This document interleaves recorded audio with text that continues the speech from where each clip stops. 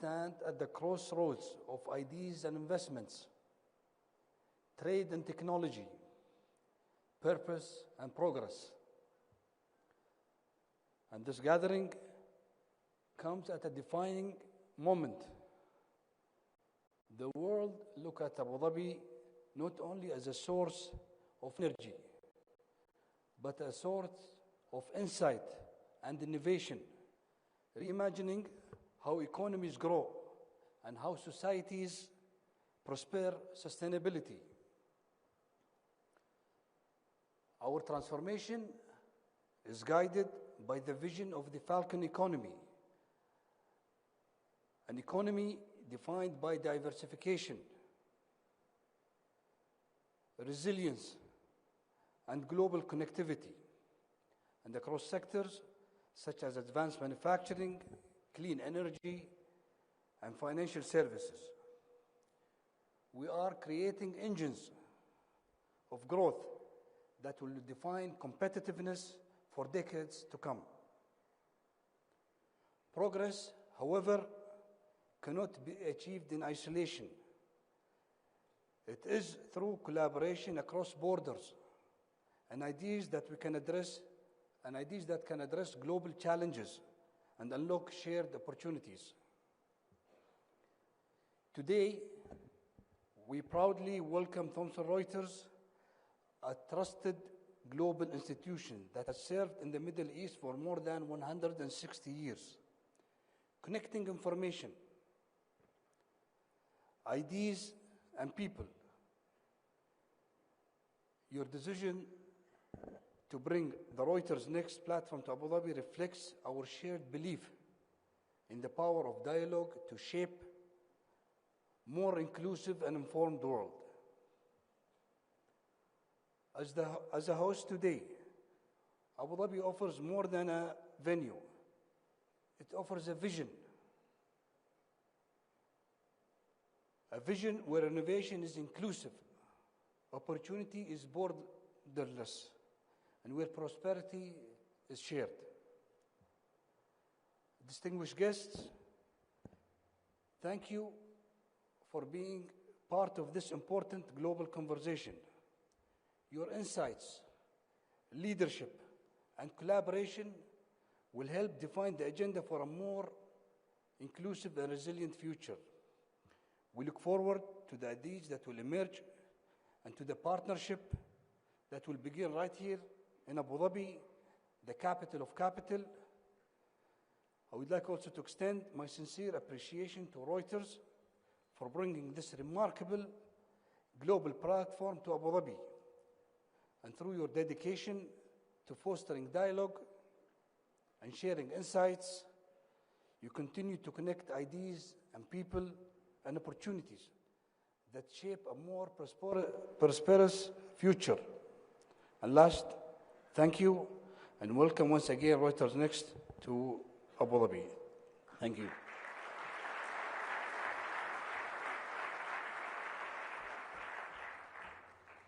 Thank you very much indeed, Your Excellency. Thank you, Alessandra, as well, for your introduction. I'd also like to take this opportunity to thank in advance all of our speakers joining us today from across the region and indeed further afield. It is thanks to you, of course, that we've been able to pull together such a compelling event. I'm going to keep this very tight. I want to add my welcome to all of you in the room, to the millions watching online. My name is Axel Threlfall. I'm editor-at-large at Reuters, and it'll be my job to guide you through today's exciting and carefully curated program.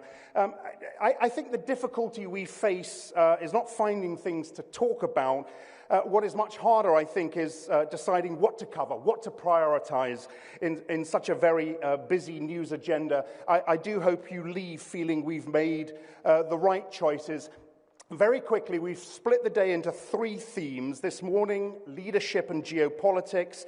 We'll then move to economic strength and global markets. After lunch, we'll turn our focus to business leadership and corporate strategy, as well as opportunities and challenges associated with AI transformation and sustainability. You can ask questions, and I would encourage you to ask questions of our speakers. Do take that opportunity. It's through the Slido app. There should be a QR code. It will pop it up on the screen throughout the morning. Just take a picture of that and ask your questions. It really is as easy as it sounds. So lots to get our teeth into. Let's get started. We start with the prospects for stability and prosperity here in the Middle East and the view from the UAE. We're thrilled to have with us His Excellency Dr. Anwar Gargash, diplomatic advisor to the President, previously the UAE's Minister of State for Foreign Affairs. Reuters editor-in-chief Alessandra Galloni will lead that conversation. Your Excellency, Alessandra, please come on up to the stage.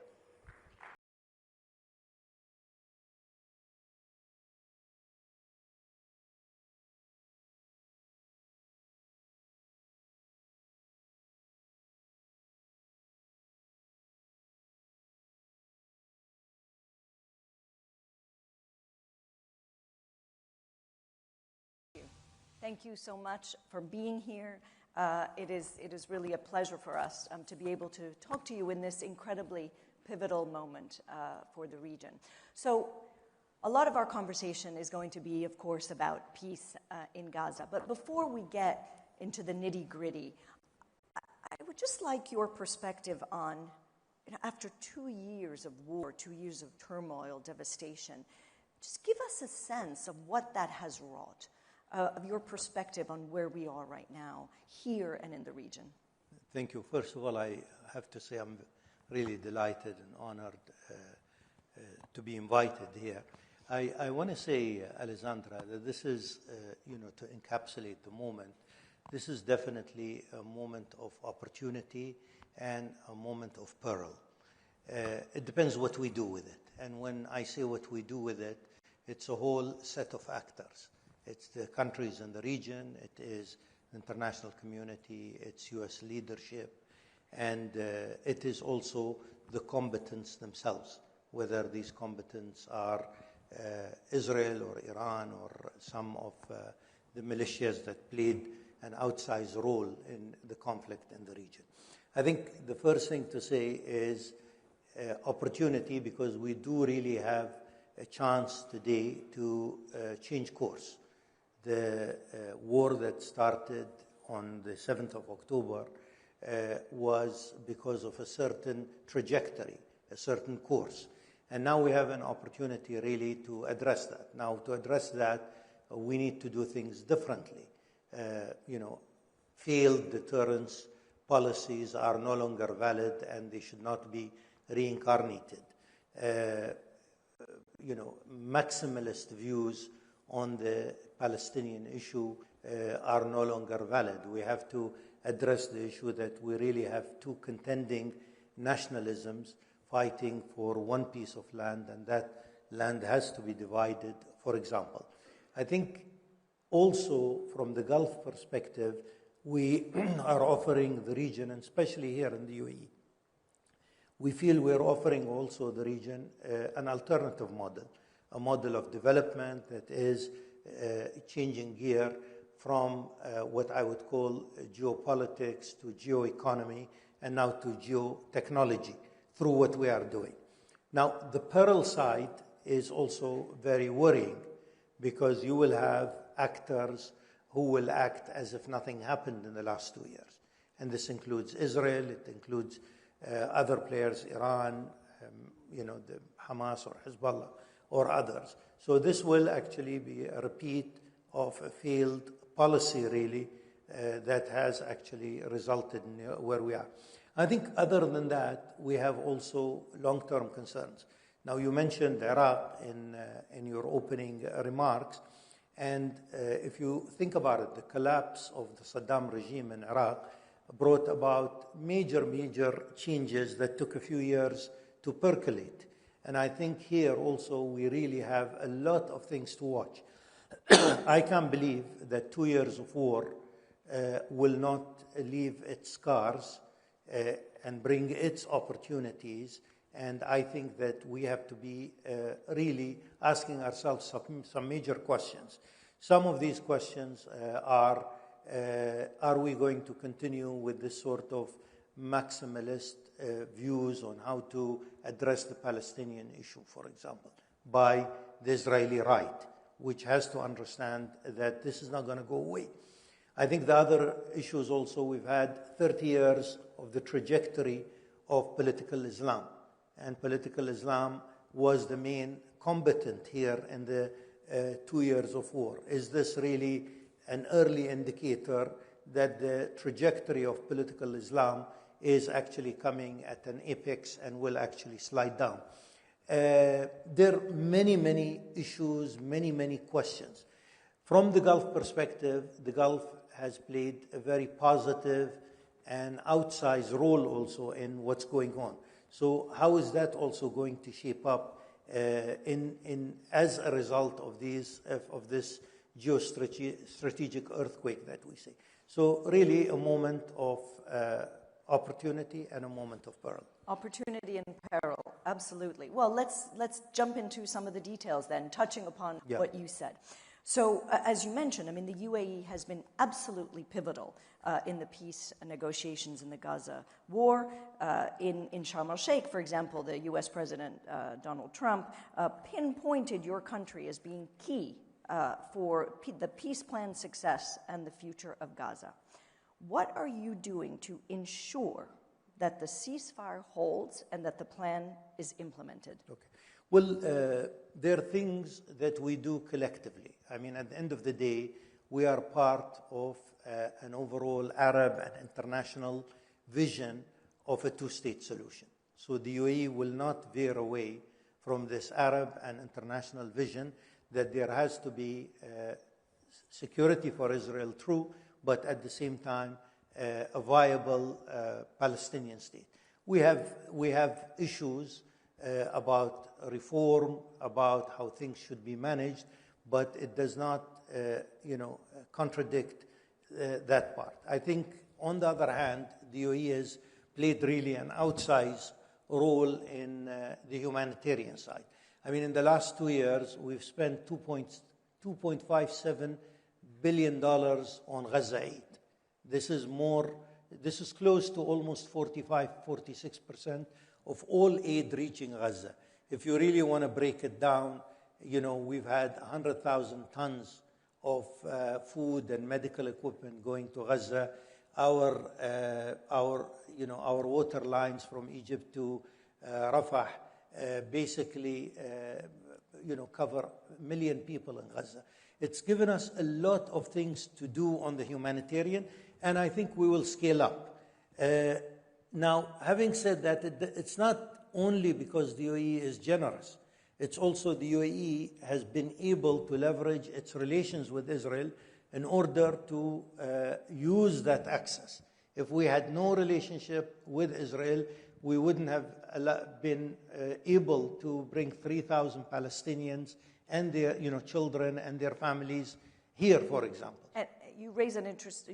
This is a key part, and we're going to get into this relationship. Yeah. But so this begs the question: what did you tell Prime Minister Netanyahu in New York in private that got him to accept the peace plan? Well, Sheikh Abdullah saw Prime Minister Netanyahu at the. You were in that meeting, I believe. Well, at the most difficult time, and I think this was also a very difficult position, a difficult decision to take. But I think, our position was clear. We were very adamant about any annexation. Any threatened annexation, I think the UAE was mobilized immediately with the Americans, with the Israelis, that any annexation will actually be a red line for the UAE. I mean, again, we will not discuss what it entails because I think we've averted that. But I think at the same time, it was also a push in order to reach that, the Trump agreement or the American agreement. So we're jumping a little bit ahead here because you've mentioned this red line, but would a violation of that, what is that red line for you, lead to an end of the Abrahamic Accords? Again, I mean, it's like somebody holding his cards close to his chest. I think we have a lot of options, but I think this did not happen. So I think it'll be speculation right now. You don't think it would happen? I think right now we have averted that, and I think the concentration now is to make the Gaza plan work, especially its second part now. And so what is the specific role that you have in governing and reconstructing Gaza? Well, again, we want to help in every way we can in resolving one of the thorniest, most difficult, most problematic issues in the region. So really, it depends. I mean, we've said it also, maybe not very clearly publicly, but I think the UAE role will be very flexible based on what is the horizon. If we see a clear horizon to a long-term Palestinian state, then of course our role will expand. And we will, put all our efforts and all our capabilities within the international community to support that. But I think if we don't see that, we will continue to help, but I see that our role will be more humanitarian and more in the negotiating side, because everybody has to see sense. It's only the extremists on both sides, whether it is the Arab side or whether it's the Israeli side, that just don't understand that you have to address contending aspirations of two nationalisms. And that means two states. So just going back to what you just said, so are the Emiratis happy to be part of, for example, an international stabilization force? Well, again, I mean, many of the items that you have seen in the plan, our Foreign Minister, Sheikh Abdullah bin Zayed, has been a key player behind the scene in these items and has been really in various negotiations and discussions and sort of, ideas going back and forth. So we want to help, but again, you need to understand we need a longer-term view that ensures that we will actually see a Palestinian state. Containment and a reversal to 6th of October will not help anybody. We really need to look at what has happened, and what has happened is an earthquake, and to take it from there. So again, I mean, the UAE will help. The UAE needs two things. It needs political clarity on where this is going, like many other countries. It's not a uniquely Emirati position. And the other thing, of course, is we will need also, operational arrangements and security, etc. You don't want to throw your kids into a battleground without clear, understandings. So if I understand then, for now, sending people on the ground is not an option then? Well, I think it's still under negotiation. The whole thing is under negotiation. And how much do you see the cost of reconstruction? Have you a sense of the size? I'm sure there's a lot of more economists here who will give you a bigger sense. But I think it'll be massive. And I think I was talking to a Dutch colleague a couple of years ago, and after October 7, and she told me that the Dutch rebuilt Gaza port 3 times. So we don't really, no country wants to put major investments if it does not actually, humanitarian will flow in. But other than humanitarian, people want to see a long-lasting peace that actually stays, peace with hope, and peace that will actually secure Israel, but will give also the Palestinians the national state that they deserve. So let's go back to something you said at the very beginning, which is sort of your foundation in a sense, which is the Palestinian state. But Prime Minister Netanyahu is clearly against a Palestinian state. So do you feel that there's any hope for peace with this particular government in Israel? In every country, you have a spectrum of public opinion. And I'm not going to, reveal a secret when I tell you how many Israelis and how many non-Israeli Jews were cheering us when we took a position against the threats of annexation. So really, in this period, we have to count on moderation. And moderation here does not only mean the Israeli public opinion and moderates within it, but even within our own Arab world, where you see also people who understand that we cannot go back to where we were. We do need a path to peace. The paths to confrontation and war has actually been, catalytic on the Palestinians. And I don't think this is what we want to go back to. And so do you think, what's the future of the Abraham Accords then? Because this seems to be a fundamental point of difference here. No, I think the Abrahamic Accords is a very important of the jigsaw of how peace should look in the region. I think the Abrahamic Accords is a strategic agreement. It sends a message in the region. It's helped us operationally, as I said, on the humanitarian side.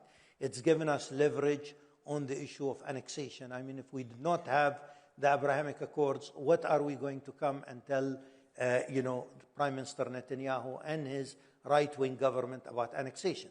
Because he also feels that this is an important part of the whole jigsaw puzzle of peace. But the Abrahamic Accord on itself is one of the parts. But again, major parts have to be reached by the Israelis and Palestinians. Other parts have to be reached by Lebanon and Israel, Syria and Israel. And I think the other part, the most important part, is the self-realization that the path to confrontation has not yielded any results for the Palestinians and has not given Israel the security that it wants. I mean, what about the Palestinian Authority? Lost credibility with the U.S. Israel clearly has shunned it. What is the role for the PA going forward? Well, I think the role for the PA is still central. But I mean, for us in the UAE, we have spoken about the necessity, and I think at times we've been, a lonely voice really in emphasizing the need for the reform of the PA. And sometimes, we've been perhaps criticized for being a little bit too loud on the need for the reform of the PA. But right now, when you see what is happening in Gaza, you say for the Palestinian Authority to play the central role that it should. That reform is needed, and that reform is needed in various areas, amongst them, of course, financial transparency, greater governance, and, of course, responsibility at different levels of functioning.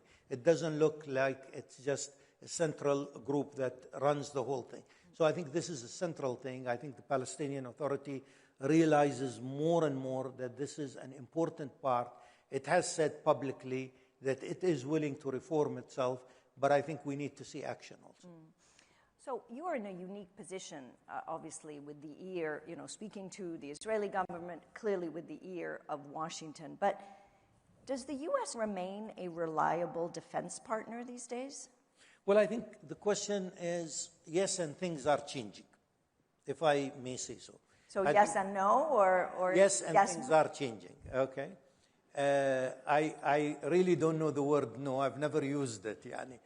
But I think number one, I think American leadership has been critical in basically affecting the ceasefire in Gaza. I think American leadership continues to be essential in the thorny path for what is remaining in this agreement. I think American leadership remains cardinal in arriving at a long-term understanding there. Now, where is the changing part? I think if you look at the Israeli strike on Qatar, for example, the Israeli strike on Qatar, from UAE perspective, was not a strike on Qatar. It was really a strike on how we see Gulf security. And we see Gulf security as a connected one that starts all the way from Kuwait to Saudi Arabia, all the way to Oman.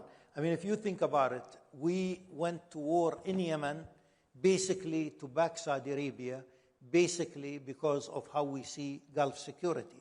We and Saudi Arabia supported Bahrain against attempts to disrupt the regime there in 2011, 2012. And that was mainly because we see this security as a contiguous security. So from this perspective, I think the first thing is we see security as a connected one.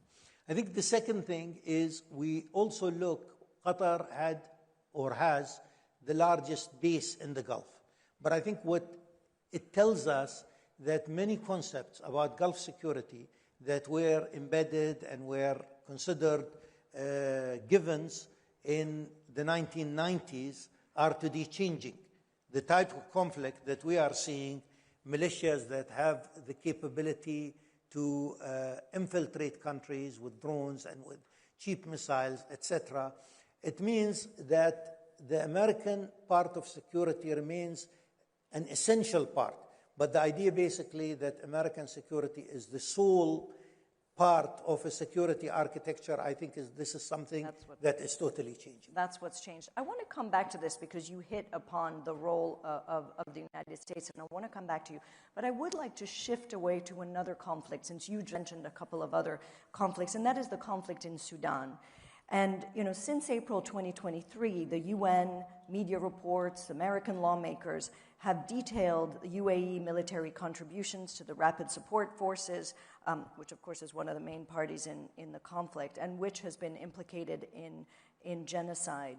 The UAE has been accused of using humanitarian work as a cover to move drones and weapons from Chad, for example, to the RSF. How does the UAE assess these atrocities by the RSF? Do you think they amount to genocide? Well, I think, Alessandra, we have two components here. I think if you want to play a constructive role in the region, you have to take the flak. You have to take the heat. I mean, the sort of accusations that we have, that are thrown at us, we've seen these accusations in Yemen. We've seen these accusations in supporting also the Palestinian population in Gaza, about our humanitarian role being a cover for other purposes. This is not new to us. So you have to take a decision. If you want to stay passive in your region, then you can protect yourself from this sort of accusation. If you want to be active in your region and be a major influencer in how this region works, then you will have all this sort of stuff thrown at you, some real, some not so real, some exaggerated. Now, coming back to our position here. Our position is very much articulated in the Quad statement, which is the United States, Saudi Arabia, Egypt, and the UAE. We see both parties who are leading the civil war today in Sudan, whether it is the Sudanese army or the RSF, as combatants. We are calling for an immediate ceasefire. We are calling for scaling humanitarian support. And most importantly, we don't see the future of Sudan in a military junta. We see the future in Sudan in a civilian transition. I mean, we were, to a certain extent, an odd voice in what we are saying. I mean, we had the support of the EU and we had the support of the African Union in the overall picture. But I think a lot of the flack that we are taking today, as I said, some exaggerated, some real, some not so real, basically stems from that. If you want to be a player and you want to come to the two generals and say the future of Sudan is not a military junta, expect the flack. And I think the Quad statement, which the UAE played also an important role in reaching agreement on, represents us more than anything else. But so do you consider the RSF atrocities, would you say they amount to genocide? We consider all the civil war really worthy of looking into and seeing what humanitarian cost is being paid. Today, I think every day that we see war extending in Sudan is, another case for the international organizations to look into, really. And just the last question on this, so you clearly have influence there. You just talked about it, and getting flack for it. How do you leverage this influence to secure, an immediate ceasefire, to enable humanitarian aid? So how, in the specific, do you leverage this influence? Well, I think in Sudan, on the humanitarian side, we're working on the margins because we are not allowed to go in, and conditions also in Sudan itself is not allowing us to play the role that we are playing in Gaza.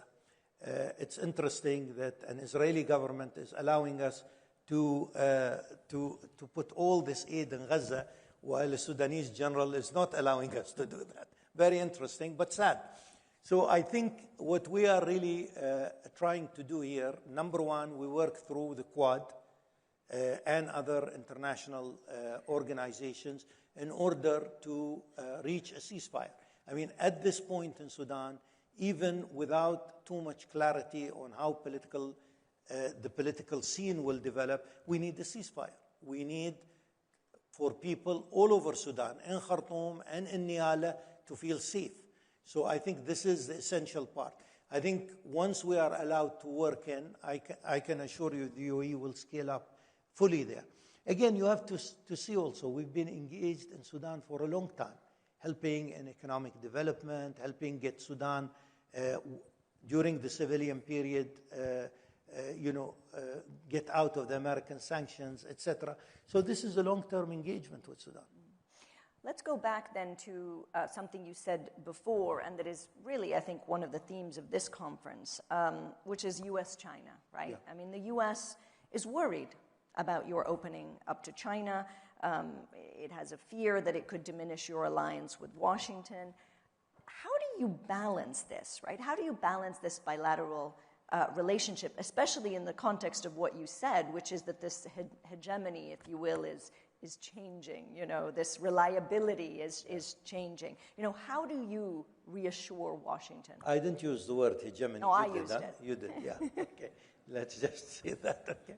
I think number one, we don't really hear too much about U.S. concerns for our relationship with China. I think it is more a thing of the past. I think on moving towards, a greater technological cooperation with the U.S., a lot of these ground rules are set. So I don't really see that so much as I would have said 4 years ago, 3 years ago. I think here you have a certain lag between, let's say, think tankers and between officials. So I think a lot of these things have been clarified. I mean, if you really look at the sort of technological cooperation that we are planning with the U.S., that technological cooperation would have not been possible except with a lot of clarity on a lot of issues that you alluded to. But again, other than that, I think the EU today has a great relation. EU countries today have a great relationship with the U.S. and have great relationships with China in terms of trade, in terms of investment, etc. So why not us? I think in many ways we are, and I think our president, Sheikh Mohammed bin Zayed, is very, very much interested, and I think a driver to understand his thinking is what I would call strategic autonomy. He understands how critical and what an anchor the U.S. relationship is to us. But at the same time, he also understands that any successful country, emerging country like the UAE, has to have an Asia strategy, has to have a China strategy, and has to also rejuvenate relations with Europe. And I think what the UAE has also done very successfully recently is taken the plunge in Africa. And I think for many countries that are still concerned about doing business in Africa, the UAE has done that methodically. And today, the numbers, I mean, if you think we have a trade interaction with Africa is about $100 billion. And that's a huge number. And if you think about it, the Sahara and south of Africa, of that is almost $60 billion. So that is another area here. So I think the driver here, to understand UAE policy, there are 3 drivers here. Number one is we are in a geoeconomic, geotechnological phase. Number 2 is we don't work without partners. We are not a solo flyer. We're not big enough to be a solo flyer. Number three is we value our traditional relationship, whether they are the United States, which is cardinal, or Europe, but we also think in terms of strategic autonomy. So last question. I mean, you are one of the most well-known figures in your government. You travel the world. You know, many people know you. Is it easier to conduct diplomacy in Washington or in Beijing? No, I think. And don't be diplomatic. No. I think we have two different schools. I think the American school is an open school. I mean, a lot of our decision makers have traveled often there. They speak the language. Have gone to universities there, like myself and others. So it's a different school. But I think we're learning with China. We're learning, but in both cases, there are fundamentals. And I think that those fundamentals is trust. You need to tell people in closed-door sessions what they hear publicly. You can't come and say something in closed-door sessions, and then you lose that sort of trust. You lose that sort of relationship, etc. And I think these are fundamentals that you can't change. Wonderful. Well, on the word of trust, which is a word that is very dear to Reuters, I think we can end this session. Thank you very much for your time. Shukran. Really appreciate you. Thank you. Shukran. Thank you. Thank you very much.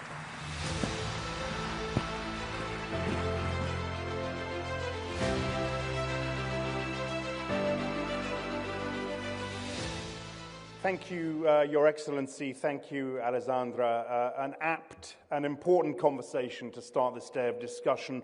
And themes, by the way, we will come back to throughout the day. His Excellency talked at the end there about Africa. We will, of course, hear from Nigeria's foreign minister a little later this morning. We turn our attention now to how countries here in the GCC are leveraging their economic heft and their strategic geography to assert a growing influence on the world stage. His Excellency Ahmed Jassim Al-Zabi is chair of the Abu Dhabi Department of Economic Development. He will be in conversation with Paul Bascobert, president at Reuters. If you could both come up, please.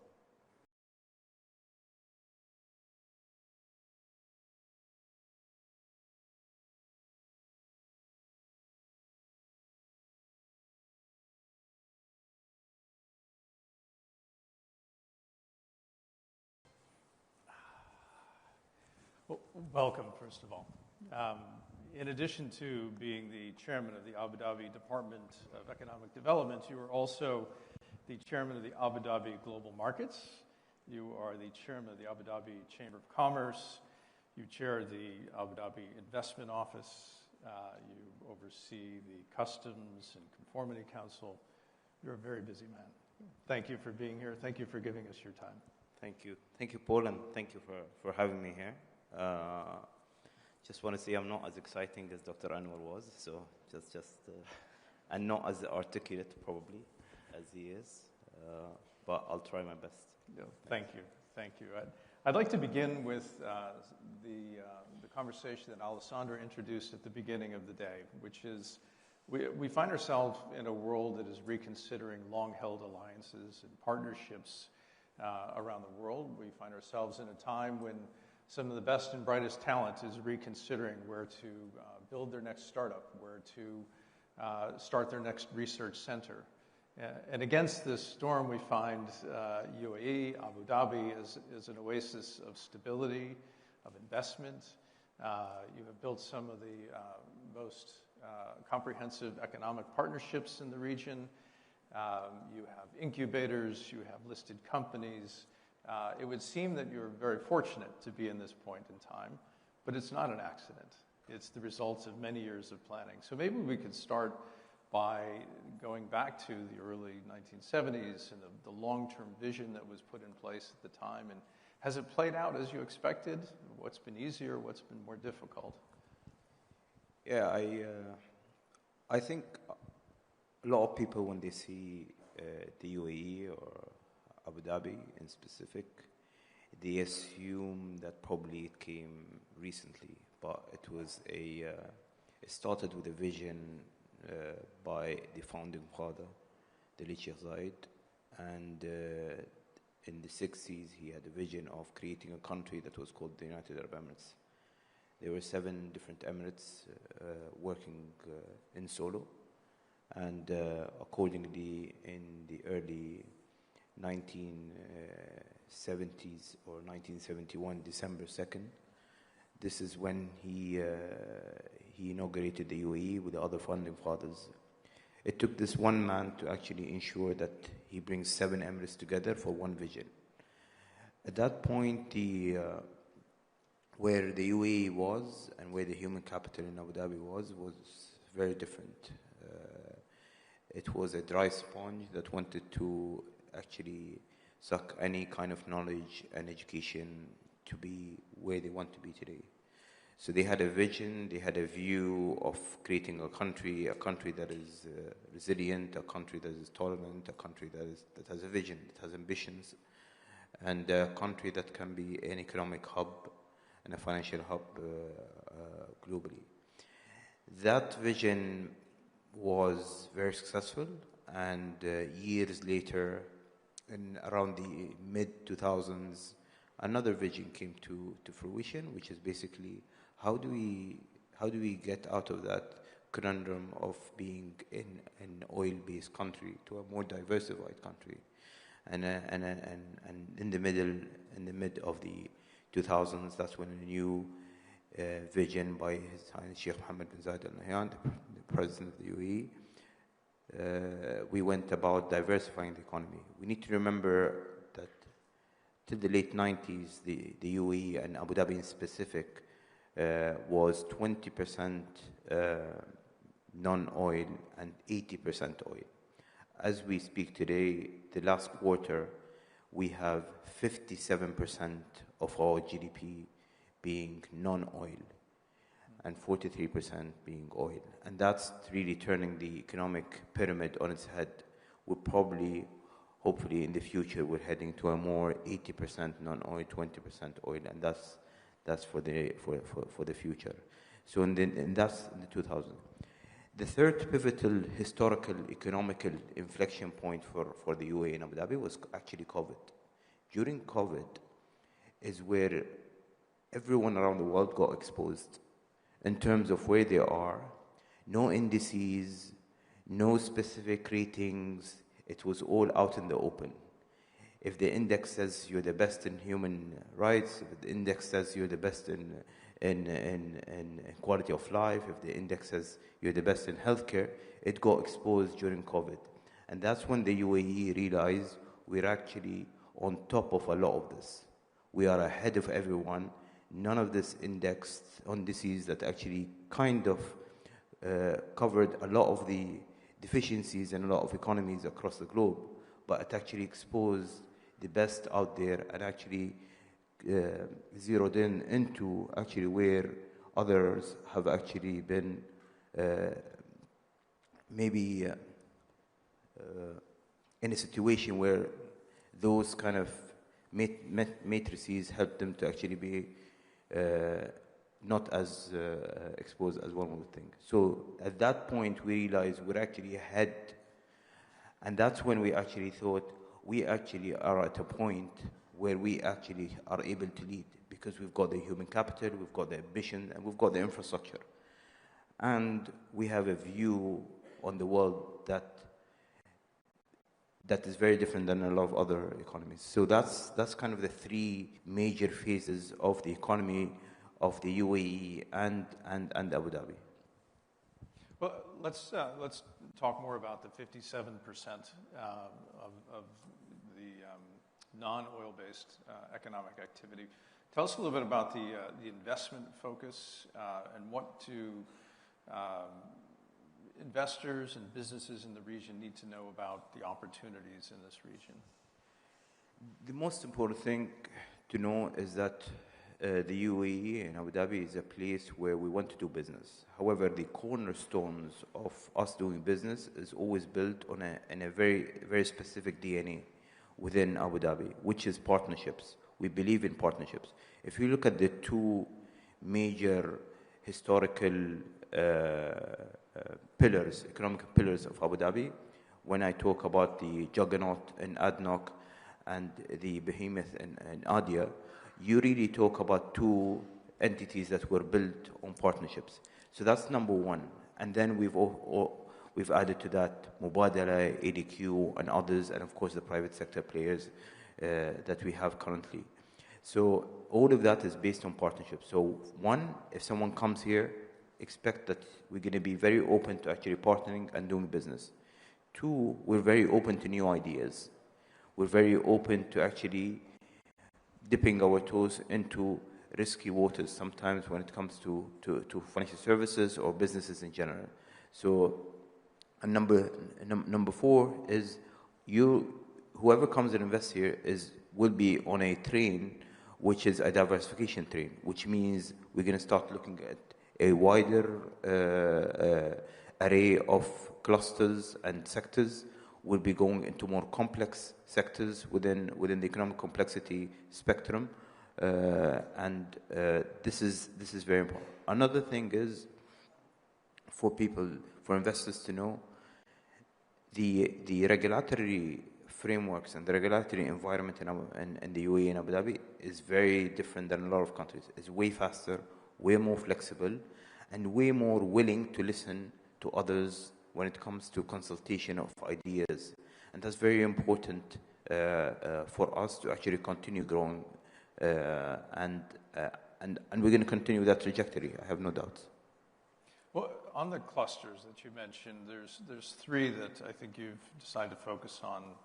Autonomous vehicles, and I should mention that I took an autonomous vehicle from the airport on my way here, so which it worked wonderfully. I'm here. Agricultural tech, health and longevity are three areas that you've decided to focus on. And tell us more about why those three and what people should look for. Well, we've announced three, but in reality we have 13. So we've got the autonomous vehicles, we've got the agricultural and health also clusters, and there's more. There's financial services, which we're going to continue to focus on, chemicals, minerals. We're going to continue doing, obviously, AI and digital infrastructure is going to continue being there. Manufacturing, advanced manufacturing, we're going to continue doing that. And obviously, the oil sector with its downstream will always be a pivotal sector within the economy. Hence, if you realize, we went through an exercise of saying, out of all the sectors that we have, where do we believe, which was around, we pinpointed around the population of 180 sectors, let's say, around the world. So out of the 180 sectors, where do we actually believe we have the right to play? This was the first question. And out of those, we went down to around 100. And then we said, out of the 100, where do we believe we have the right to win? And out of the 100, we went down to 13. And those 13 sectors or clusters are the clusters that we're going to continue focusing on. But they're also a way more complex clusters and sectors than what we used to do. It's not an input-output.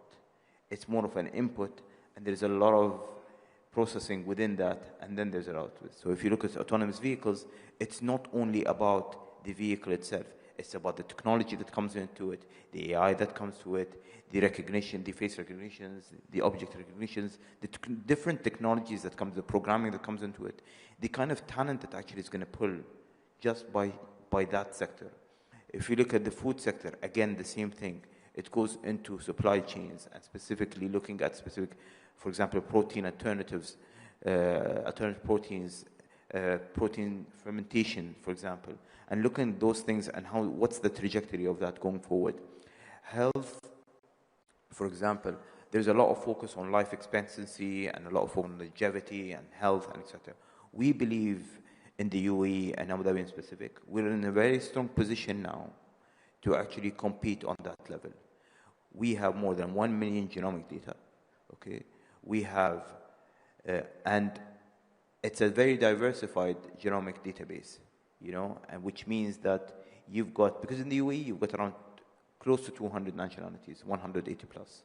So the diversity in actually the genomic data. Another thing, the data sets that we have in terms of healthcare, and what the guys here in Abu Dhabi and the Department of Health has done is a brilliant job of actually putting that out there. And that data is not only knowledge, but it's also wealth.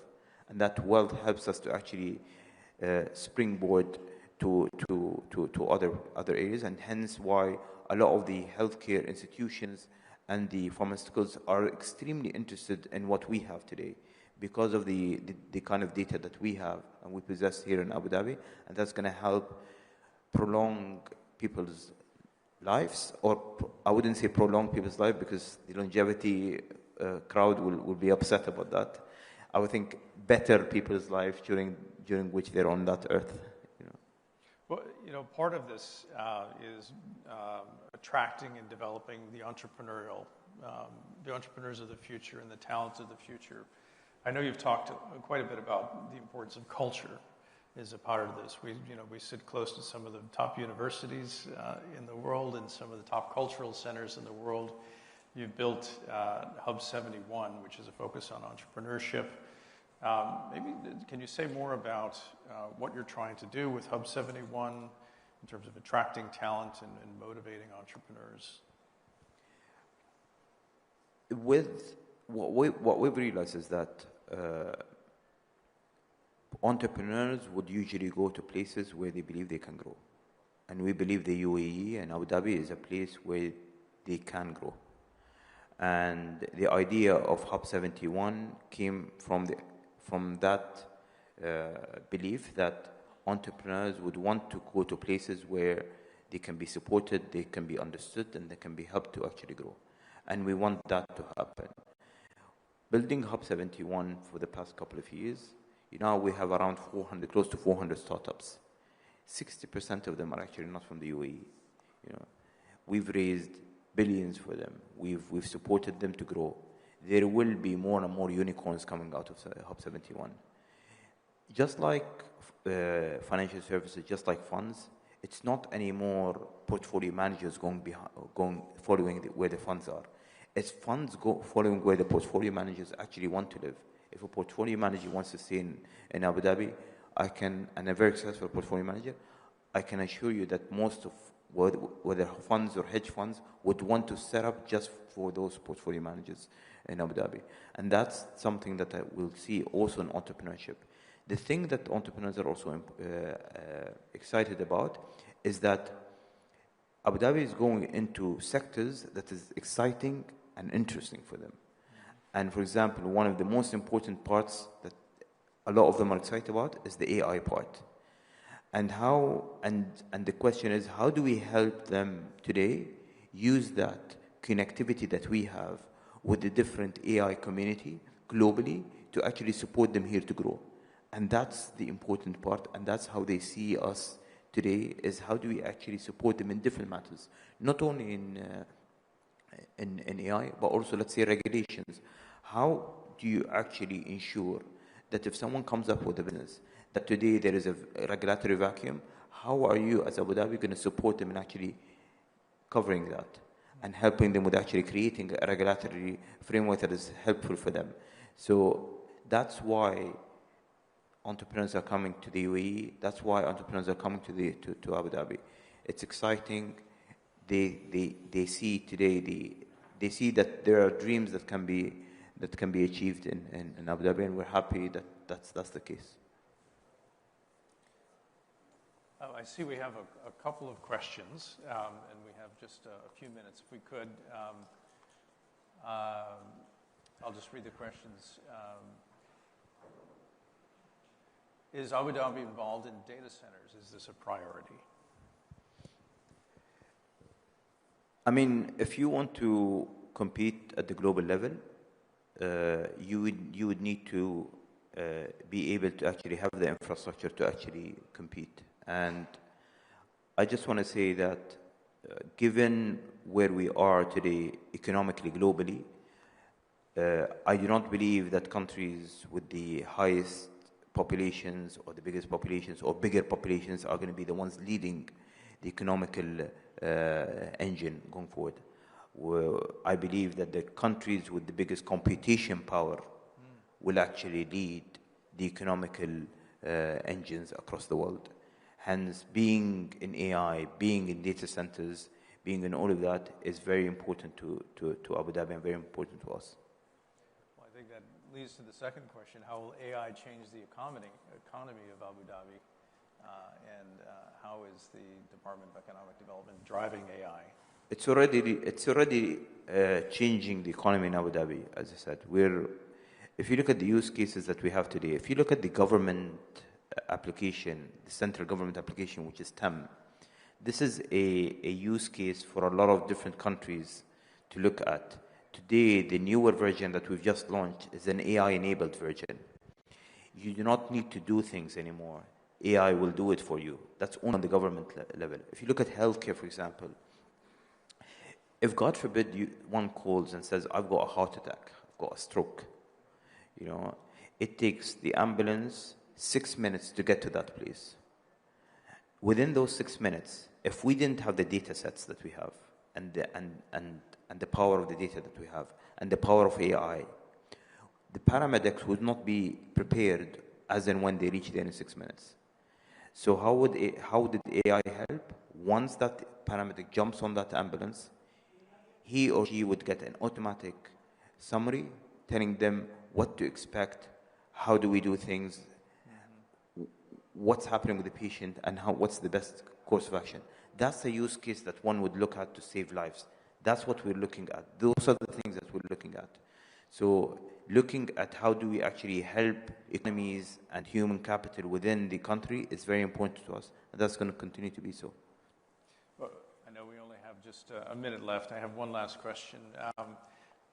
Thinking forward now, 10 years into the future, it's Gulf Next 10th anniversary, and we're sitting here talking about the progress. What are your hopes, and where do you see things in 10 years? I think we'll be sitting in Disneyland, in 10 years. So probably the characters won't be the same. Probably you'll be dressed differently, I'm not sure, But I think in 10 years, I just want to picture something for people.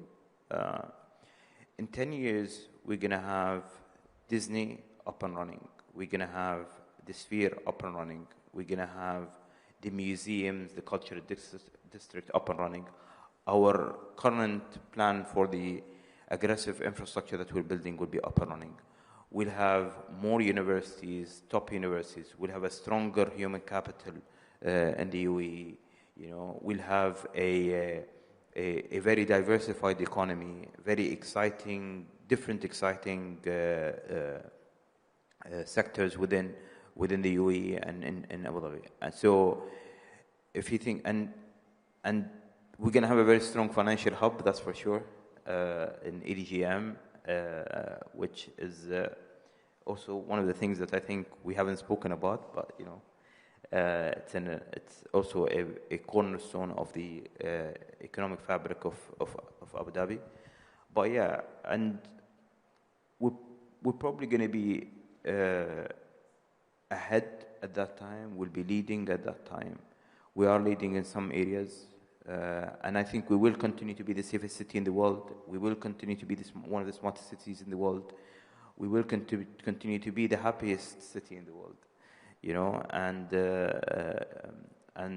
And maybe I'll look younger because I'm gonna I hope I look younger in 10 years. Based on the guys who spoke to me about longevity and so there's a magic pill apparently. There's hope for us all. So that's what I hope. Wonderful. Well, Your Excellency, thank you for your time, and pleasure. look forward to the conversation in 10 years.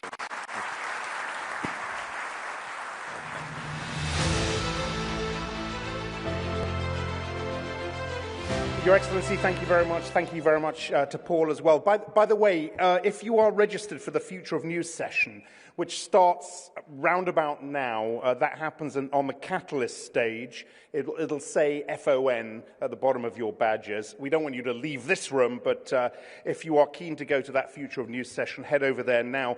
Here on the world stage, our first panel of the day asks, what is the MENA region's role in a new world order? Who are the leaders shaping the region's future? I can think of no one better to lead this discussion than Samia Nakul, a well-known face and a well-known voice here in the region, and Reuters Global Foreign Policy Editor. Samia, come on up, and she will introduce her panel once they're all up here.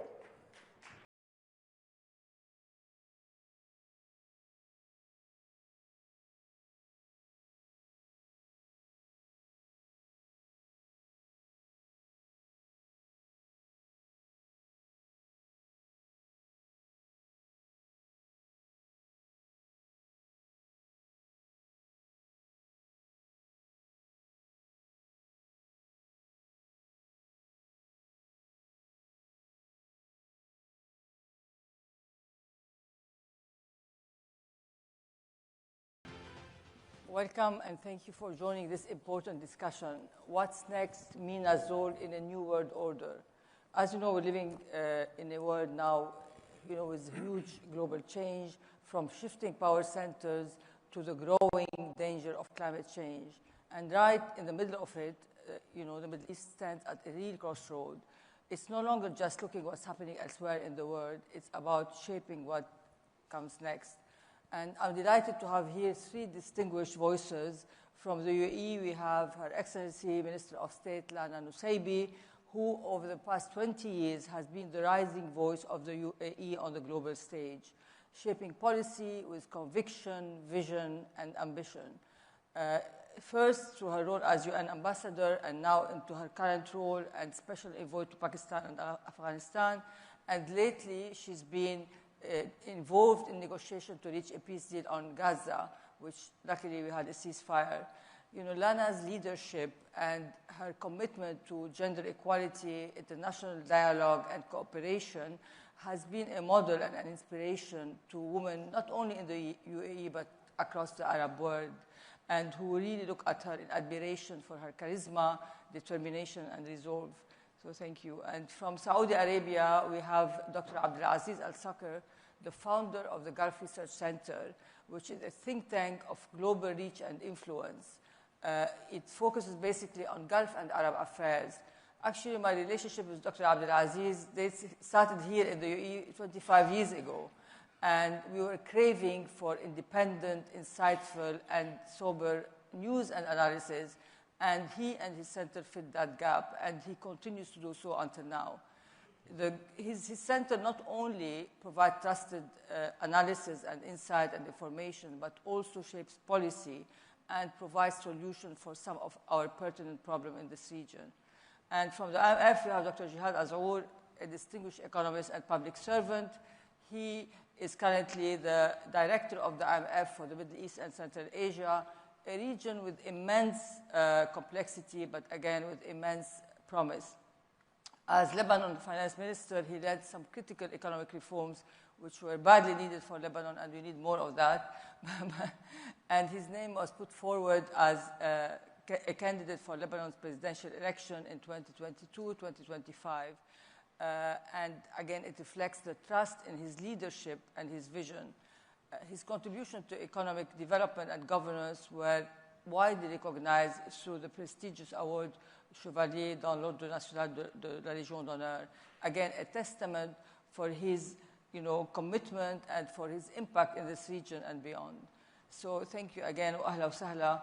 And I'm going to start with Jihad, معلش مع حفظ الألقاب, because the meeting of the IMF and the World Bank just happened, and they came out with praised the resilience of global economy and regional economy, including MENA, despite all the shocks and all the uncertainty. But they warned of risks that are lingering. So can you tell us from your perspective, what key priorities came out for the MENA region from this meeting? Samia, thank you very much. It's a great pleasure to be here, and thank you for organizing this important event. Of course, this year is a year where when you line up the events and you see the outcome, you see some dichotomy between both. We went through various shocks: geopolitical tension, geoeconomic fragmentation, trade and tariff tension, in addition to the geopolitical issues in the region, including a flare-up of conflict during the year. Despite that, when we look at the global outlook for this year, and in particular for the region, we see that the region was resilient. Growth has been upgraded compared to our projections back in April, and we are seeing growth this year. And this growth is led by many factors and many countries. Of course, a certain number of sectors have performed well, like tourism, like trade, innovation, and technology, which has led, especially in the GCC, the diversification process, but also a certain number of other factors. But this was not only an improvement in growth. A certain number of issues also, or certain number of economic indicators improved. Inflation, despite certain number of countries where inflation is still high, is improving, and access to financial markets has been restored. Yet there are risks, and I think we need to recognize the importance of those risks in order to prepare for the future. This resilience comes with still a very high level of uncertainty. And the issue with uncertainty, it could hit you with time. So far, I would say things have been limited in terms of impact because the tariff measures were limited on the region, and the trade connection with the US is relatively limited. But the level of uncertainty can come with a certain number of other developments. If inflation goes up, or if we see additional tension among the various blocs, this could have an impact on the region. The other issue is the volatility we could see in the oil price. Despite the increase in supply, despite the softening of the oil price, the increase in supply was, at the result, positive to the region in terms of the impact economically. But this could have an impact on the current account, which means on the reserves, as well as also on the fiscal situation. 3, the tension that exists with the various conflicts was relatively limited in terms of its spillover regionally, but this is an issue that we need to keep an eye on. What does it mean, and to answer your question in terms of what are the priorities?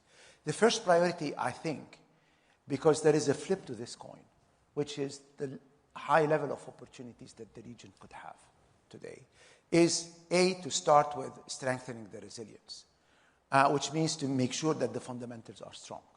In the case of the GCC, is to keep the path of diversification and gradually building the economy from the oil cycle, keep inflation low. For other countries, is to address that issue, as well as also in certain number of cases, the size of the public sector. This is first. Stability comes first. Second, you need to transform. There are opportunities today. What we see in the world opens a new chapter in terms of multilateralism.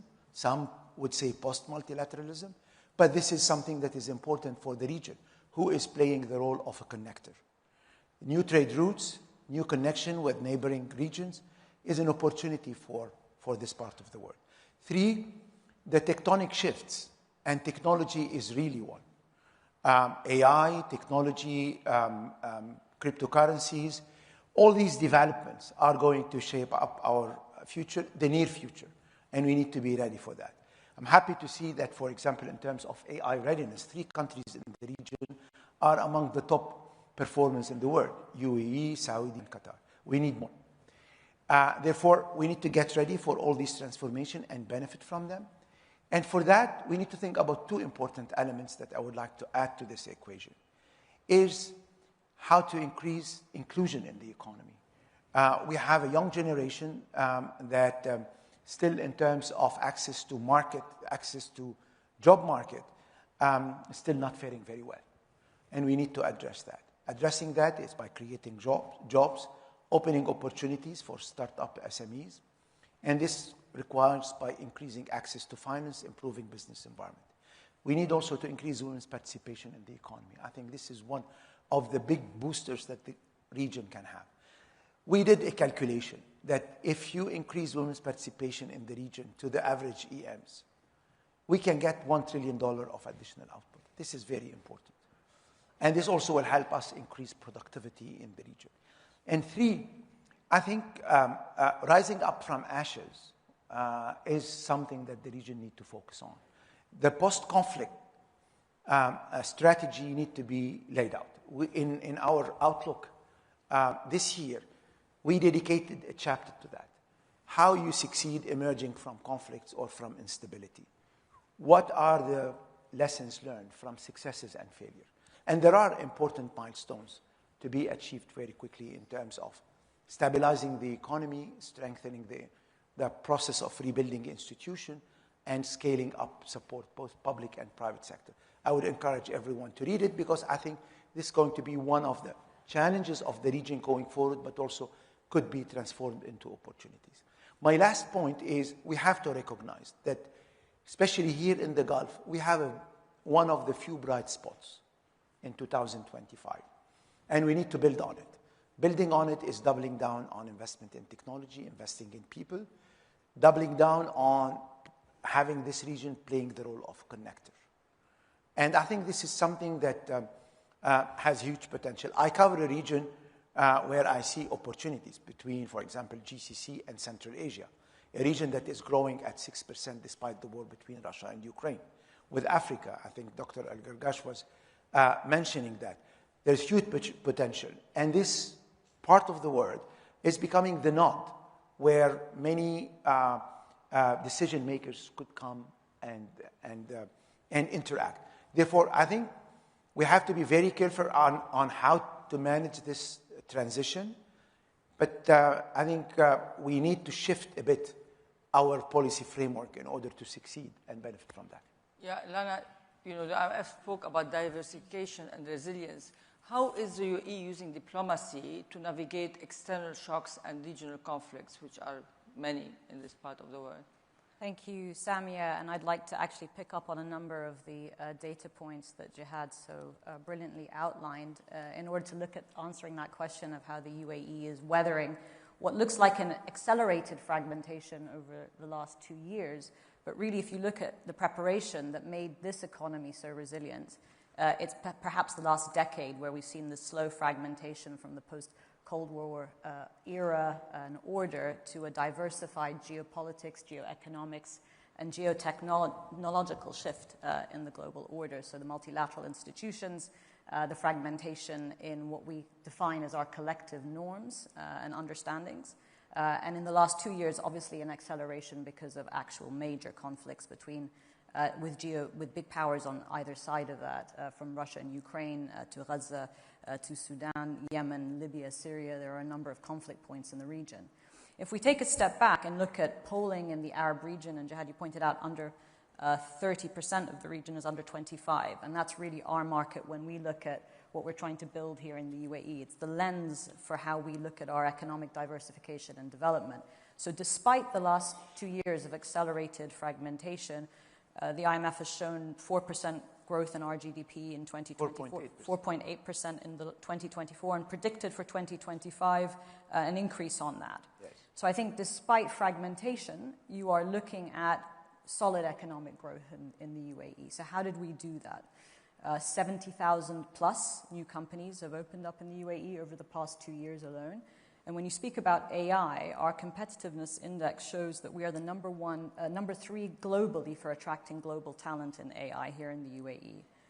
There's a very interesting study. We've seen the polling over 10 to 12 years now, where the youth that I was speaking about in the Arab region have consistently chosen the UAE as their number 1 destination. If they could pick a place to immigrate to and live and work and thrive, it is the UAE over countries in Europe, over the United States.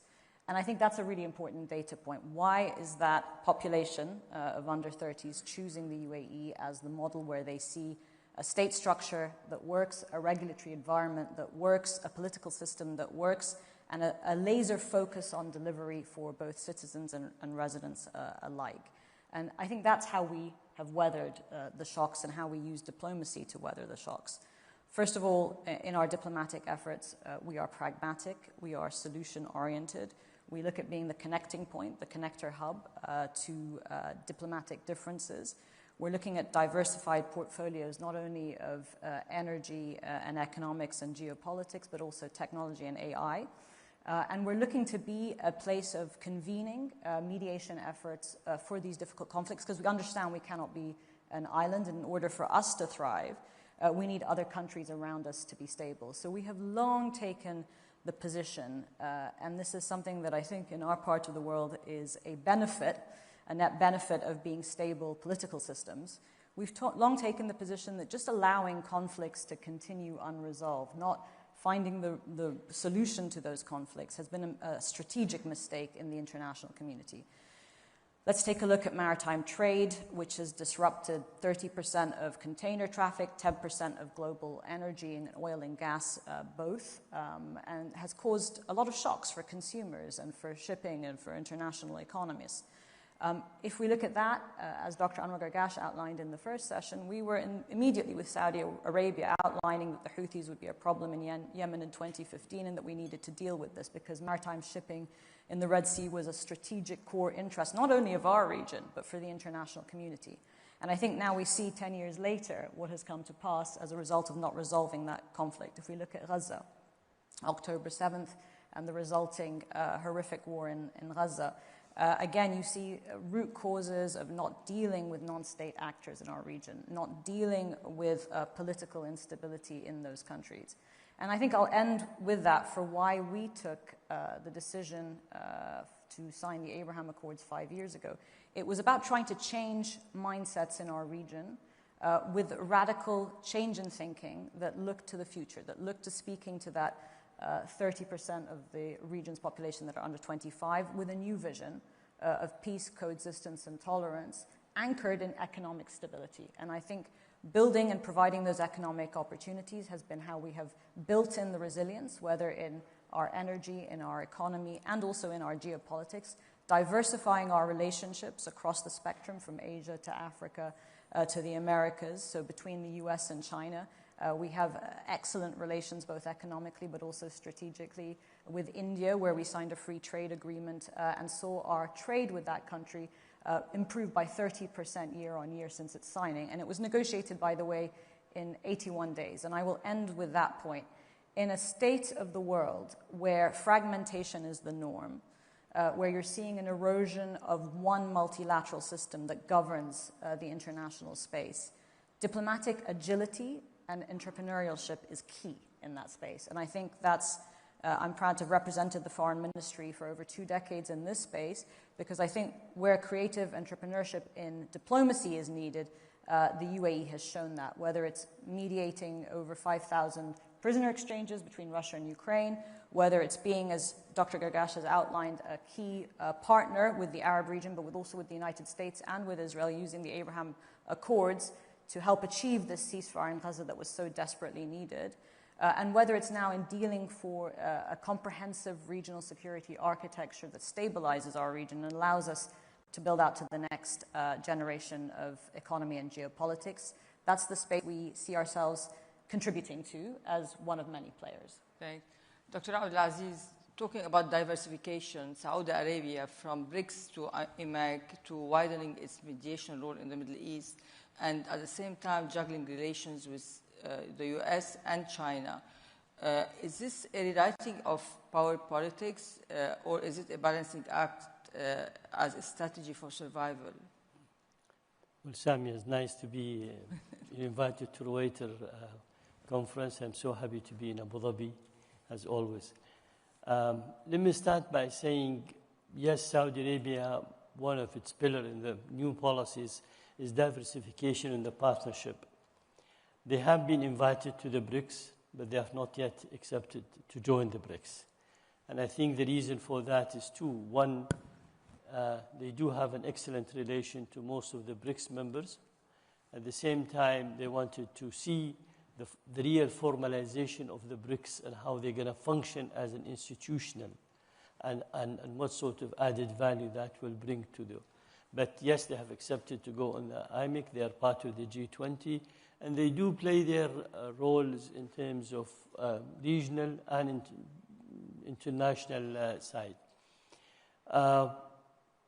yes, the relation with the U.S. is since 1930s, when the oil was explored and, founded in Saudi Arabia. But at the same time, the relation with China, and I remember, I feel very proud that I was the first Saudi, 23rd of October 1981, visited Peking. And at that time, there was no direct flight to Peking, so I had to fly to Tokyo. And from Tokyo, I take the BIA, the Pakistan Airways, to Peking. So it was an interesting time, seeing. But the relation have developed after the 91. Today, we are almost $110 billion trade relation between Saudi Arabia and China, primarily because 22% of our oil export goes to China. So China is the largest buyer. And they're the biggest trading partner after, with Saudi Arabia and the rest of the Gulf countries.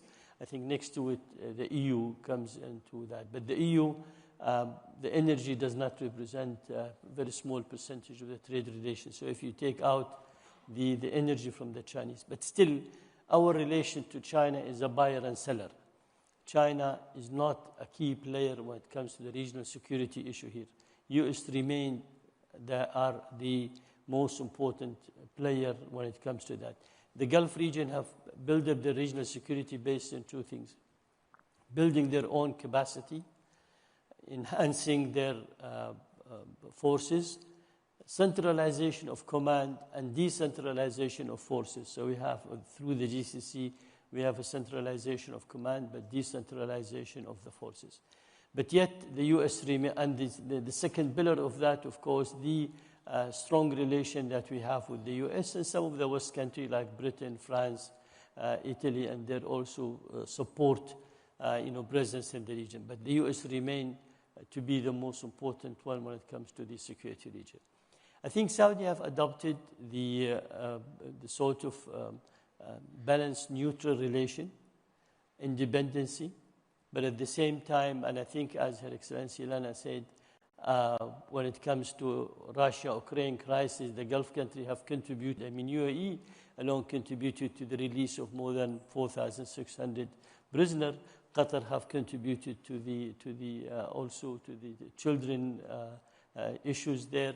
Saudi did humanitarian part and also some of the exchange of prisoners on the beginning. But again, we wanted to maintain the balanced relation. We don't want to cut our relation with Russia, yet we have never accepted any aggression and we have always condemned the aggression against the Ukraine. And we supported humanitarian as much as we can and dealt as an honest, broker with both. So I think it's not a shifting, but at the same time, we hope the U.S. Will understand, the value of the importance of the relation that we have with them, and they need to ensure the region of their commitment to the security of the region since they have started in the 40s early. Thank you. Dana, I'm going to ask you, the UAE has also positioned itself as a bridge between, East and West. How sustainable is this role given the global polarization now? And sorry, we're conscious of time because I want to leave questions. There is so many questions from the audience. As quickly as possible then, to fully support what Dr. Sagar said, I think all the Gulf countries have played an important bridge-building role in a difficult geofractured environment, and he's demonstrated that. I think also, if you look in terms of impact on the UAE, we still remain a very important connector point between East and West. Something like a plane is landing and taking off every 40 seconds in the UAE. Our ports are one of the top 10 trading ports globally.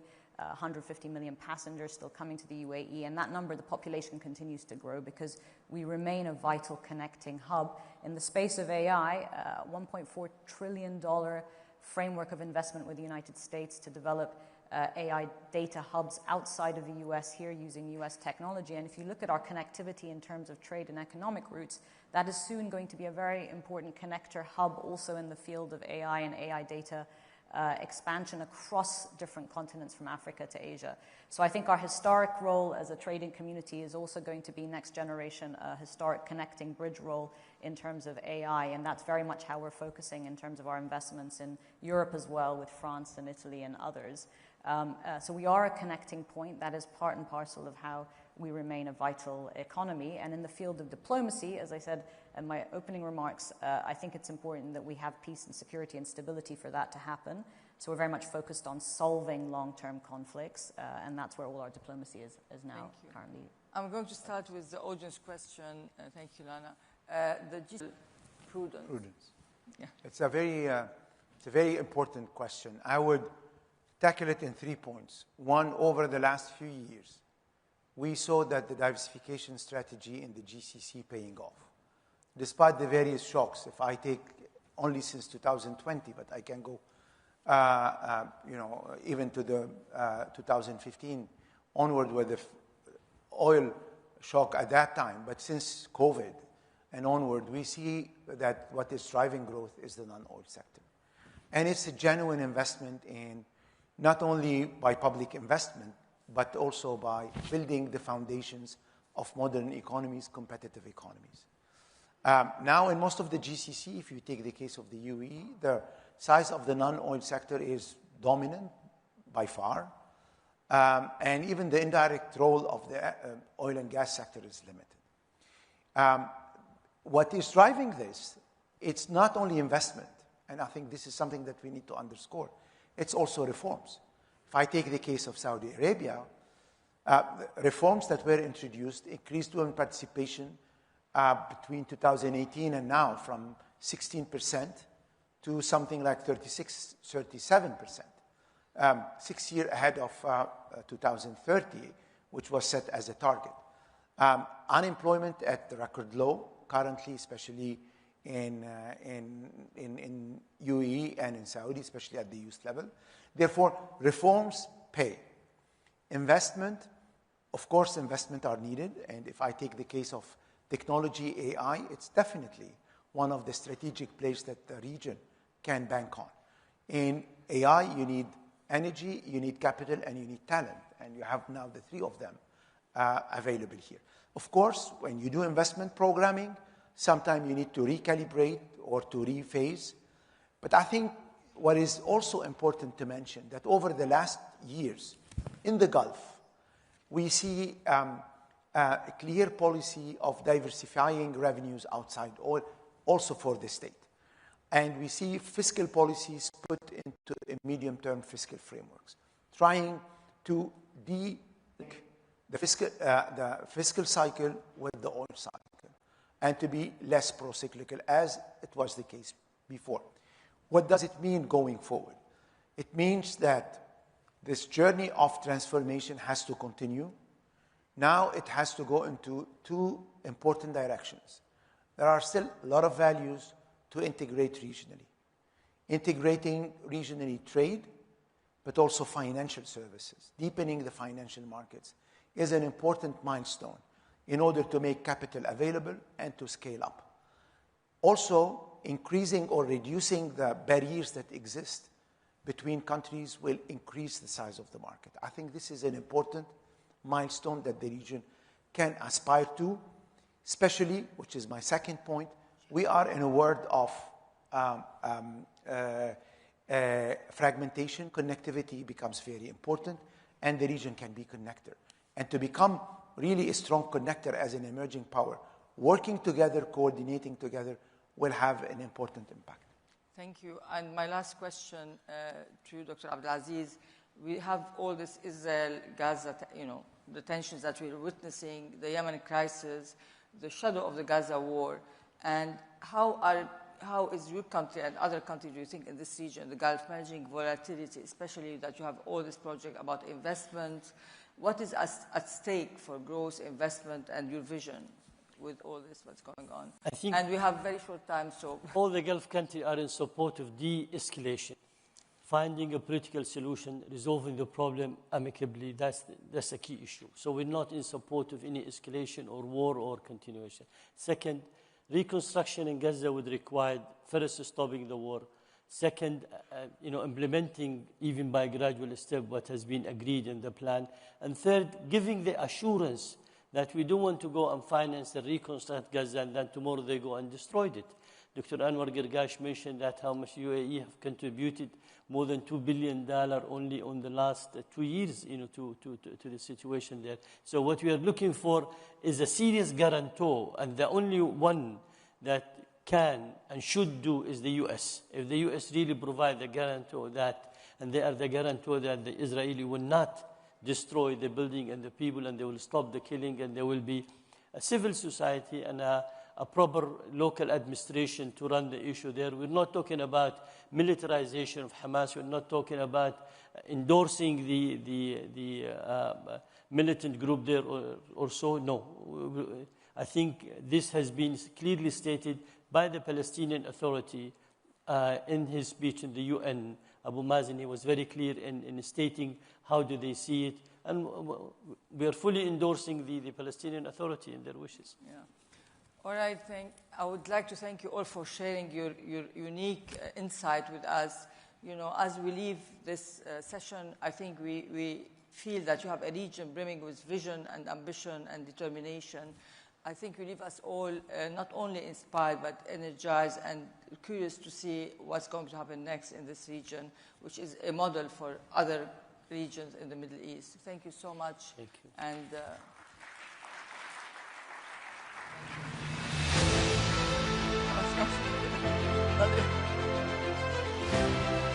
Thank you very much indeed, Samia, and the panel. And you'll see Samia back here, by the way, after lunch for the Reuters editorial panel. That is not one to miss. Let's take a break. Refreshments are going to be served just outside. This is going to be a 20-minute break, so please, we'll make a call, but we do want to be back here in about 20 minutes. Nigeria's Minister of Foreign Affairs will open proceedings then. We will see you back here in 20.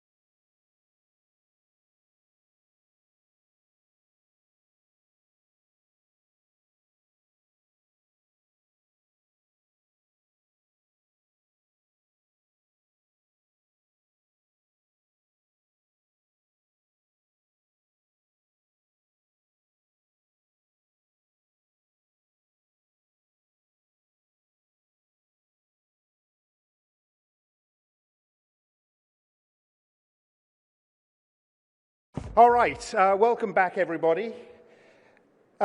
We shift our focus now, just as people continue to trickle in from the break. We shift our focus to issues of finance and economics, and we start with Nigeria.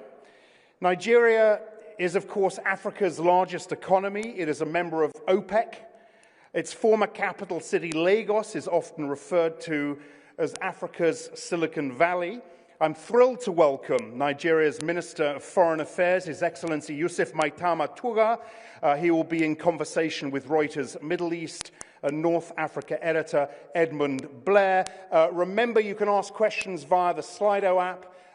Your Excellency, Edmund, come on up.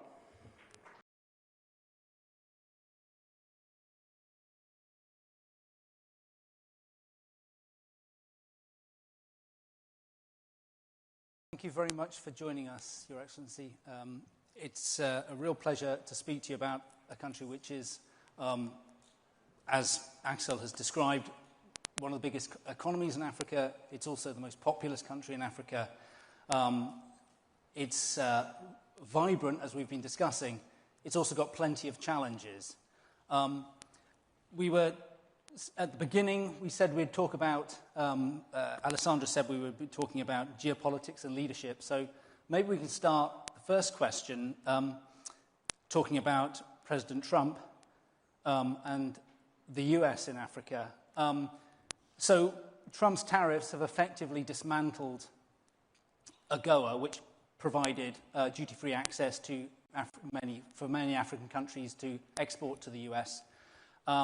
Scrapped so much of the aid program, which affected Africa and the HIV programs and so forth. Do you think President Trump cares about Africa, and does it matter if he doesn't care? Thank you. Very good afternoon to you all. I would not say that President Trump or America does not care about Africa. I would say that at the moment there is a sweeping sort of approach to tariffs, which perhaps puts certain countries in a position where they ought not to be. So in the case of Africa, so if you take Nigeria, for instance,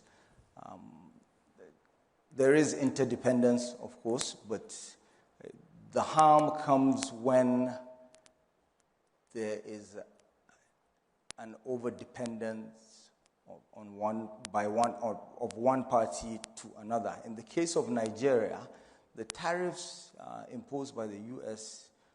Do not necessarily harm Nigeria to the extent that they may others. One, because we are a very large country, like you said in your introduction, a country of 230 million people. So we have a huge internal market, and we've got not only size, but we've got scale. So the ability to scale up allows us to be to prove ourselves, to insulate ourselves from some of the possible fallout of these tariffs. And that also means we have a larger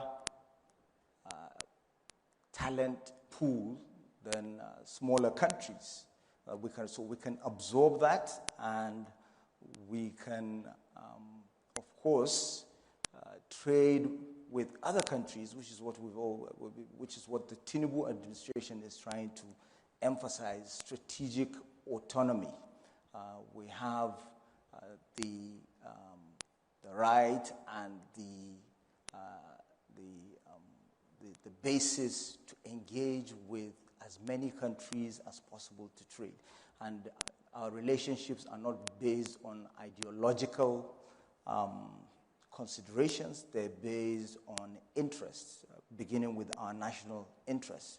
So we trade with the US, we trade with China, we trade with Brazil, we trade with India, and our focus is not necessarily on one axis or the other, or, especially in a multipolar world. You talk about strategic autonomy, but, as we know, under President Trump has a very transactional approach to doing business with people, even to diplomacy. Do you think strategic autonomy, a sort of non-aligned approach, really works? Don't you need to sort of engage directly with him? And if so, how do you think Africa and Nigeria need to engage with President Trump? We've got critical minerals, we've got rare earths, and we're looking for partners to develop such resources and capacity. And at the same time, also, we're a gas-rich country. We have 210 trillion cubic feet of gas, not to talk of the oil. So we are a gas zone with a bit of oil in it. And we consider gas a transition fuel for not just Nigeria, but several other African countries. And what we're focusing on also is integrating our markets. First and foremost, regional economic community, which is ECOWAS, and then also the continent as a whole, the African continental free trade area. And it's important in approaching Africa for the global north and for the developed countries not to take a Minecraft approach. Sometimes, it's like the game Minecraft. There's oil, there's gas, there's, the critical minerals, rare earths. We put a bit of this, we invest this. No, that's not the way it goes. The engagement should be based on mutual respect. It should be based on shared interests and based on the fact that Africa needs to develop. If it doesn't develop, then we continue to deal with irregular migration, with all these other challenges. There's no country that is autarkic that can survive alone. So it's in the best interest of all the countries that we work together to develop together. So before we look a bit more at the economy and economic development, I mean, the US has been putting pressure, you've talked about it yourself, for Africa to take deportees from the United States. And I think you've resisted. But Ghana, for example, has taken some, and it's actually got better visa access for its citizens to the United States. It's got sort of multi-year, multi-entry visas. I think for Nigerians, it's very difficult to get those visas. It's much shorter. Is it time for Nigeria to engage on that? Are you engaging with the United States on that? Do you feel pressure to take deportees from the US? I think that ship has sailed. We made our point, and I believe it's been it's no longer on the discussion table. We continue to enjoy a good relationship with the United States. We do not see the need to take in other nationals under duress from any country, because we already have a population, like I said, of 230 million people. So we're not short of people.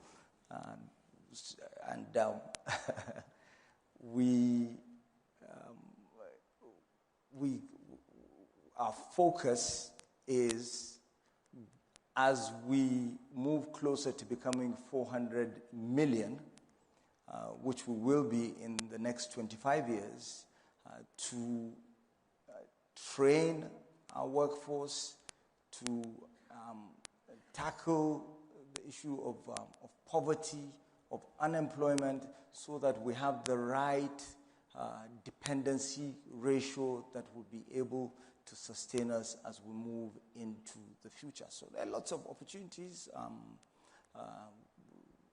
We can partner with all comers to tackle our challenges, as well as to provide the opportunities for those that are working with us. it's a really striking figure, and as one gets older, you realize 25 years is a much shorter time than you originally might imagine. But how will you create the jobs for all these people coming into the market when you've got a nation of 400 million people? It's a huge number of jobs you have to create. It's a really vigorous economy you need to build. What steps are you going to take? What reforms are you going to take to get this country there? So President Tinubu's priority is food security. So first and foremost, we have to be able to feed ourselves, and we will be creating lots of jobs as we work towards expanding on agriculture. So it's agriculture, it's manufacturing, expanding our manufacturing base, because I am a believer and a subscriber to import substitution. The terms of trade have to be right for the markets in Africa to integrate. And of course, with manufacturing, you have a longer or wider value chain. So packaging, not just producing the finished goods. And of course, as countries move out of poverty and become more gentrified, the demand is not on exporting raw materials and agricultural commodities. It's on finished goods. So we want to be part of that. And then, of course, infrastructure. In constructing infrastructure, you are immediately creating jobs, which would provide those linkages. So rail, gas pipelines, and broadband, and all of that. So this is what we're looking at. And we are creating also the legal and regulatory frameworks for convergence so that we integrate the markets in our region, which would unleash a lot of potential. Lastly, moving in the informal sector to the formal. That also generates a lot in terms of job creation, startups, business process outsourcing. We have Nigerian businesses in business process outsourcing that are benefiting from the tariffs, because there's more outsourcing coming from the US and other parts of the developed world that are feeling the effect of the tariffs. Where does China fit in this? You talked about infrastructure, and China has come in with both money and skill, financing for infrastructure across Africa. Is there a bigger role for China in that area of the economy? Certainly the experience with other African countries has certainly been rather mixed in taking Chinese infrastructure projects and the financing that comes with it. As I said earlier, there's a tendency to take a Minecraft approach to Africa. It's not a game, and we are not infants. We know what is good for us, what's in our interest, so we don't need to be protected. We can protect ourselves when we're dealing with China. China's Belt and Road Initiative is good for Africa. It is something that is already benefiting countries like Nigeria, the linkages, and we are looking towards achieving similar results with Europe, with the Global Gateway Initiative, and of course other partners, the US, India, Brazil. We're doing a lot. We have a strategic partnership with Brazil as well. So, China is doing a lot, and we're partnering, and we have laws, we have regulatory frameworks in different sectors that. You've talked about energy, and obviously energy and the huge gas resources that Nigeria has, and I think you're planning pipelines that will take the gas. They are taking it around West Africa, but the potential is to take them on even into Europe. You've also talked about the potential of attracting investors in AI, in data centers, because they absorb such a huge amount of power, and yet Nigeria can't even keep the lights on for its own citizens. How can you bring in that investment, bring in the as you said, the business, the outsourcing? How can you bring in the tech investment if you can't provide that fundamental infrastructure for businesses? So it would serve a dual purpose. We bring in the investors, they generate what they want, and then we also generate to improve on electricity supply domestically, which is what we're doing, and we have prepared the ground. We have an Electricity Act. We're doing a lot, not just with gas, but also with renewables. We have, within the Electricity Act, it's made investing in electricity generation, transmission, distribution more attractive because it's decoupled the different aspects, and on top of that, you have new ways of attracting investors in renewables, such as feed-in tariffs and so forth. So it's something that I don't see any conflict in that, because we have a gas pipeline that takes gas to Ghana, for instance, via Republic of Benin and Togo. So that is being used also for electricity in the region. But we're currently also building another gas pipeline, the Ajakuta Abuja Kaduna Kano gas pipeline that runs across Nigeria, which would also solve the problem of the feedstock for generating electricity. President Tinubu has implemented two very significant reforms. One was floating the Naira. There's still a parallel market, but it's really eased up the whole complex Forex situation in Nigeria. He's also removed fuel subsidies, two of the really big moves. What's the next big reform that's coming down that's going to start creating that environment that's going to attract more investors? There are several. The taxes, there's a huge reform that has just taken place with our tax laws. They have been consolidated. They've been made easier. So the tax code is more understandable to investors, and it brings down the rates as well in terms of investors and how much taxes they have to pay, both locally in the states, because we have 36 states that they would be investing in, as well as the federal taxes. So that is really huge, and it's just a matter of the private sector comprehending the opportunities therein and taking advantage of them. As we near the end, there's an interesting question here, because it does get directly to the issue of foreign investors. What steps, what assurances can the government give that foreign investors can repatriate their capital? We know that has been an issue, indeed, for Gulf investors here, for Gulf Airlines. Emirates and Etihad had a problem a couple of years ago. So what assurances can you give that there won't be a problem for foreign investors to repatriate their capital? Well, you can see it happening because, part of the problem was availability of foreign exchange. You can see that the foreign exchange is now available. The exchange rate has stabilized, and even Nigerians are having access to foreign exchange, to dollars. You can actually deposit dollars in your DOM account and travel and use your credit card and spend dollars. So that is something that we should watch to see, which is indicative of the availability.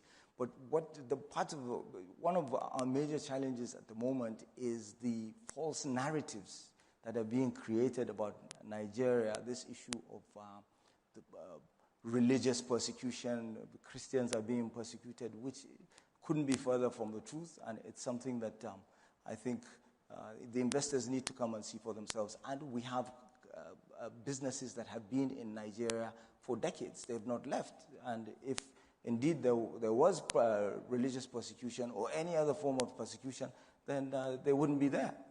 Well, thank you very much, Minister. Reuters is all about making sure we tell the right narrative, so let's hope that narrative gets out there. Thank you very much indeed. Thank you.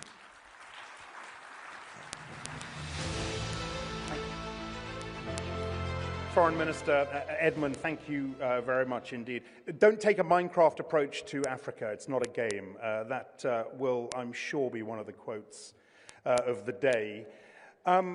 Right, we want to delve a little bit deeper now into how rapidly, how aggressively banking and the finance sector in general is changing, and how this transformation might drive long-term growth, inclusion, and resilience. This session is entitled Finance Without Borders, AI, Open Finance, and the Global Opportunity. It's in partnership with AWS and will be moderated by Head of Reuters Professional, Josh London.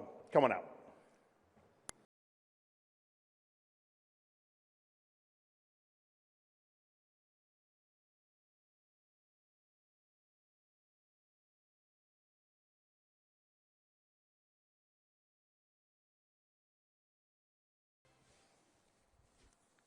Good afternoon.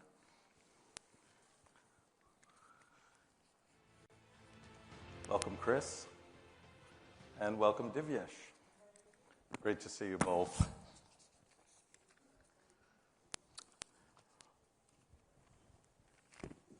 We're going to talk about AI and finance, but first let's start with how you see financial services in the Gulf evolving beyond traditional banking.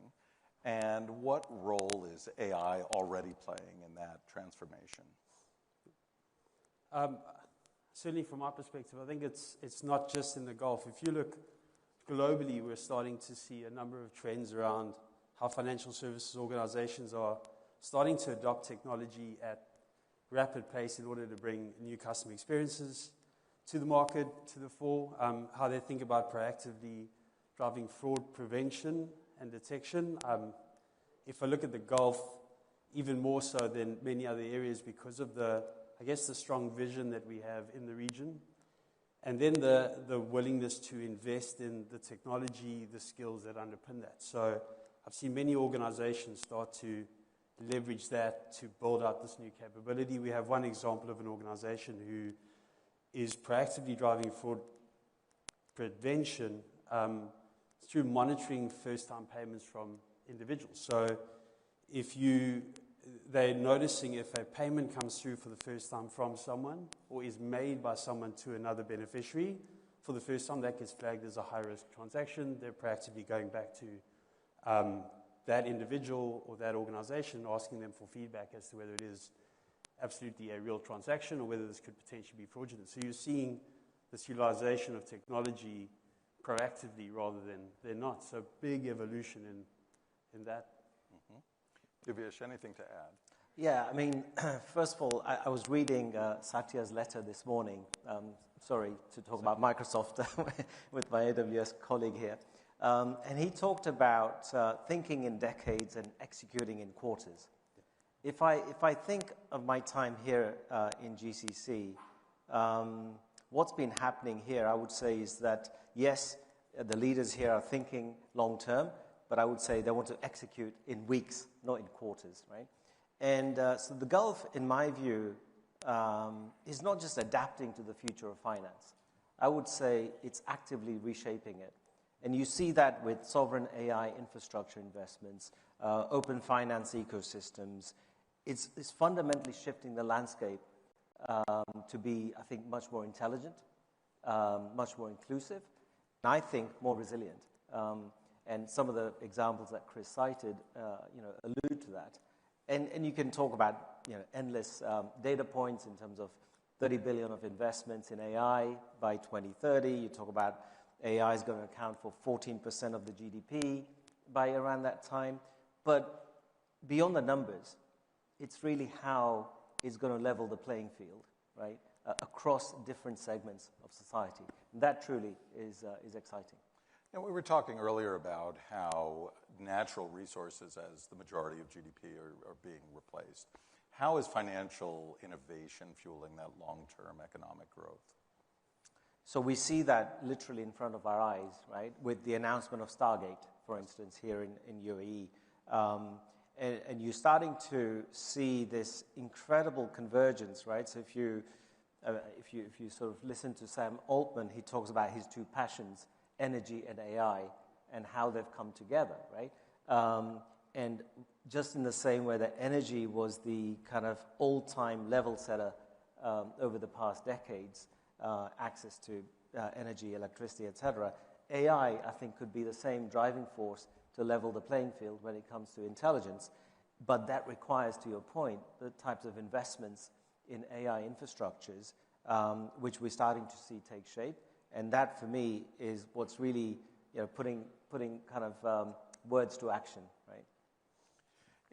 It's an interesting time with sovereign data. And I'm curious, Chris, if you can tell us how banks and technology companies like AWS collaborate to build trust and resilience when meeting growing regulatory and sovereignty requirements. And I think, again, trust and resiliency is a core part, a core piece of that, right? And if you look at some of the work that's being done in the Gulf, specifically in the UAE, around sovereign architecture, sovereign infrastructure, I know certainly for AWS, we've made an announcement around a $1 billion partnership with one of the national champions in EAN, where we are jointly deploying sovereign controls to allow organizations to build on top of that. So we understand that being able to provide access to the technology, the controls, is the first bit. The next bit is the absolute trust that once it is deployed, it's auditable, it's managed, you can continue to build on that. That's the one bit. So allowing organizations to build, develop, drive new innovation and capabilities for their customers in the country in a controlled environment that is sovereign is one bit. But then I think we've got to consider the flip side to that, which is if we're too closed off in an individual country, are we missing some of the benefit that can come from being part of a broader ecosystem as well? So the sovereignty is important. The trust and resilience is critically important, but some of that comes from partnerships in a broader scale. So we're looking at sovereignty as a key pillar for organizations to be able to build and provide these new services, but at the same time, think about the ability to harness what is the best of global at the same time. I know you have thoughts about this also, Divyesh. Look, I think to add to what Chris said, the bedrock of trust is resilience. Yes. Right? And I think that's number one, to make sure that any infrastructure that a bank of our size and shape is making or innovating, it has to be resilient. Our customers have to be able to sort of wake up in the morning, access their accounts, withdraw their money, do their normal daily activities without being impacted. To build that resilience, we also need to then sort of make sure that the systems and the architectures that we deploy are explainable, right? Especially when it comes to AI.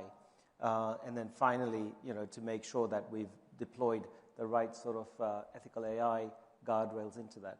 And that is kind of fundamental. And, one of the things that kind of bothers me a little bit is when I see this hiatus and rush to kind of tick a few boxes. Let's do a POC here. Let's do a use case over here. And oftentimes, those don't scale, right, because we haven't built the required level of resilience. So one of the things that I kind of constantly am mindful of is how do we make sure that when we're adopting new technology like AI and in the not-too-distant future quantum, that we're doing so in a safe, secure, and sustainable manner through the build-out of platforms. And that's where the partnerships with AWS and other hyperscalers is absolutely critical, and the investments that this region is making in establishing things like the sovereign AI infrastructure is fundamental to that. GCC is certainly, and the UAE is certainly exporting a lot of innovation. Where would you say they should look for importing that innovation? Are there other areas that they would look to for inspiration? So I have spent the longest time of my working life in Singapore, right? And I'm relatively new to this part of the world. But what I'm seeing is that this part of the world has been incredibly effective at assimilating and, as you said, importing a lot of that expertise. If I now sort of reflect on, say, open finance and the way that UAE is adopting open finance, having learned all the lessons of what happened in the UK, Europe, Asia, etc., there's a real opportunity now with the way in which we're building the whole ecosystem in this part of the world. We will be the reference point, I would say, in the not too distant future, where other parts of the world will look at us in terms of how we cracked some of the challenges, specifically when it comes to things like open finance. I want to build on open finance there. As open finance expands beyond banking, what new opportunities and maybe what new risks emerge in building a more inclusive, competitive, and interoperable financial system? And I think the one bit is, if you look at how quickly, I'm just going to start with the technology for a second and then move into the rest. If you look at how quickly the technology space is moving when it comes to infrastructure investments, Divyesh, you touched on all the investment that's coming to the region. I saw a number as recently as yesterday that there's $38 billion committed investment from 5 large technology organizations in the UAE and Kingdom of Saudi over the next 5 years alone.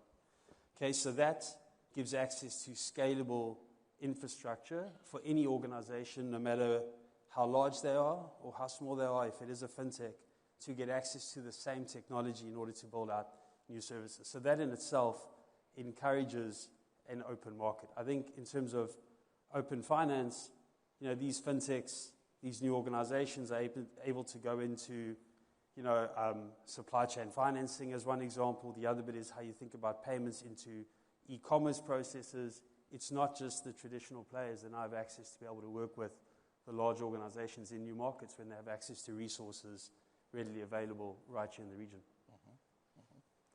Anything to add? Look, I would say that open finance, a lot of different parts of the world, as I alluded to earlier, have been trying to sort of crack it.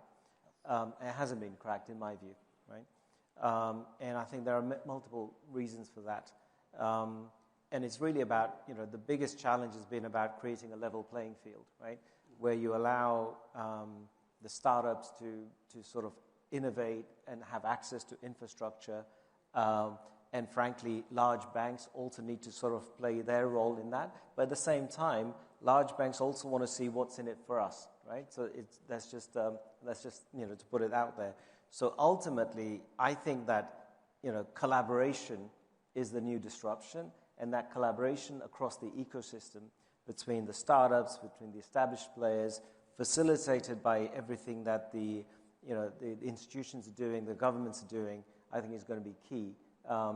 So I'm very optimistic that we will actually crack open finance in this part of the world better than what I've seen in other parts of the world.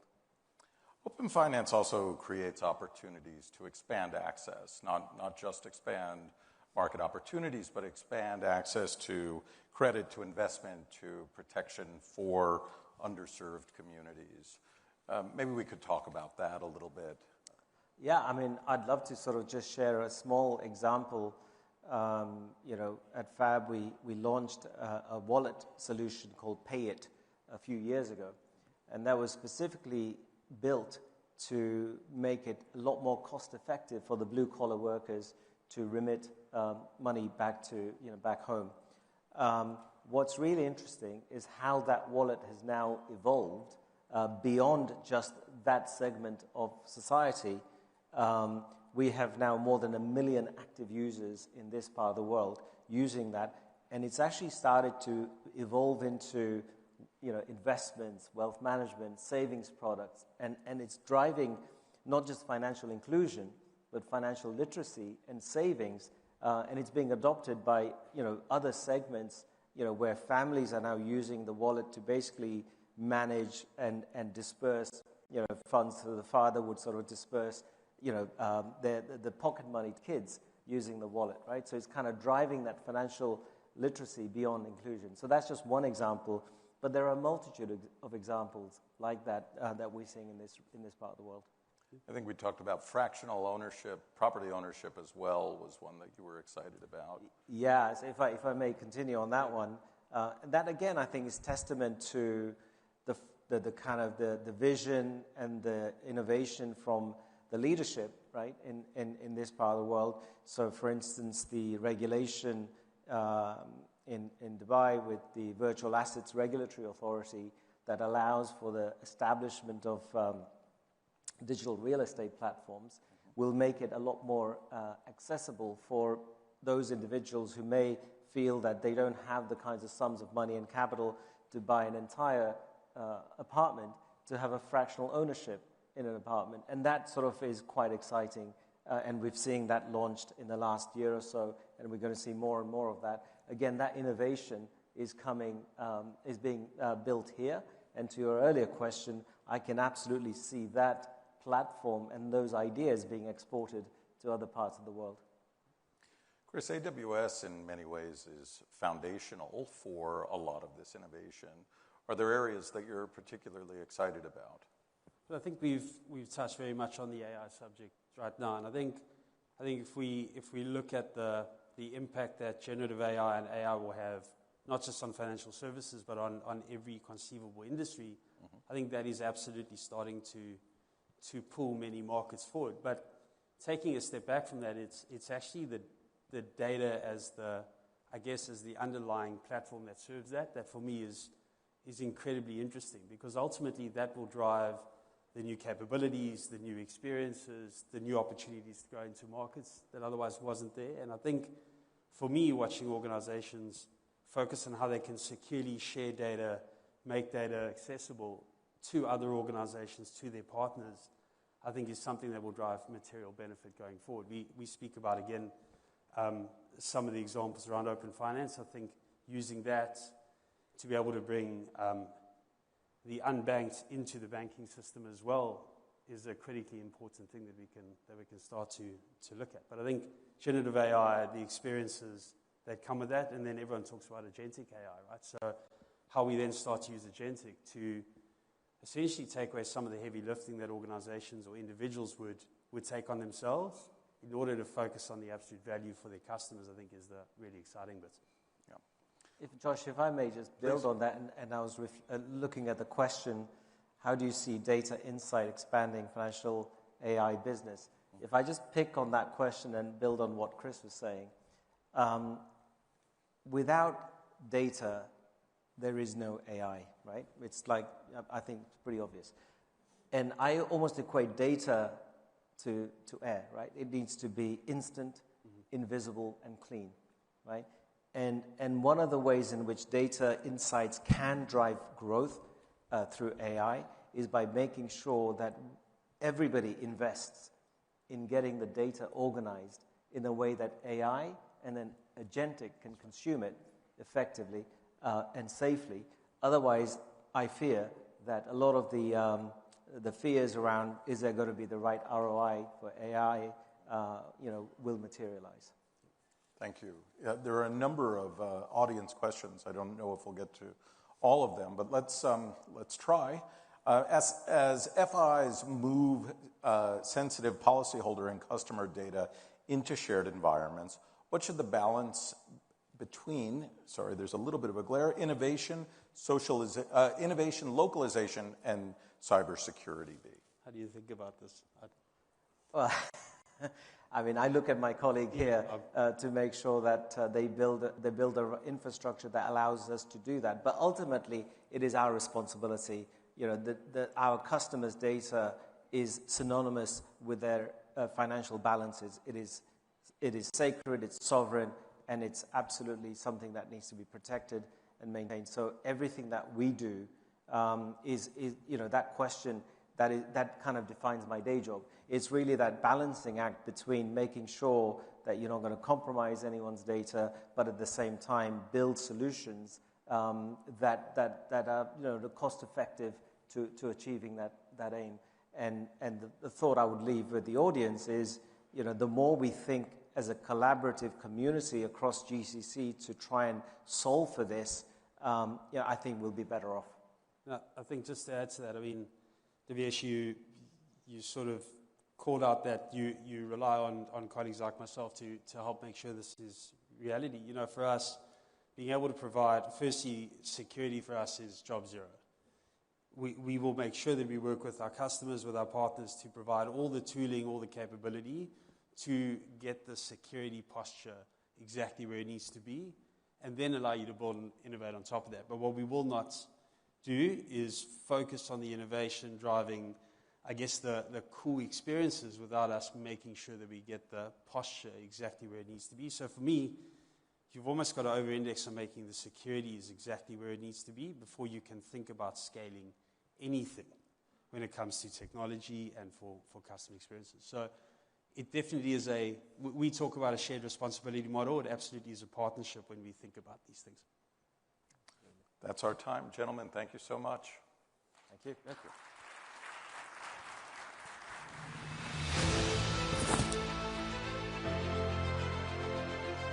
All right, Josh, thank you to you and to the panel. Our next guest is the founder and chair of one of the world's most valuable real estate firms. Emaar is also a firm that has fast become a global brand, shaping urban lifestyles, tourism, and economic growth. Please welcome Emaar's founder, Mohamed Alaba, who, because of a last-minute scheduling change, joins us virtually. He will be interviewed by Reuters Gulf Bureau Chief Maha Eldahan. Maha, come on up.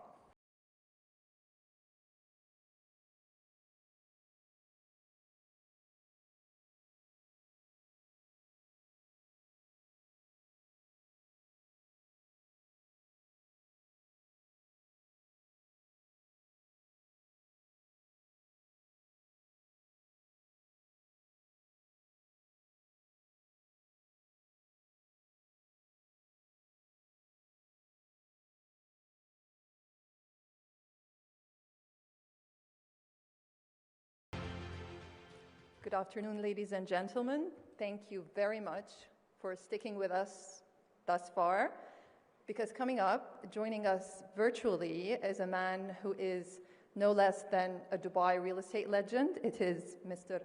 Mohamed Al-Abbar of Emaar, who is joining us all the way from Tbilisi, Georgia. Welcome, Mr. Abbar.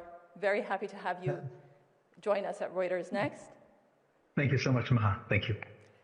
Let me start by asking you, Mr. Abbar, you've recently been quoted as saying that Emaar, which is synonymous really with Dubai's success, is outgrowing Dubai. You've set your sights on global expansion in markets like India, China, and the US. If you look at the US now, can you tell me a little bit about why you think Emaar can compete in the market there? Does having a president with a real estate background help? Well, it's simple. It's not really that. It's just after 30 years of mistakes, I think I learned a few tricks, which means that wherever you go, you have to do business with the local community. So my thinking about the U.S. is that you really have to gang up with some of the largest players. Because what I'm thinking about doing in the U.S., it's not a small thing. The U.S. suffers from about almost 5 million units of housing. And that gets, you add about 200,000 units every single year. And my thinking, and I want this message to be for Mr. Trump, is that if you continue, and I know he doesn't, because I think he's a very practical man, is that the U.S. will face disaster if it continues with the shortage of housing that they have. And I guess, you have problems in New York where people are moving to one side or another. I think there is shortage of housing everywhere, but New York, California, where affordability is breaking cities, right? Mm-hmm. And again, we're not going to say that you have huge problem in your hand, Mr. Trump, but listen, we have a solution for you. So to be honest with you, I've done the study just after he came to office, and I spoke to one of his people, and they said, Mohammed, the priority is not that at this stage. But in my mind, I said, you know what? I think Mr. Trump is a very realistic man. So they need about capital of about $400 billion capital. I think you should gang up with a lot of the big real estate companies in the U.S. And there's a lot of great states that have a lot of federal and local land.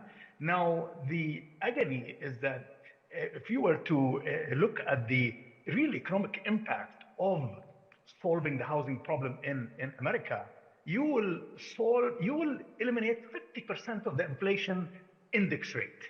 So that's 50% down. You will be creating close to about 20 million jobs by solving that.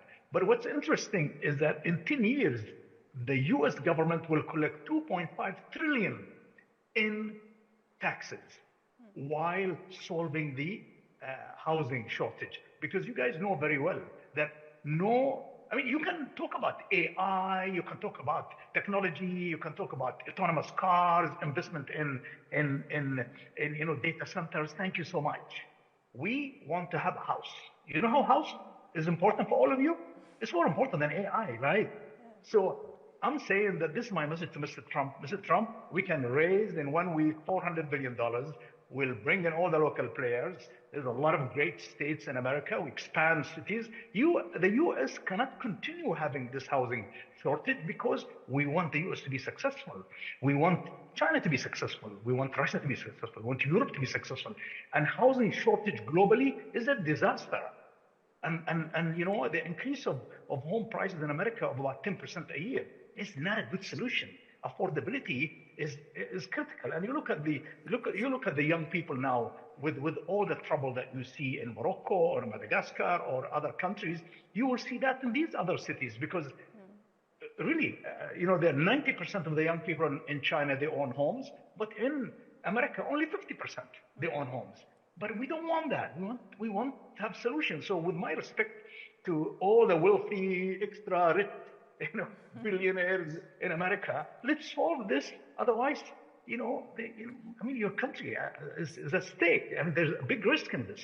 So, Mr. Abbar, you're talking about entering the U.S. market with acquisitions, with mergers across the board, not in the luxury market. Can you tell us a bit about how much firepower Ammar has at the moment for mergers and acquisitions? What kind of U.S. companies are you going to be looking at? Well, today our board is debating, and our investment committee is debating not only size but also markets. We look at India with great interest because the evolution of economic development in India is quite good. China is also still suffering with their housing problem, but that they'll come out of it. The U.S. of course interesting. Europe, no doubt, even with its aging population, is interesting. So at this stage we have not, but actually the firing power is because of our low debt and our cash position. It's quite sizable.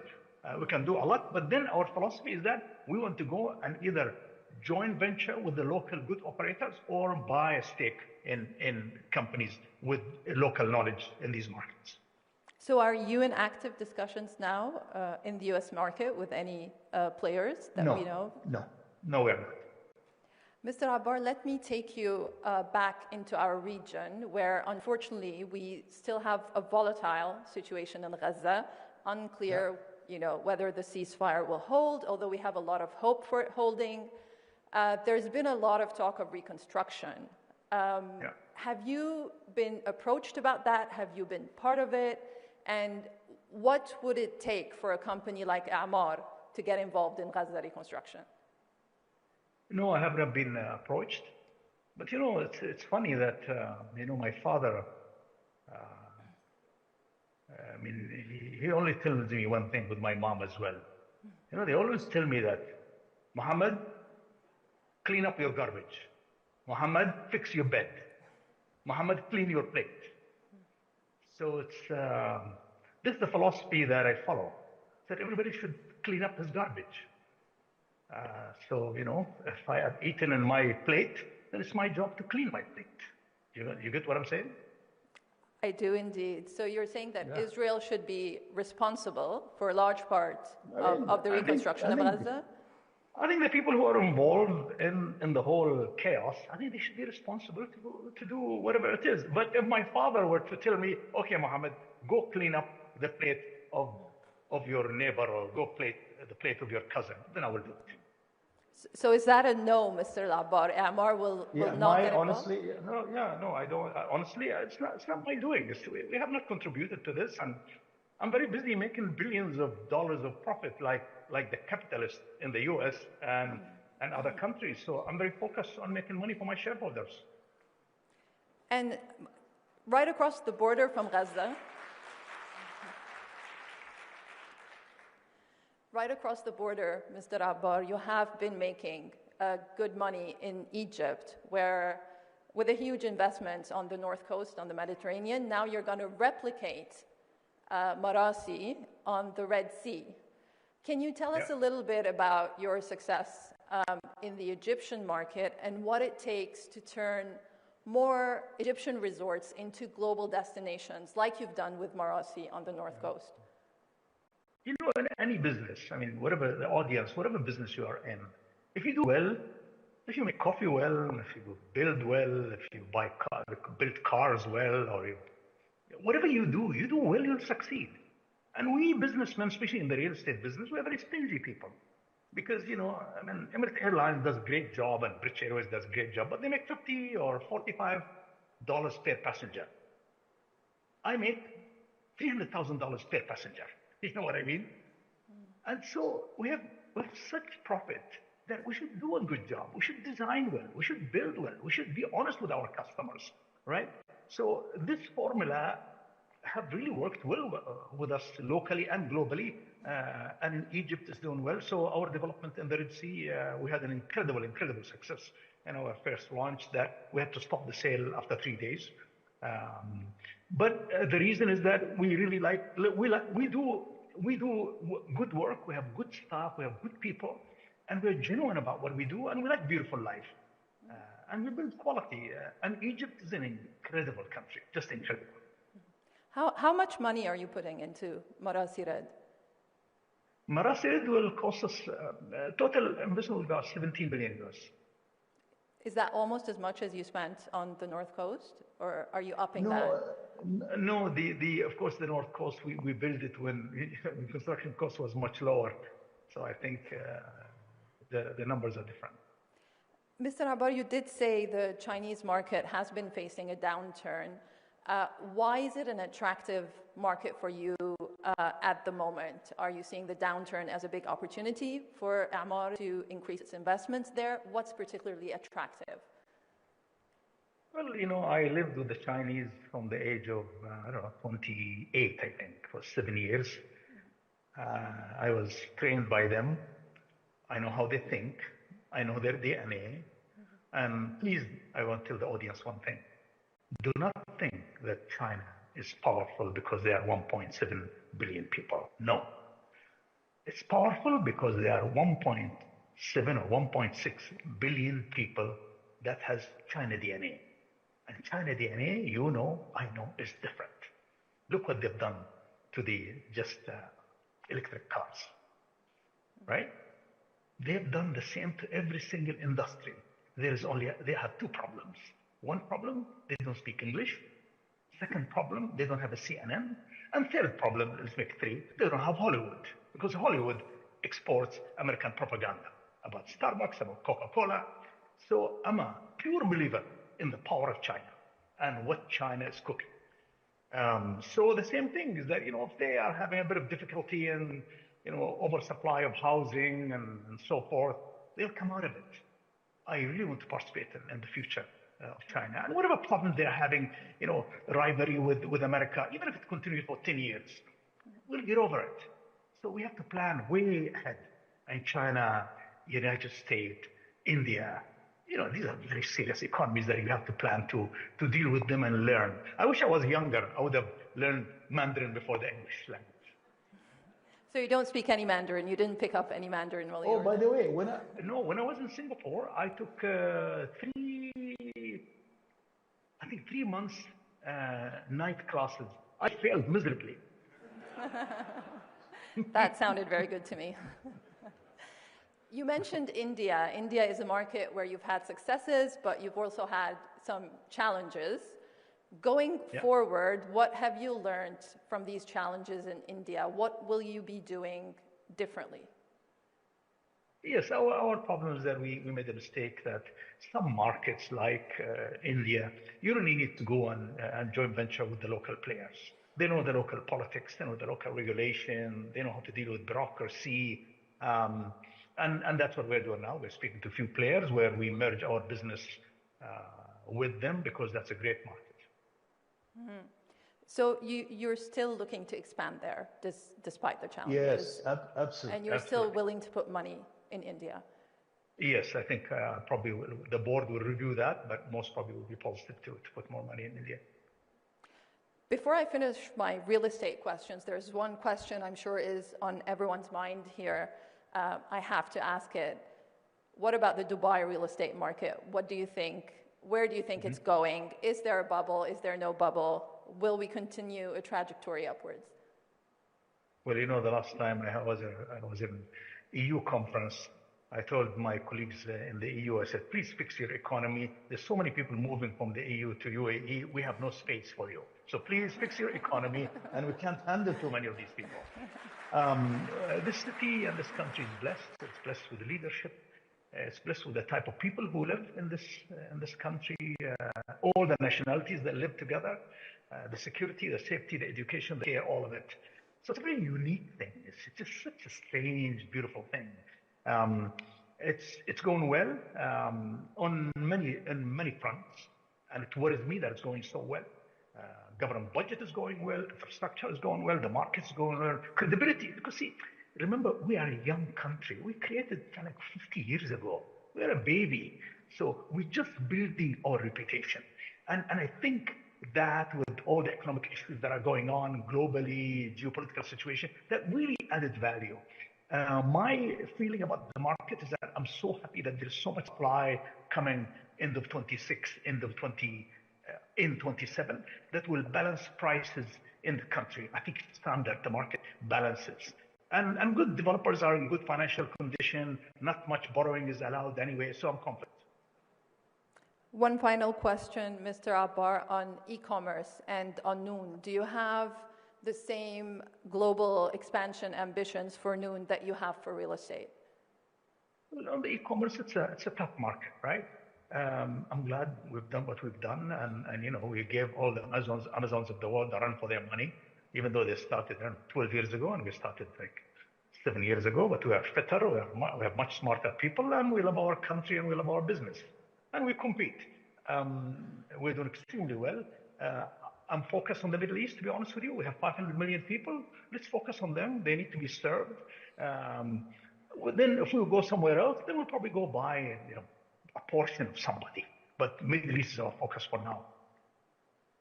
Mr. Abbar, it was a pleasure having you with us today. Best of luck in Tbilisi, Georgia. One final thing. Thank you so much. Can you tell us a little bit about what you're doing there? Any interesting projects? Yeah, this is my country number 20. So I have a 6.5 development, half of it in Tbilisi, half of it on Batumi, on the Black Sea. It's a gorgeous country, beautiful food, beautiful people, beautiful landscape. Their economic indicators last year, 9% growth, this year 7% growth. And I'm doing large projects. And I love the trees, I love the birds, I love the people. And the market is extremely good, and they're only 3 hours away from home. Thank you so much, Mr. Abbar. A real pleasure having you with us today. I do apologize that I'm not with you. I do apologize. Next year, you will be sitting with us. Thank you so much. Thank you. I wish all of you well. Thank you so much.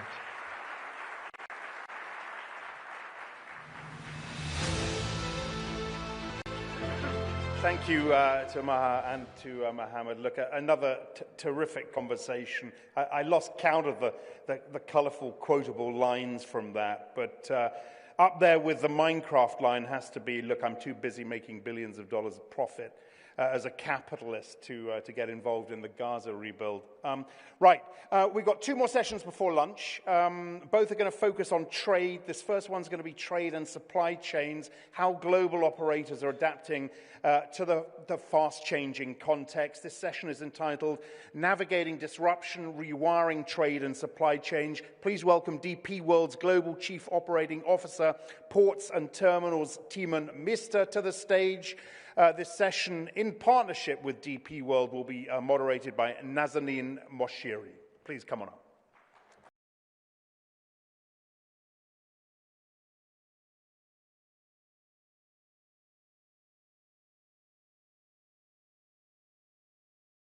Wonderful. Thank Thank you so much. So we are going to have a little fireside chat with Tima Meister, who is DP World's Group Chief Operating Officer. Thank you so much for joining us. Thank you, Nazanin. Happy to be here. Thank you. And I'm Nazanin Mashiri, a senior advisor at Berkhoff Foundation, but also a journalist as well. Thank you so much. So we are going to, over the next 15 minutes or so, talk about supply chains. We're going to talk about how DP World is navigating everything from tariffs to regional stability and the geopolitics in the region as well. But let's just start talking about the trade flows. And everyone, I guess, in this room has felt the sort of tensions around the tariffs, talking about US, China in particular. And from your perspective at DP World, how has it impacted you and how have you managed to deal with these issues around the tariffs? Yes, great question, and it's on everybody's mind still today. The lens we look through is trade, and that means we don't look at it economically, we really look at, bluntly speaking, about, how are the trade volumes flowing and changing. Because we're in the business of shipping, we're in the business of ports and terminals and logistics, and so it affects our business. So that's how we look at it. And, we're well into this year. Actually, we're 2.5 months away from the new year. There is no doubt that if you look at the import volumes, specifically from the Far East into the United States, they're actually down compared to last year. So the trade flows into the United States are actually reducing. Partly because there was a lot of front-loading of volumes happening before the current administration late last year. There was uncertainty, as we all know in the news, as the year progressed. And so some companies front-loaded more volumes, but there's no doubt that in the second half of this year, those volumes are reducing and are actually behind last year. But what we also see is that it has a cost impact. First and foremost, there's now reciprocal tariffs on vessels calling the United States made in China, and similarly on U.S. ownership into vessels calling China. And so they're penalizing each other both ways, so there's cost happening that way. And then, our customers, the shipping lines who are in the middle of this fire, they will, or they had to readjust networks, they had to redeploy ships, they had to make operational decisions, and that has cost a lot of money to them to make sure that trade could keep flowing. And then I think lastly, to answer this specific question, as a consequence of all that trade noise, we have seen a lot of volumes, as we call them, now move in terms of flowing into the United States, specifically more from Southeast Asia. So countries like Vietnam, Cambodia, Thailand, even India, Bangladesh have benefited from some of these woes. So we're already seeing countries sort of diversifying away. How interesting is that for you, and how are you sort of tapping into that as DP World? Well, we're a global operator, and I always say, the world doesn't ride on the business between China and the US alone. There's many more trades and markets that you can still play for. And to be honest, 2026 is a year of growth. Despite the tariff wars, we can still see very good growth, and in some markets, double-digit growth in That's terms incredible. of trade volumes. Right. And it is incredible.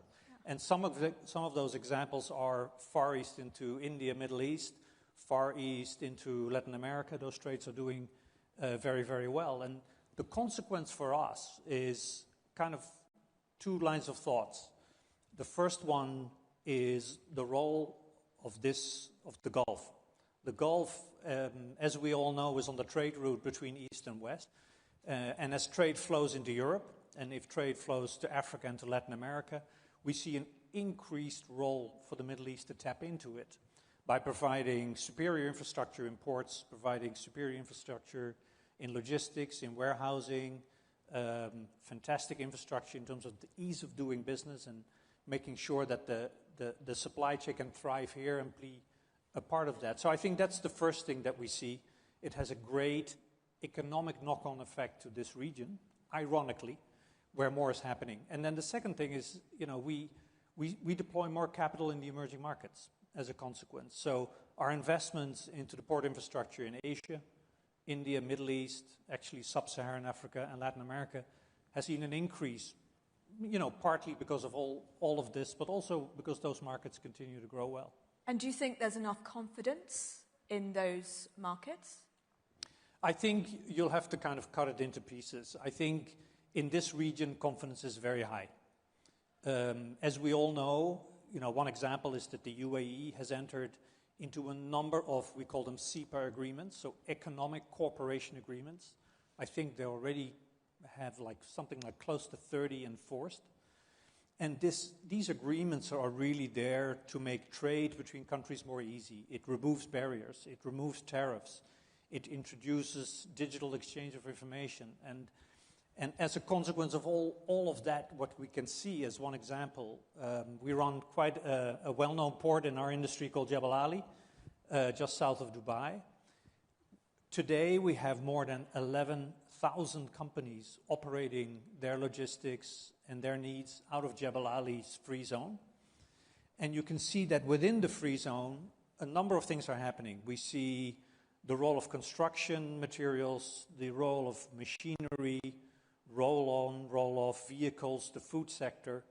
We see those growing quicker than the growth of the UAE. And that means that Jebel Ali is seen as an increased distribution hub for the wider region and the wider world. And so it has quite some impact. And if you then see which companies are coming, we see more entrants from the Far East, we see more entrants from India, even European companies are entering, so it's quite well spread. We're going to talk about sort of resilience of the geopolitics in a minute, but I just want to remind the audience, you can ask questions. You can go on the app Slido. Also, hopefully, we'll bring up a code for you to scan from your phones, and we'll try to bring in some of your questions. This is your opportunity to interview the CEO of DP World. I'm sure you're going to have some interesting questions. We'll come to those in a second. But I just wanted to move on and talk to you. I guess what's on everyone's mind at this conference is the geopolitics in the region. And, of course, what I'm talking about is, from sort of conflict in the Red Sea, obviously, and all of the issues we've had over the last couple of years. How does DP World stay resilient and safeguard when you have such sort of important shipping corridors that have basically been closed for a while now? Yes. The irony of everything is everybody's watching this Red Sea situation and the fact that the ships can't enter from the south in, only from the north in.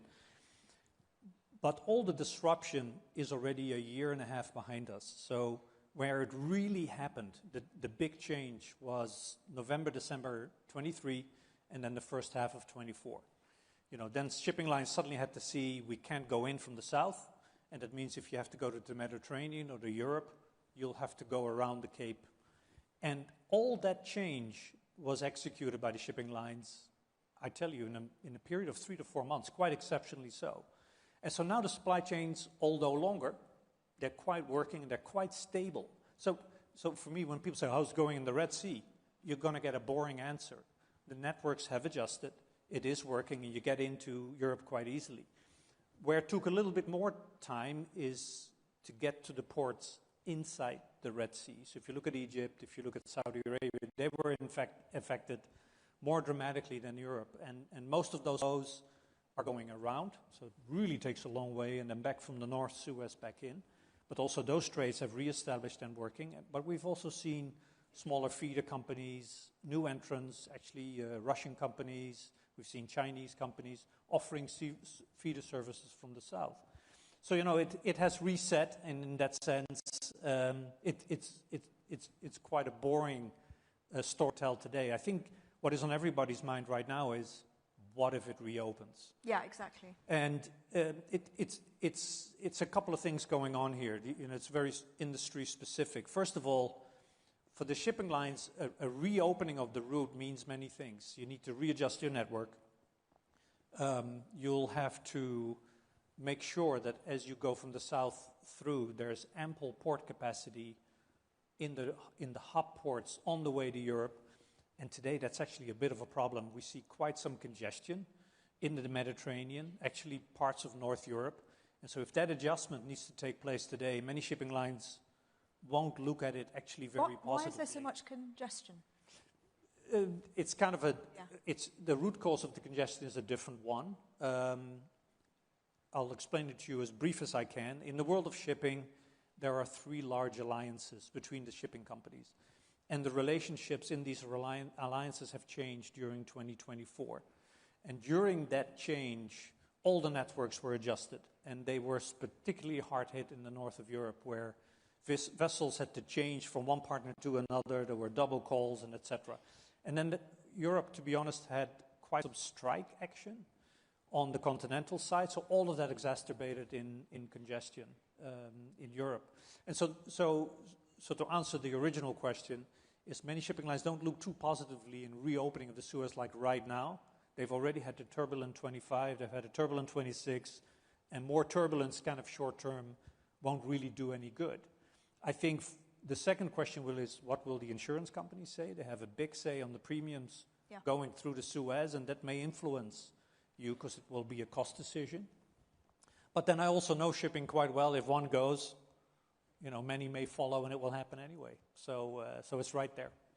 We've got a really interesting couple of questions there. One of them is, how do you see bulk port operations evolving across the world with respect to the UAE? Bulk? Yeah. So that's quite a specific thing.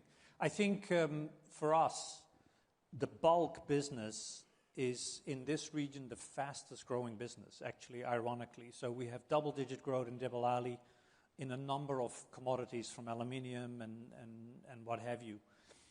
What we see in other parts of the world is that it's a bit specific, but in the world of container terminal concessions, where you are allowed to do other activities, we tend to see interest to secure capacity and to do so. But there's also many places, especially in Europe, you're not actually allowed to diversify, and although there may be a market, we don't. But if there's an opportunity, we tend to do more bulk in our container operations. Moving away from the UAE and looking towards the global south, do you think the future container business will move towards the global south? Do you think that's the way things are heading? I don't think it will move, but you will see more growth in global south than the traditional markets. And what that specifically means is the need for port capacity in Southeast Asia, for more privatizations, let's say Philippines, Indonesia, more opportunities, as we talked about, Vietnam. More capacity is needed more quickly. In this region, there's so much great investments happening in Saudi, UAE, Khalifa, Dubai, etc., that it's generally in a good spot to capture the growth. But for us, another example is Sub-Saharan Africa. There is not a single one of our ports in Sub-Saharan Africa, and we run 5, where we're not investing already for the next 5 years ahead because we see that growth coming.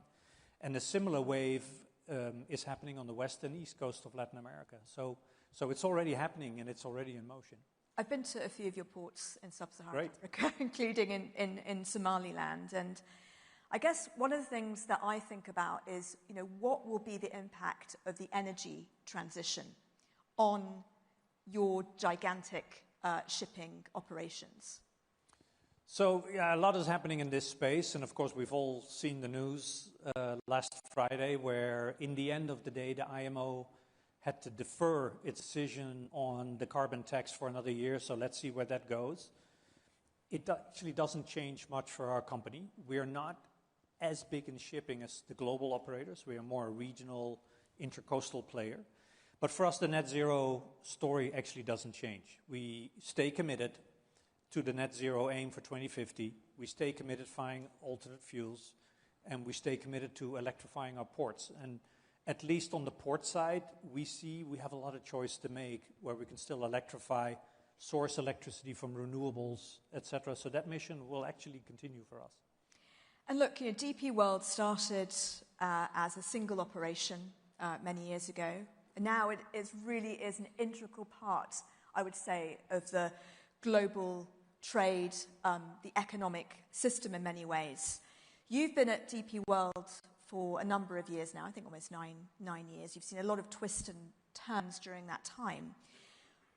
What do you think will be sort of the key factors at play ahead when you're looking at growth corridors for DP World? And that sort of answers some of the questions as well when we're looking at different routes. Yeah.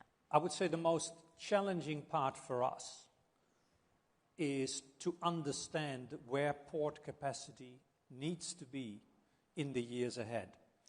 And it's so difficult because you can look at annual growth rate, but if somebody says, can I do more in this port? For instance, we have the example in London. So we run a big facility on the Thames called London Gateway.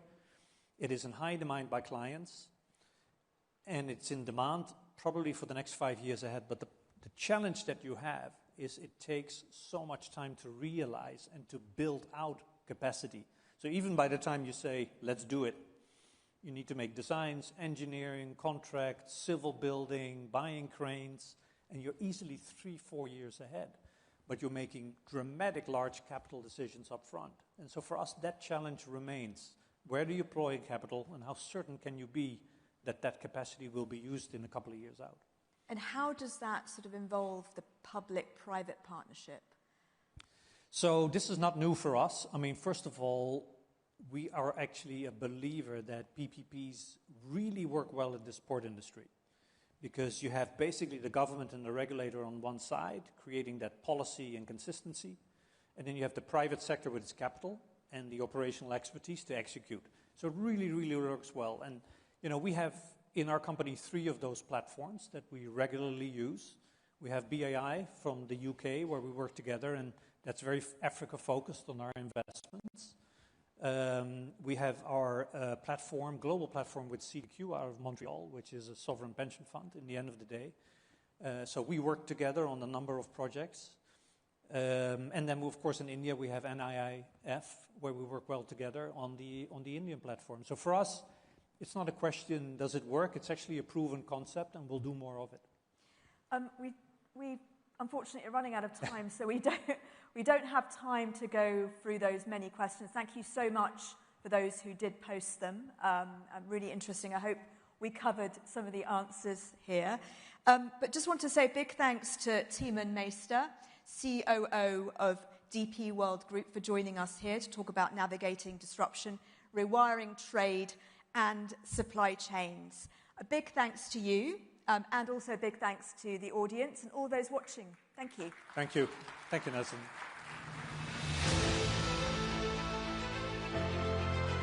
Good. Thank you, Nazanin. Thank you, Timon. Right, we've got one final session before lunch, and we're going to stick with the trade theme and the fallout from the dramatic shift in tariff levels, the unpredictability of where things might go.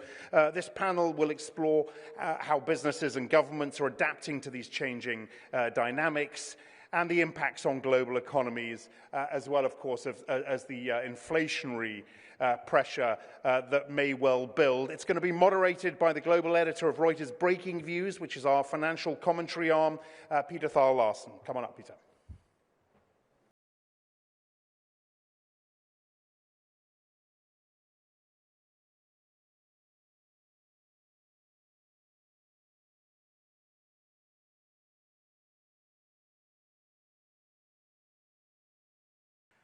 Good. Thank you very much, Axel, for that introduction. And thank you all for coming. I realize we're the thing that stands between you and lunch, so hopefully we can keep this interesting and snappy and give you plenty of food for thought, if nothing else, in the next half hour or so. We've got a very distinguished panel here to discuss the question of tariffs and trade shocks. Joining us in the room here is Luigi Di Maio, the European Union's Special Representative for the Gulf region. And then on the screen, we have Her Excellency Rania Al-Mashhad, the Egyptian Minister of Planning, Economic Development and International Cooperation, who's joining us from Brussels and is on quite a tight deadline. So she may have to leave the panel a little bit early. So if she suddenly disappears, don't be alarmed. And also, we have Nasser Saidi, who is the founder and president of Nasser Saidi and Associates. So maybe, Your Excellency, if I can start with you, given the sort of the time pressure we're facing here. I'm just curious for your perspective on how it's been a very momentous year in terms of trade and tariffs. Every day something new kind of comes along. I just wonder how the shift in terms of tariffs and trade fragmentation, from your perspective, has affected the Middle Eastern region and how the region has responded to the resulting economic challenges. Well, thank you very much. A pleasure being with you this morning from Brussels. A few points. We just came back from the IMF World Bank meetings, and there was an update with respect to global growth and also the trade trends. What is for sure is that we have better outcomes than we had a year ago. And even though global growth is expected to be lower than initially, but better off than what we thought last April. So that's takeaway number one. The second point, when you take a look at the WTO's outcomes with respect to trade, you'll find that there has been more regional trade taking place. There's been more front loading in anticipation of greater tariffs that are going to come along the line. And maybe when I look at countries in the region, our country, Egypt, or developing and emerging economies, you'll see that there was a very important push and momentum for trying to do structural reforms faster in order to attract a lot of the FDI that can actually, manufacture to re-export. So even though it was a year of a lot of uncertainty with respect to what's happening on trade, but it did allow for, I would say, faster movement and also regrouping when it comes to finding, markets to deal with. In our case, for example, Europe, and today we have the Egypt EU summit, which is taking place. Investment and trade are a key component of it, in addition to other items. So this is, again, an opportunity for countries to do their reforms faster, push their competitiveness in ways that may have taken time earlier. And third, try and regroup with regional and maybe, the either unconventional partners or those who are conventional, but try and do things with them faster to be able to overcome and mitigate the implications of what we're seeing globally.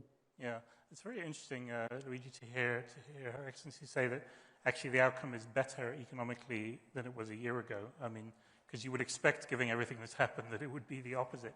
How, from the EU perspective, how have these sort of shifts affected the dynamic, and particularly in relation to the trade relationships with the region? Yeah, thank you very much for this question. I would say that since this unpredictability on the market started, and is even before, let's be honest, before the election of President Trump, was clear that the deglobalization was coming, was increasing in terms of effects on our markets. Since this kind of shift started, it was clear that there was a specific reaction, in particular from the European Union side. It was, okay, let's go for more free trade agreements. Let's try to free the markets, not only counting on the WTO rules that in a way or in another are there, but a little bit frozen. But let's try to do bilaterally, let's try to negotiate. Yes, this is one of the solutions. But as Her Excellency, Minister of Egypt, was saying, the main core, and this was even a wake-up call for Europe, is the competitiveness. Because if you try to face an unpredictable era on the trade side, only freeing the markets with other markets without taking care of your competitiveness, you are creating just a new form of dependency.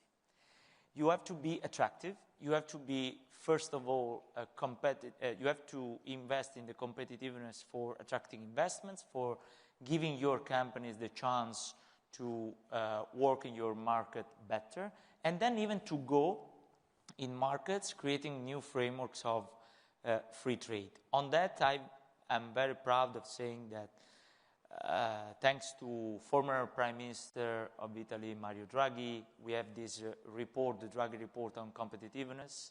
I had the honor of serving for him as foreign minister for 2 years in Italy, and this report is the solution, in my opinion, on the paper for trying to make more competitive the European single market, That is a huge market, is a very important opportunity for our partners, for having new opportunities of business, but we have to deregulate. Mario Draghi said something on the tariffs once the debate from the United States started at the beginning of the Trump administration 1 year ago. He said, the main tariff on the European market is the bureaucracy. Before any kind of other tariffs coming from abroad, let's take care of our single market and let's try to fix this issue. Yeah, and I guess there's new impetus there as well. Nasser Saidi, sorry, I'm just sort of slightly playing tennis here, looking one side to the other. Thinking about the sort of the economic impact that we've seen so far. I mean, a lot of people are very surprised that we haven't seen more inflation as a result of the tariffs. I just wonder how you assess the economic consequences that we've seen so far, and whether are we still storing up trouble, or are things less bad than we thought? I think we're still in the middle of the road. If you think of the various factors that are risk factors, particularly facing us in the region, you've got unprecedented trade and economic policy uncertainty. So if you look at any measure of trade policy, the indicators are way up, historically way up. You've got the geopolitics in the region. We've had wars and violence. And you've also got a rapid buildup of debt, particularly in the United States and Europe, and therefore potential impact on interest rates and all the rest. So as you started off, people would be surprised that despite these big risk factors, our region has been fairly resilient. Now, when it comes to inflation, obviously, higher tariffs, in particular in the United States, are going to mean higher inflation. But we haven't seen that happening because people built up stocks and buffers before the tariffs came to place. So we need to be careful about the dynamics, because I think you're going to see higher inflation in the United States. That could have implications for how quickly interest rates come down, whether it has an impact on quantitative easing and the like. So it's still a very fluid and uncertain macroeconomic environment. However, two things. The trade policies and the greater global fragmentation are a very positive thing for the GCC. And the reason why that is because China and others are going to be diverting their trade away from the United States and Europe. And I think our region will be the primary beneficiary of that. Now, what does that mean? It means that already, for example, China is our biggest trade partner, something like 288 billion, 300 billion per annum. And you're attracting more of that trade. It could have implications for actually lower inflation, because a lot of it is consumer goods, right, which is coming into the region. China has every incentive to open up new markets in Asia, Africa, Latin America, and of course in the Middle East. So we are likely to benefit. Now, you also have to be careful to put in safeguards, because some manufacturing and industry could be negatively affected by Chinese, let's call it, potential dumping. So we have to put in some safeguards there. But by and large, I think it'll be very positive for us, because it is in our interest in the Middle East to grow our links with Africa and Asia. So I think what we're going to be seeing is an increasing pivot to the East, to China, Asian markets, and the rest, and greater integration in our region. You've already seen the GCC countries, for example, investing very heavily. Look at Egypt. So I think you're going to see more regional integration. The question I would have is that, particularly to be a little bit provocative, Europe has not really engaged. The concern has been really with the United States, and perhaps we have been a bit on the sideline. So that's a question I would ask. Okay, we'll pick up on that. But just while we have Her Excellency for a few more minutes, I just wanted to follow up on that point, the prospects for deeper regional integration as a result of what's happening, creating more of a bloc. How do you see that evolving?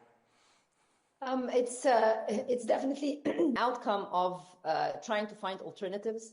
And as was mentioned, what is key is that countries need to work very much on their macroeconomic policies, on their trying to push productivity in ways that make it a win-win situation for more, joint trade and investment between them. The point on safeguards that Dr.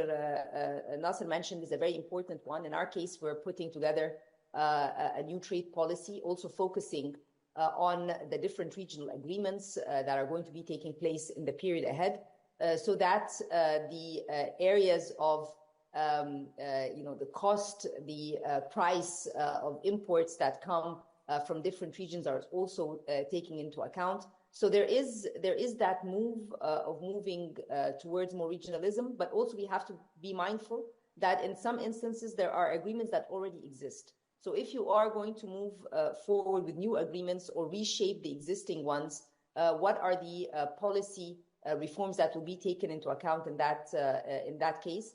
And one key element that is mentioned in addition to tariff are the non-tariff barriers. So there are so many non-tariff barriers that can be tackled so that at the end of the day, you make these regional trade agreements ones that provide more prosperity in terms of lower cost, lower price for citizens. Great, thank you. Luigi, just coming back to the point that was made about the EU. I mean, you alluded earlier to some of the challenges the EU faces internally in terms of increasing competition and competitiveness.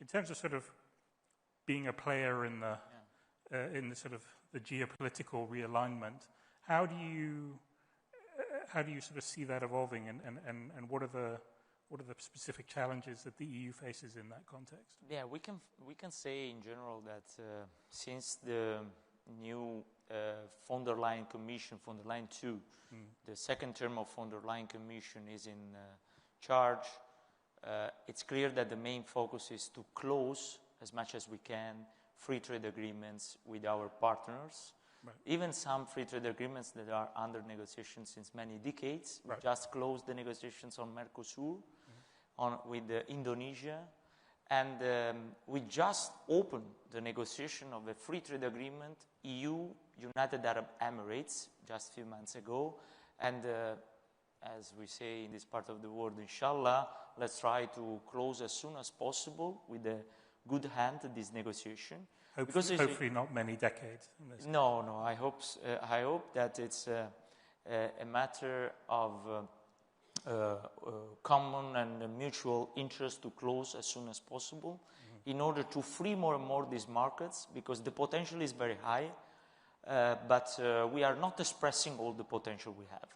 At the same time, we are trying to revive the EU GCC free trade agreement. That one is there since many decades. Is there since I was 2, and so it's not my fault, honestly. You're quite young. We are trying to work on that in an idea where the GCC and the EU are trying to have scoping missions and meetings between the team leaders in order to revive. The last meeting was in Brussels recently in September, and but it's not only about that. We have a new tool of the European Union. We are going to negotiate with many GCC countries a strategic partnership agreement. We will negotiate even about investments, how to ease the investment, the business environment for both sides, for companies and governments from both sides. And finally, very soon, will be published the date very soon, we will have the first ever Energy Security Conference EU-GCC, probably in Brussels, and it will be the first time that our energy ministers will meet all together for even projecting the initiatives in view of the future on renewables, and even renewables, our cooperation on renewables, it goes even to data centers and even green aluminum and steel produced via green hydrogen. So there are many projects ongoing. We are trying to fill the gap.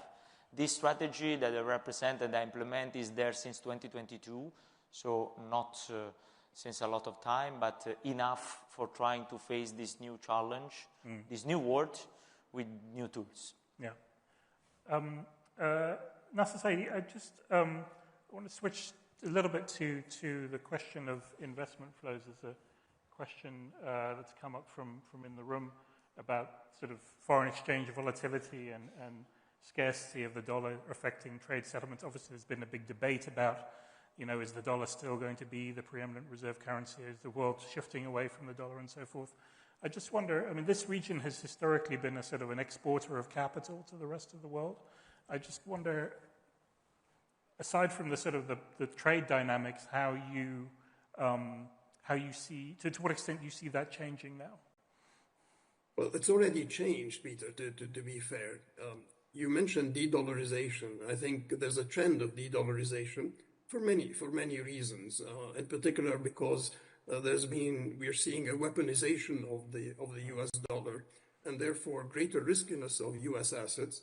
And that's a reason why you've seen financial markets and reserves of central banks now shifting towards gold. We've now had the highest share of gold in the foreign exchange reserves of central banks, running around 27%. That's unprecedented. And as people shift away from US assets, they're coming to our region. So I don't want to focus globally, but focus on our region. We're seeing more interest in our assets. And remember, the reason why that's happening is that the markets of the GCC, which I call the GCC Falcons, have now matured. They're much more diverse. They've diversified their trade, diversified government revenue, diversified output. So pre and post-COVID, we're talking about a very different scenario.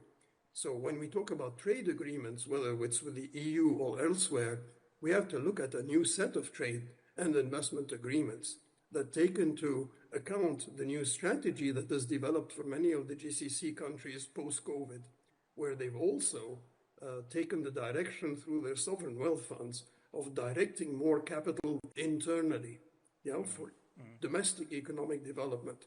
Now that you're focusing much more on non-oil and non-oil trade, you can do that. So now we're seeing investments in technology, AI, data centers, and in particular, I think, since this was being mentioned, we now have the possibility of green data centers, by which I mean data centers which are solar powered. And that means that the GCC, in particular Saudi, UAE, are at the forefront globally in terms of having very competitive data centers that can become a global service. This is unprecedented. So let me put it this way. Non-oil trade has been growing, but at the same time, the GCC are a global hub for traditional energy, oil and gas. That's one part. We already know that, we have that. But what's also happening is that the GCC are going to become a global hub for renewable energy, for clean technology, for climate tech. And this is where I think the EU has to engage. What we saw is that the EU has perhaps, and certainly the United States, doesn't seem to be as interested, the United States, in renewable. There's even climate denial in the United States. EU is no longer talking as much about green energy as much as they used to. So what we need is that in our part of the world, we can be global leaders in terms of clean energy, clean technology, climate tech, and the like. And I think this is fascinating because we have access to the technology, we have the capital through the sovereign wealth funds, we have surpluses in terms of trade. So I'll put it this way, we are in a very sweet spot because of greater global fragmentation and the diversion of trade, which I think will be to the benefit of our region. And remember, the bottom line is we need to create the jobs. So new technologies will help us create those jobs that our young people need. Just on the sort of the de-dollarization question, obviously this is also potentially an opportunity for Europe and for the euro.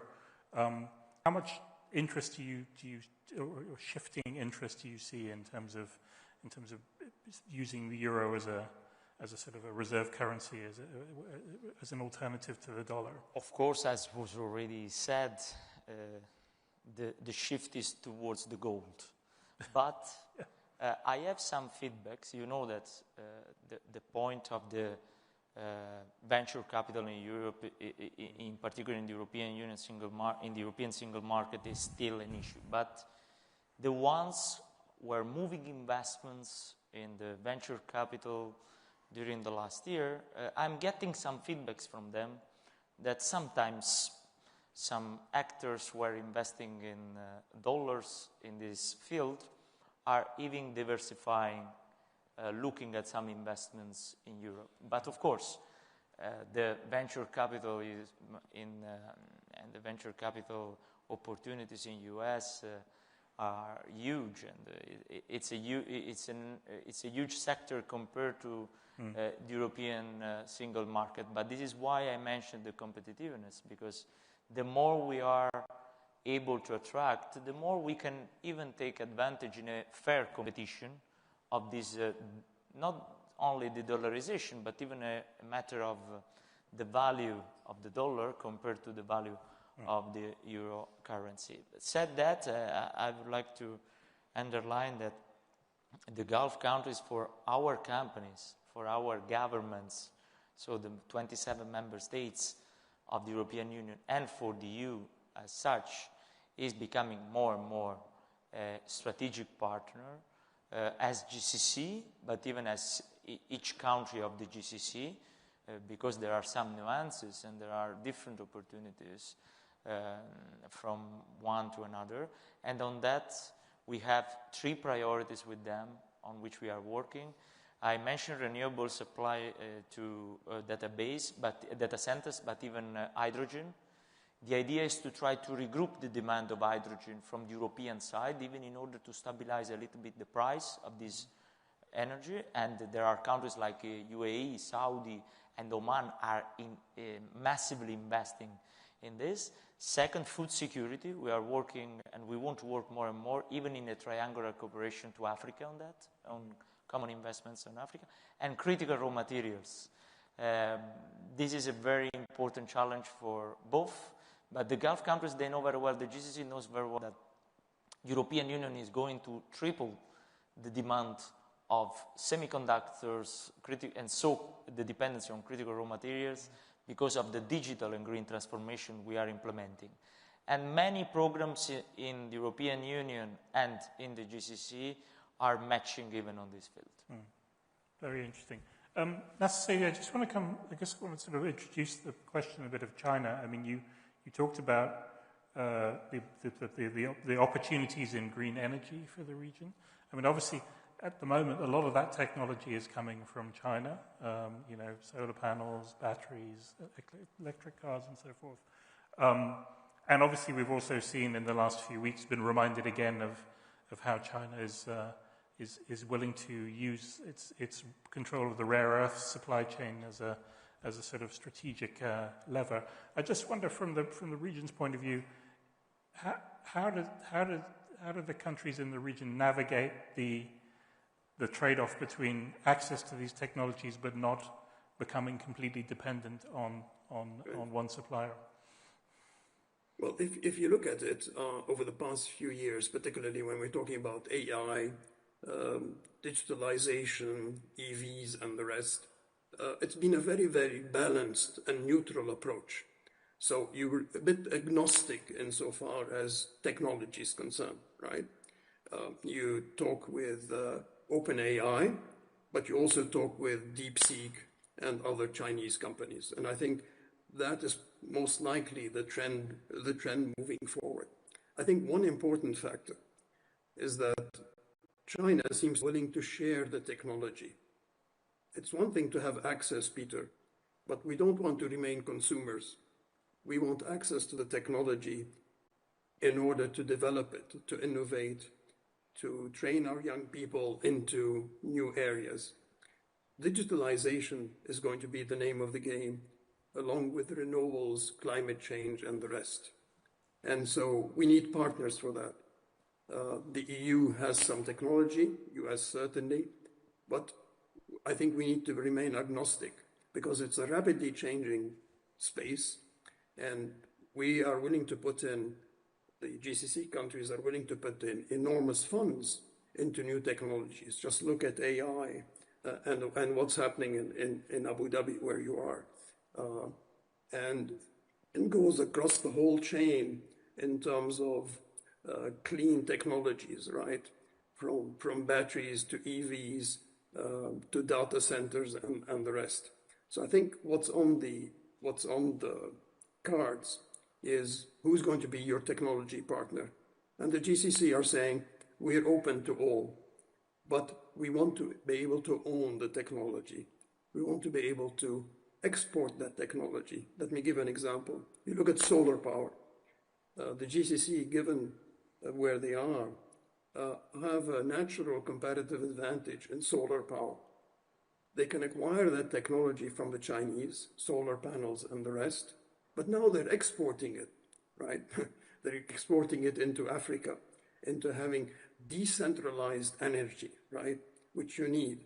So it becomes an integral part of economic development, and it becomes an integral part of what I call regionalized globalization. In other words, the GCC countries are going into Africa, the Middle East, and other countries, and they're integrating them into their economy and using technology to do that at a time at which many of those countries really need the technology and renewable, and they're into the energy transition. So I think what you're looking at is a very different economic partnership than what we had or what we were looking for pre-COVID. It's changed. Right. We're almost out of time, but Luigi, as the representative in the room, we'll give you the final word. There's a question that's come up, which we were talking about AI there, about the EU's position in AI development and policy and investment, particularly compared to the other players, and I guess given the sort of the competition playing out there. It's a big question. We have a short amount of time, but can you give us a nutshell of the EU's approach there? Yeah, we are approaching many partners on that because AI is at the core of every kind of investment program now at this stage of our economy. As you know, we have this AI Act that eliminates the unacceptable risks in terms of AI. And I hear that we are even inspiring some other regulations all over the world about AI.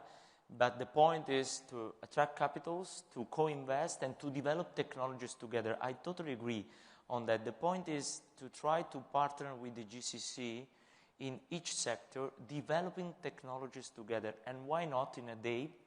I'm not launching a proposal, but I'm just underlining the fact that even in terms of strategic autonomy of both regions, in order to invest in new technologies, even in the military, why not to co-invest in new technologies, even on this field?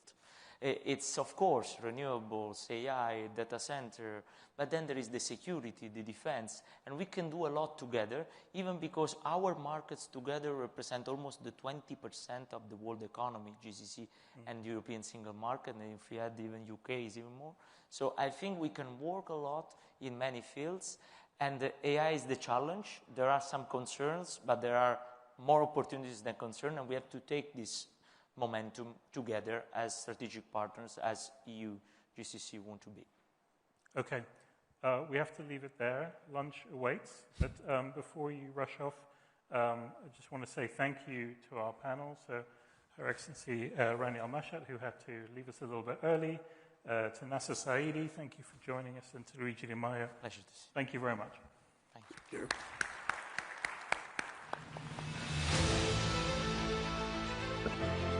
Right, thank you to Peter and the panel. Yes, it is indeed lunch now. It's been a morning of rich conversation. We plan to continue that after lunch.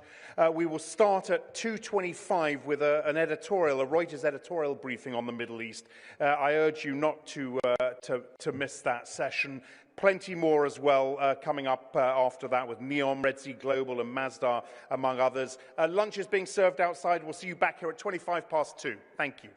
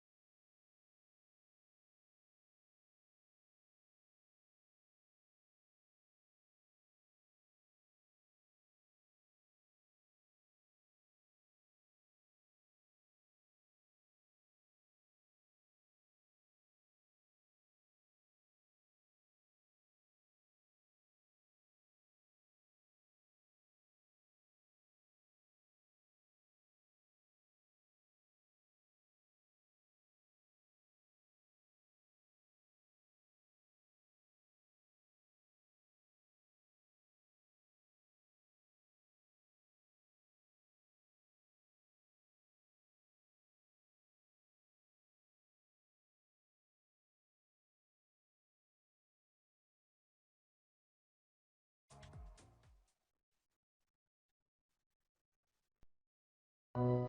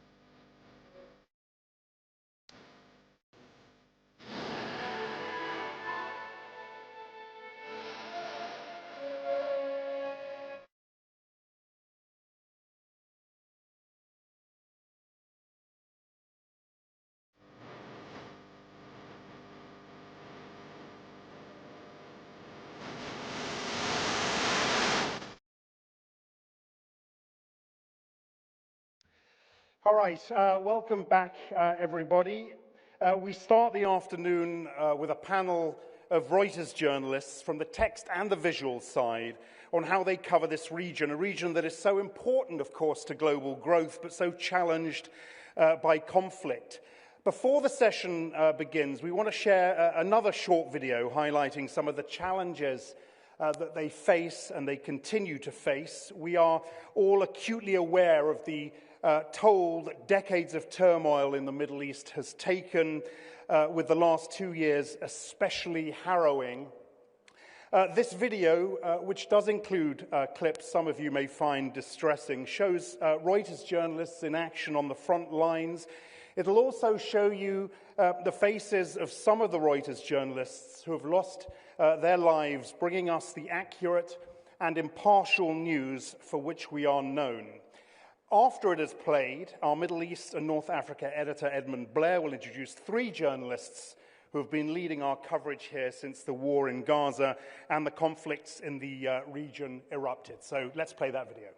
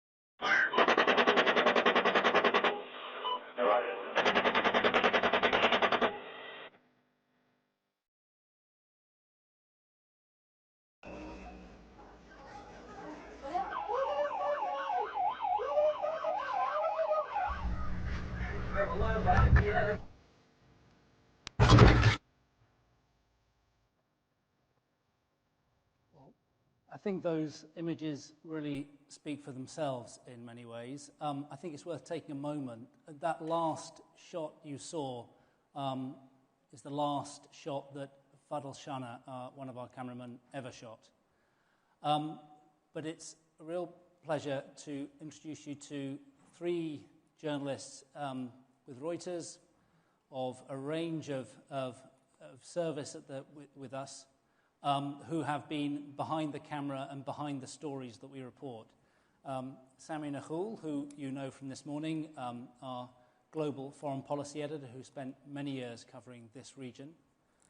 Labib Nasser, who is head of Middle East and North Africa Visuals, and Maya Jabali, who's our Beirut-based bureau chief for the Levant, covering Lebanon, Syria, and the rest of the Levant. I want to come to Samia first. You've covered this region over many years. You were Middle East editor for many years before you took your latest role. You've started since the Lebanon civil war and through pretty much every conflict since then. And it's worth noting that one of those images that you saw flash past was actually Samia when she was wounded in Iraq in 2003. So you've really been at the front end of the challenges of reporting this region. What's changed over the years, and has it just become more dangerous? I think the mission hasn't, sorry, can you hear me? The mission hasn't changed, it's basically to bear witness, to uncover the story, to tell the truth, but the terrain has become much more treacherous, Journalism in this part of the world has always been risky and hard, but really now the battlefield is full of minefields, Journalists have been targeted directly. I mean, we consider to the enemies. Like I recall, like when Isam, our colleague, was killed, he was wearing the flak jacket, he was wearing the helmet, but he was still being targeted. And at the same time, our Hussam al-Masri at the hospital, he was among 5 people killed in August. So again, what has been targeted is the live footage. Every time you have live footage, because it's exposing atrocities, it's exposing crimes and killing, they're being targeted. Although they said it was a Hamas, but, our investigation showed it wasn't Hamas. So what has changed in the past, the challenge was access to information, access to the source, access to the story. That was the main challenge. But right now, there are so many challenges, including, the risk is higher because technology is helping them also, Whoever wants to target a journalist, your iPhone has become your enemy. They can trace you, they can hack you. In the past, we covered story, we're not hacked. Now, hacking continues. They monitor you, your movement. They can target you. So technology has been, it's an advantage for us because, we can transmit stories from the feed. We can, but again, technology has become something that they can use against us. And, in the conflict, like in this conflict, since the Gaza war, 235 journalists have been killed and media, fixers. In Iraq, we had 285 were killed, among them 7 of our journalists, and, 3 of us were seriously wounded. So the risk is bigger, and we are being treated as really the enemy of the truth because we are exposing so many. If it weren't for us, so many stories would not be told, so many atrocities would not be uncovered. So we are the lens, we keep the checks basically on them. Thank you. And it's interesting you point to technology on obviously Labib. This is where you've done a remarkable job with the team continuing to show what's happening on the ground. I think it was notable when the last situation where the hostages and Palestinian prisoners were released and the hostages were handed over. You were running 3 live streams from Gaza despite the hardships of delivering that to the world. It really was remarkable to see it across global channels. But how do you do it? How do you? What was the biggest challenge you have in keeping the footage rolling through these kind of crises and conflicts? So it's challenging all throughout. From deployment to publishing and beyond. You got to pick the right profile to have access. Samia talked about access being a challenge. It remains a challenge. Let me give you an example. You saw the video, you saw Libya. It was a natural disaster in Derna, which falls in the east. So you want to deploy somebody to Derna. You cannot fly into Tripoli and then go to Derna. You have to fly into Benghazi because there's competing governments. And then when you do make it into Derna, actually the government that rules is not necessarily in sync with the people inside Derna. So the way you report on the story becomes challenging. The way the government challenges you and tries to, control your message becomes challenging. The way the people react to you coming to, put a camera in their face in their moment of grief or moment of death, it can be challenging. Technology, we use technology to try to avert risk. Safety is a big issue. We have lost many colleagues, and also very recently. So wherever we can, we're deploying remote-controlled cameras to avoid human cost. And what you referred to with the 3 lives out of Gaza, it was actually a sad reality because the line of sight in Gaza now, with no buildings, gives you a better connectivity than you ever imagined you could get, and you're getting it from the other side. So we were able to have very high-quality lives using smartphones and other equipment. So the challenge is in every aspect of the work, including when I said publishing and beyond. You're competing against deadlines. You're trying to remain competitive, and you give the same product to often competing channels or networks, and they get the same product, but then they go out in their language, and then you get the feedback. And I often say, as long as everybody's upset with us, then we are doing the right thing. So, yeah. Thank you. Maya, you were in Beirut when the bombs were falling. You were there when the Hezbollah pages blew up. And then you were sort of whiplashed straight into the fall of Assad and the incredible dramatic changes we've seen there. Maybe you can walk us through some of the reporting you've done that, I guess I would say this, wouldn't I? But that we deliver that probably others can't. Yeah, I mean, I'll say right off the bat that it's very much a team effort, not just the team that's on the ground and not just the team that is really working under extraordinary circumstances to stay focused, to stay disciplined, to stay true to the trust principles, but it's also a marrying of that team with other colleagues at Reuters who have a set of skills that we don't have.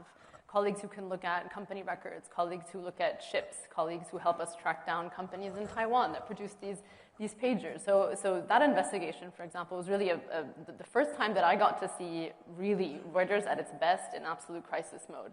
And we had to put that investigation together with the threat of Israeli tanks rolling across the border into Lebanon. So we had a very, very active news file that was still very hot. And we had to figure out how we were going to tell the story of how these pagers were rigged and how they blew up, and who they hurt in the process. And so it was a lot of traditional reporting in the sense that there was a source that I would call every single day and say, show me a pager, show me a pager, show me a pager.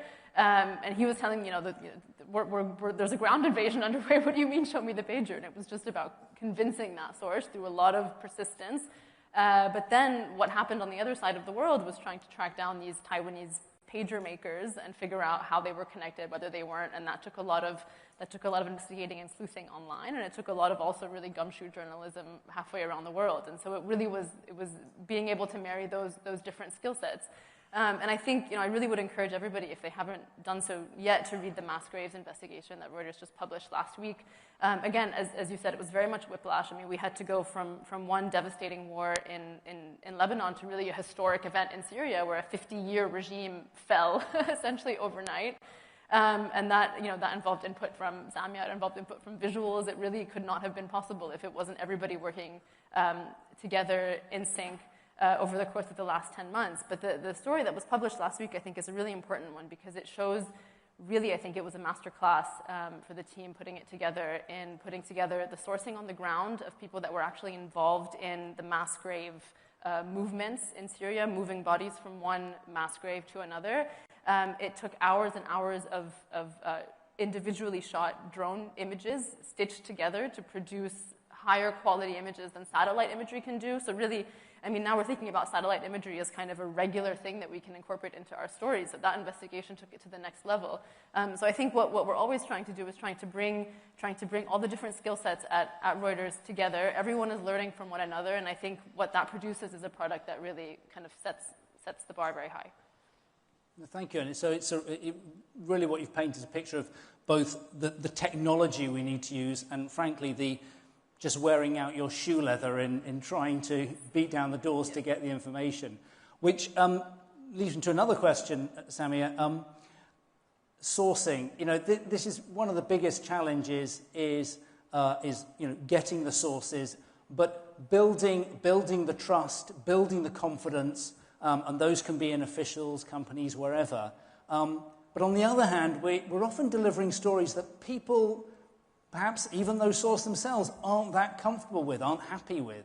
How do you navigate that very difficult path with making sure we continue to deliver hard-hitting news that is going to challenge the authorities, that is going to challenge what the information they want to deliver, and yet keeping those sources on side and willing to talk to us? How do you build those contacts? I mean, the most important thing for me is always the reporting from the field. This is where you trust, you see, you witness, you report, you check, you talk to people, you have witness account. So, whatever government think, with all our respect to government, but, the reporting starts from the base.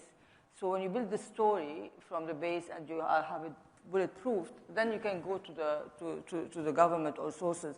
They might deny it, but you keep on using multiple sources to check that your account is right. And if they don't want to comment, they don't comment. If they want to deny the story, I always tell them, okay, deny the story, if you want. And normally they don't put denial. They know that your story is right. But at the same time, they kind of respect you. Deep down, they know that, every time there is a story, like I remember an official who complained about a story that I wrote calling my editor-in-chief at 11 o'clock in London, that we have a campaign against Lebanon. Then, anyway, once before he was calling me, there was a story that you had from Pakistan, and he wanted the Reuters story because he said, I trust Reuters. What did you say? Can you say it? Do you have more on the story? And when I confronted him, I said, why do you trust us on the Pakistan story? And, you don't. And he knew that the story, but he said, oh, you're the daughter of this country, you have to help us. I said, I work for Reuters. but then they respect you when they know the facts are right, But sometimes also, you are threatened, because I remember once I had a massacre. I went to a morgue. I saw that there was a massacre. I reported it. I called the TV. They came and they filmed. And the French got an investigation. And then it was the Syrian regime, and they called a leader, and they called me. They said, you reported about 21. They're going to be 22. So in this case, you have to leave the country. You have, there are always risks, but you don't. I never not publish a story because I'm scared of the circumstances. The truth is more important. But we don't take. It's not taking being irrational. It's just the story has to be published, basically. But it gets to an interesting point, an important point. I mean, this balance that we're constantly striving for, this making sure that we're seeking comment, and we really are seeking comment. And I guess it's worth really emphasizing that with what doesn't always get seen, what obviously doesn't get seen, is the stories that don't get published or the stories that get changed, precisely because we've sought that comment and listened and fed it in and fed it into our reporting. Yeah, we wait on the story. We don't publish immediately. We give them 1 day, 2 days, it depends. But then we say we're publishing. Tomorrow at 5 o'clock we're publishing. If you want to put your comment, we're ready. So at least we feel we do our due diligence, basically. And Labib, a lot of points raised there. I mean, part of it is, people on the ground in Gaza in particularly in this conflict, but all around the region that you have to manage. But one of the all these images that we see, so many of them are on social media. You can almost see them. You just scroll through TikTok, through X, through whatever. You're going to see these. What is it that we provide that's different in the images? Aren't just images images? No, in this day and age, it's very dangerous to assume that all images are images. On social media, we have actually a video verification team that uses social media as one of their sources, and we verify and we source the video before we can put our stamp on it and say it's good to go. And that's why our clients trust us. There is video on social media, but it doesn't cover for the work that we do. We are bearing witness. We are on the ground. we are documenting what's happening, and it's happening with professional journalists who often have to be creative. It's not just a technology, and it's not just a simple, camera operator. It's a proper journalist looking at what's going on, reporting back to the rest of the team so that the reporting can be bulletproof.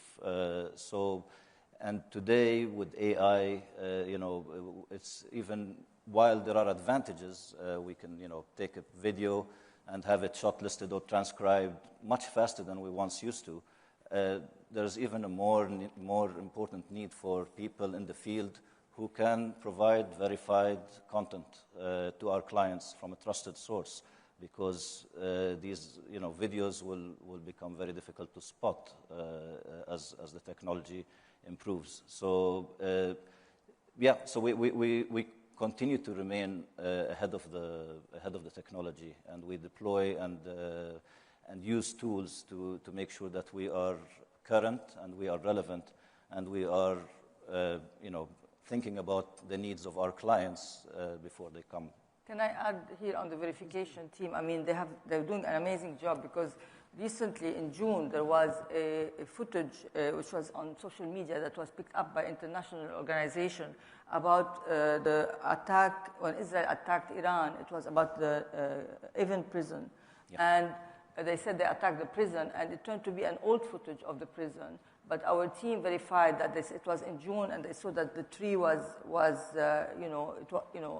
bare, and it shows that it was in autumn. It was the previous year in a different situation, and there were no debris. And the same when Yemeniya Airways plane also. So two videos, like they were fake fabricated, but they were used by outlets. And that's an interesting point, this whole, verifying the visuals, using the visuals for our reporting.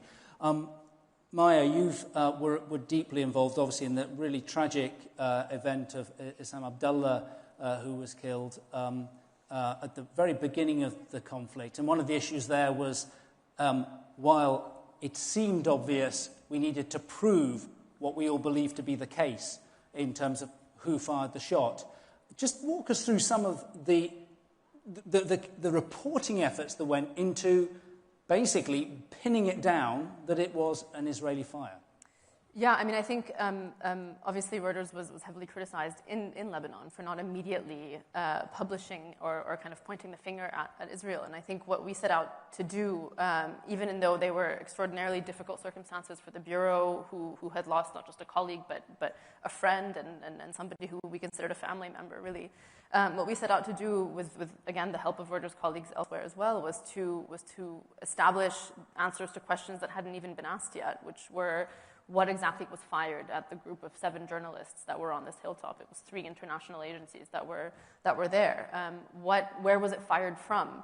Why were there 2 tank strikes? What happened afterwards? So we really were trying to ask ourselves questions and set the bar quite high in terms of the answers, but also the way that we were going to pursue those answers. So we actually went on the ground and picked up fragments of the shells ourselves, took them to a lab in The Hague to be tested. That lab had also tested and examined all of the visual and sound elements that we had brought them as well. So there was physical evidence in terms of the actual physical fragments, shell fragments that we had picked up, and then there was the digital evidence that we had brought them, every camera footage and sound recording that had been filmed that day in that area. And again, and this is why people often see this kind of this wording in Reuters stories. Reuters stitched together these reporting accounts to find this, because it's true. We really do stitch together all of these different reporting methodologies to provide as complete of a picture as we could. And that picture, ultimately, that emerged by the end of 2023, we published in December 2023, was that Israel had fired 2 tank rounds at a group of 7 journalists, followed up with more than a minute of gunfire from the same location within Israel, and that obviously killed Issam, left an AFP journalist, Christina Asi, without the use of her legs, and was an extraordinarily traumatic experience so early on in this war that unfortunately then produced more and more and more similar cases. We obviously, unfortunately, had to do the same thing with the Nasser Hospital investigation just 2 months ago. And so I think one of the things that has been so heavy for journalists across the region is the fact that we're kind of, we want to be able to say never again, and unfortunately we're not able to say that because we're continually seeing these attacks on journalists. So I think, again, that publication, that report came out nearly 2 years ago now, investigating Issam's killing. We still have not received a response from the Israeli military. And this is what we do. We put out the maximum amount of evidence, the strongest reporting possible on the table, and then now we wait for the response, which should come. Thank you. So our universe is big, and what keeps us ahead of everybody is we have our checks and balances. So, it's easy to get caught up with emotions when your colleague that you are seeing and living with every day is killed. But then you have the bigger Reuters family that contributes to the reporting. And there comes the checks and balances and the approach and how to move about things. And the same thing happens with safety. When we deploy safety, gives their assessment, it's safety versus editorial, and then we decide together where to go. So there are many stops on the way that we, as Reuters, can put in place because our universe allows us to do so and because it's best practice. I mean, maybe just briefly, and we'll come to some of the questions, particularly this one on the trajectory of tensions at the moment in the region, and we'll try and plug some of your brains on that. But just in terms of the security protocols that we have to go through when you're, particularly for visuals, because you really are on the front line of things. Maybe you can just walk through some of the steps that we need that we work on to really determine whether it's worth it, whether the risks are overbearing or not. So it's a case by case. A proposal comes, we need to go cover. Let's say, for example, there's shooting in the West Bank or a settler attack in the West Bank. Do we deploy somebody there? If we deploy them, how quickly can they get there? What's the mitigation? Security does their assessment. Do they need a security advisor with them? Are they the right profile? You don't want to send the wrong profile to the wrong place and then have your own problem as well to deal with on top of the coverage. So you would, write the pitch, put the proposal out, hear back from security, they do the mitigation, and they classify it, amber, red, or green, and based on how risky it is, you have to get an editor's approval before you can proceed. And then every step of the way, we are, geolocating everybody, we are following step by step, we are flexible, ready to make a second plan if need be, ready to abandon plan if must. It works well because, the safety has nothing to do with editorial, and editorial has nothing to do with safety. So it's a proper checks and balance system that we have in place. That's great. Well, let's take a slight change of trajectory. About trajectory, we have a question here. How do you assess the trajectory of geopolitical tensions in the Middle East over the next 12 months, particularly the implications of the Israel-Iran conflict? So a really, really simple question, Samia. We have to ask Netanyahu and Khamenei, actually. So, I think it's going to be probably the year of Iran, over the next 12 months, whether a nuclear deal is going to be brokered or not. And if not, then again, I think Iran is going to be under a tight spot. Israel will unleash maybe not a war, but attacks, surgical attack, different kind of attacks, spy attacks will continue.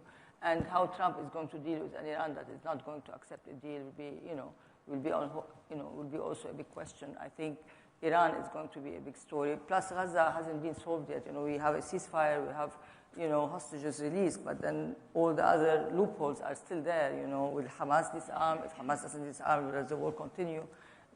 So there are so many things, that are still unresolved.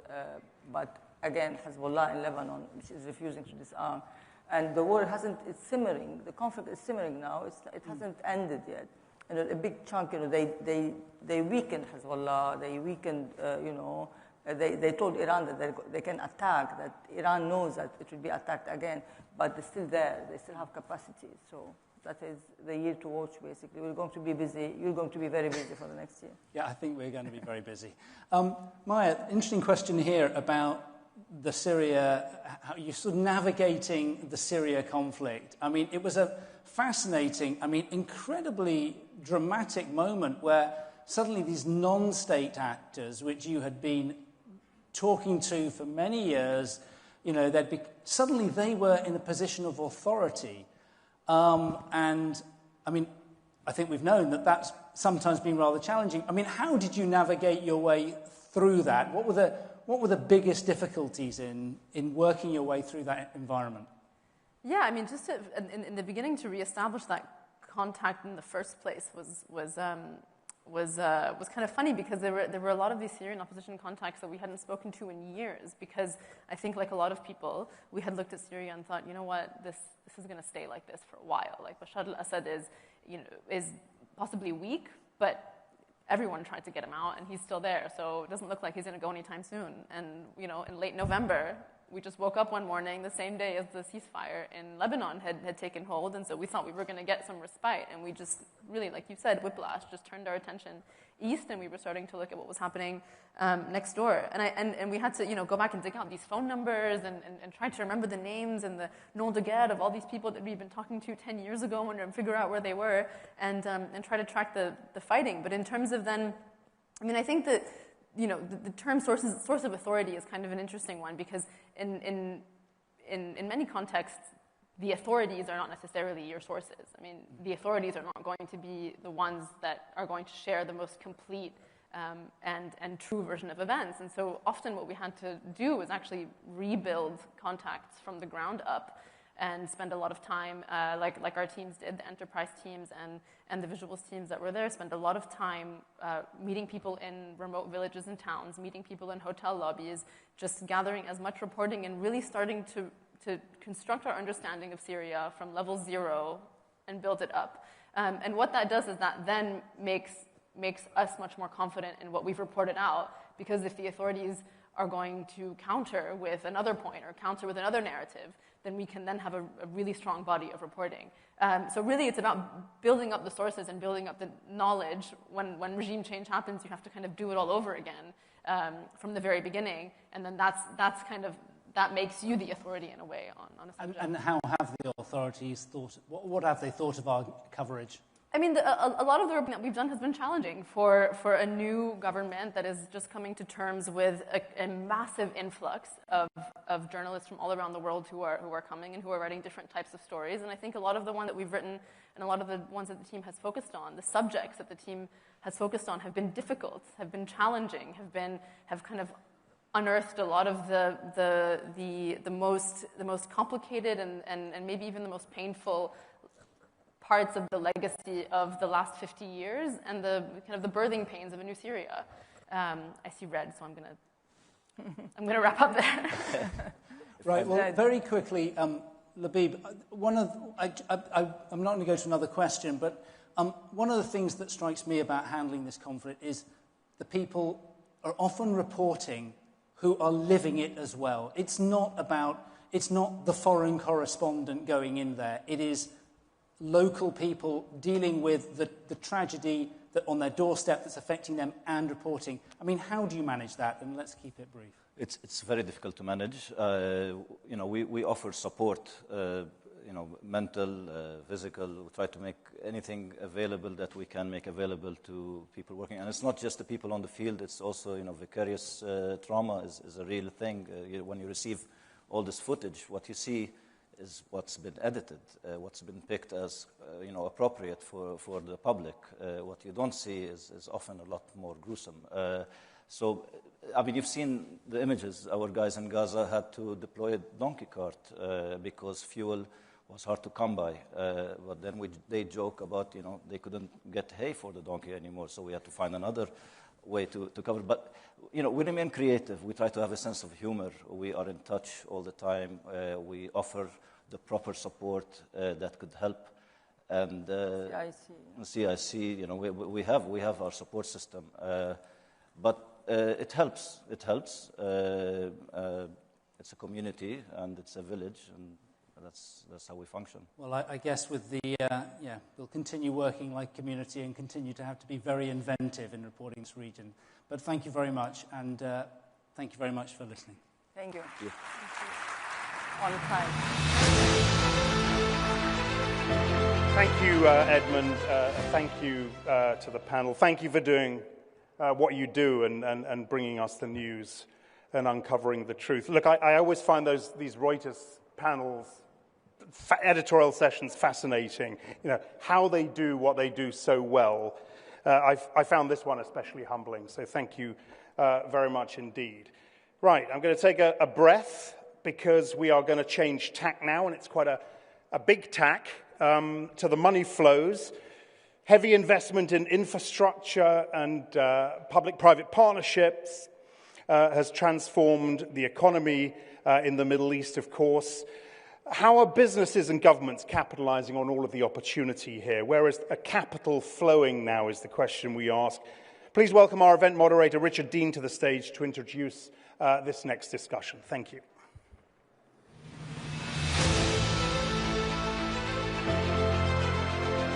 Thank you very much indeed. Good afternoon. So the question is, where is capital flowing now? And I can think of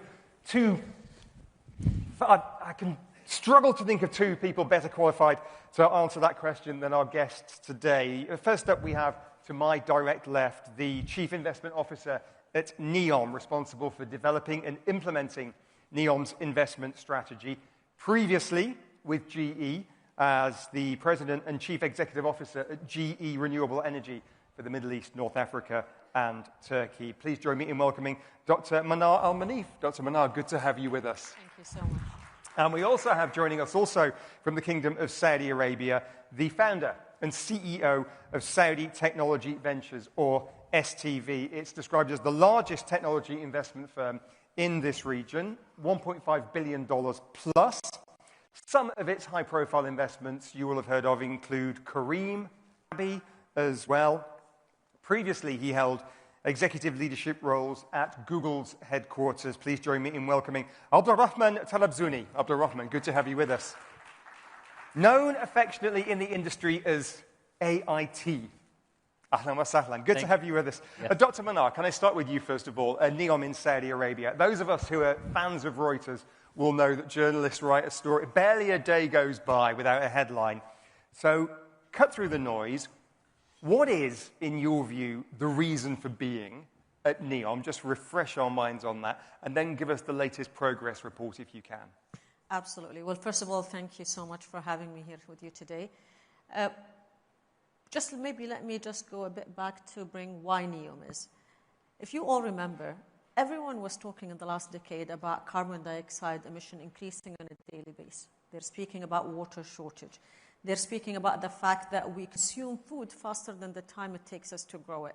But yet, no one around the globe was able to come and put a solution. What are we going to do to address these challenges? What is the future looking like? What do we need to do? And that's where the idea of NEOM came from in the beginning. It is simply a place where to present for you the future. It's a place that represents for you a global opportunity, a greenfield development that will enable you to do three things. First one is to reimagine sustainability. So sustainability is very important. It measures the day-to-day operation and how do we work. And what is the future of sustainability, future of industries, and so on. The second one represents a global opportunity to reimagine businesses. What are the different ecosystems that you need to create in the future to create jobs? What kind of industries do you need to build to actually meet what is the future going to look like in 30 and 50 years? Specifically with AI disruption today, the way that we work and the kind of industries is going to shift significantly to what you predict is going to be there in 20, 30 years. And NEOM will provide for you an opportunity where you will be able to test some of these new concepts, validate them, see what kind of infrastructure is required to build them and take them forward. And the third thing NEOM will be able to do is simply a global opportunity to redefine livability, which is today specifically when you focus on the youth, livability is a very big component that everyone is looking at. And when you add all of these three things together, it's actually at the cornerstone of Vision 2030, which simply focuses on two things. Vision 2030, transforming the economy and diversifying the economy, as well as improving the quality of life. And NEOM is at the heart of doing that. So that's why NEOM and what we're doing. And if you think about it and just, if you think of the vision of NEOM, which is quite interesting, many people do not really focus on the vision of NEOM. It is simply where the greatest mind and talent are empowered with the most pioneering idea to come and develop what is the future. We're not saying we're going to be developing, a tall building or a big mall. On the contrary, we're saying it is the land of the future where the greatest mind and talent are empowered to develop the most pioneering idea. That's a very big thing and a very big statement, because simply you're giving the tools to people to come and innovate and introduce the future. So that's what NEOM is about. Now, where we are, we're actually moving according to plan. We're really busy in developing the required infrastructure. Remember, we're building a city that is in scale the same size of Belgium. So when you're developing something, that's something long-term that require a lot of development, from building the required infrastructure, from roads, from energy, connectivity, mobility. It takes multiple decades to actually be able to finish and achieve the target that you need to have. So work is under progress. We're moving ahead, and we are developing a lot in that area. There is a follow-up question, of course, about where the capital is flowing, and we'll come to that. But Abdulrahman, if I can turn to you first of all. In answering this question, you said you wanted to frame it in a number of different themes. And you said the first one, and the most important one, is underpinning all of this, that this region is building the AI wave, whereas previously the region has been a consumer of cutting-edge technology. Explain that to us. Absolutely. I think, Richard, it's really important to put things in both a global context and on a time axis context. This region, for a very long time, has been a consumer of technology, and most of the capital allocation that has been happening, especially in the GCC, has been geared towards building infrastructure, education, mostly in a bit of CapEx, more OpEx, in which governments had to take on the burden of employment and creating a base layer for economic activity. But I think what's happening now is completely different, and you can see this very intensely happening in places like here in the UAE and in Saudi Arabia, where the push for modernization is very synonymous with private sector empowerment, innovation-driven economies, and outsourcing of this value creation game back to the private sector, where the government becomes an enabler. Now, what this means is there are various efforts across these governments to unlock capital and reallocate that capital towards more sustainable business models that are private sector driven.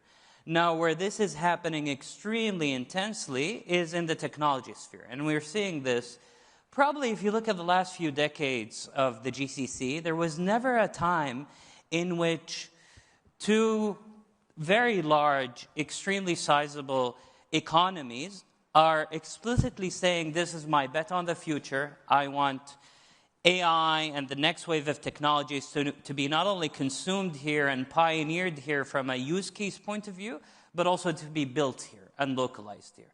And this is a completely new narrative. Now, for us as investors, when we look at this, we get really excited, because what this means is more of this capital is going to be localized and hopefully compounded within our own geographies. Gone are the days in which governments of the 90s and the 80s used to look at whatever we called technology in the day, whether it was the World Wide Web or later the mobile internet or now AI. Those governments did not look at this or these technology flows as sovereign and critical questions to deal with and understand and localize. The governments of today in the GCC are seeing these as essential, as existential, as sovereign. And I think that's one big piece of what's going on. Now, when we look at the landscape, technology investment and venture capital investment in the GCC has been growing exponentially. Value creation in the space has been proven. $30 billion of technology venture-backed companies were created in the Middle East in the last 5 years. So it's happening, right? But now looking at the quantum, we're very, very far from where we need to be. If you normalize tech and VC investments by GDP of our markets in the GCC, we're among the lowest in the world still. surprisingly, right? Despite all the momentum you see. We need to not only 2x or 3x or 5x the quantum of VC and tech investment in our regions in the GCC to get to global benchmarks. We're probably looking at a minimum of 10x the size for us to be globally relevant on a healthy benchmark. So I'll leave it at that, and happy to dig deeper later. Okay, good stuff. We've got about 10 minutes left. Thank you very much indeed to everyone who sent in questions via Slido. We will get to those, but a couple of brief follow-up questions from me, if I may. Dr. Manna, in terms of capital flowing into NEOM, you gave me a number earlier, 60 billion Saudi riyals. Briefly, where is that money going? Simply to develop a lot of private sector opportunities that we're looking at. So NEOM, today in the current stage that we're in today, there is a lot of infrastructure development.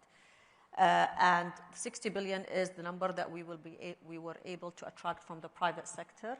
That's primarily on a number of projects. The first one is the NEOM Green Hydrogen project that was announced a few years ago, and it is going to start operating in 2027, producing at least 600 tons of hydrogen on a daily basis.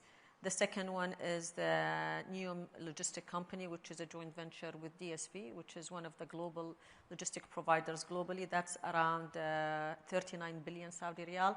And then there is a couple of infrastructure related to hotels and data centers and so on. So the private sector is very interested. The private sector is very hungry and want to play a major role in the development of NEOM. Previously, when you used to look at infrastructure, it used to be primarily a government-led.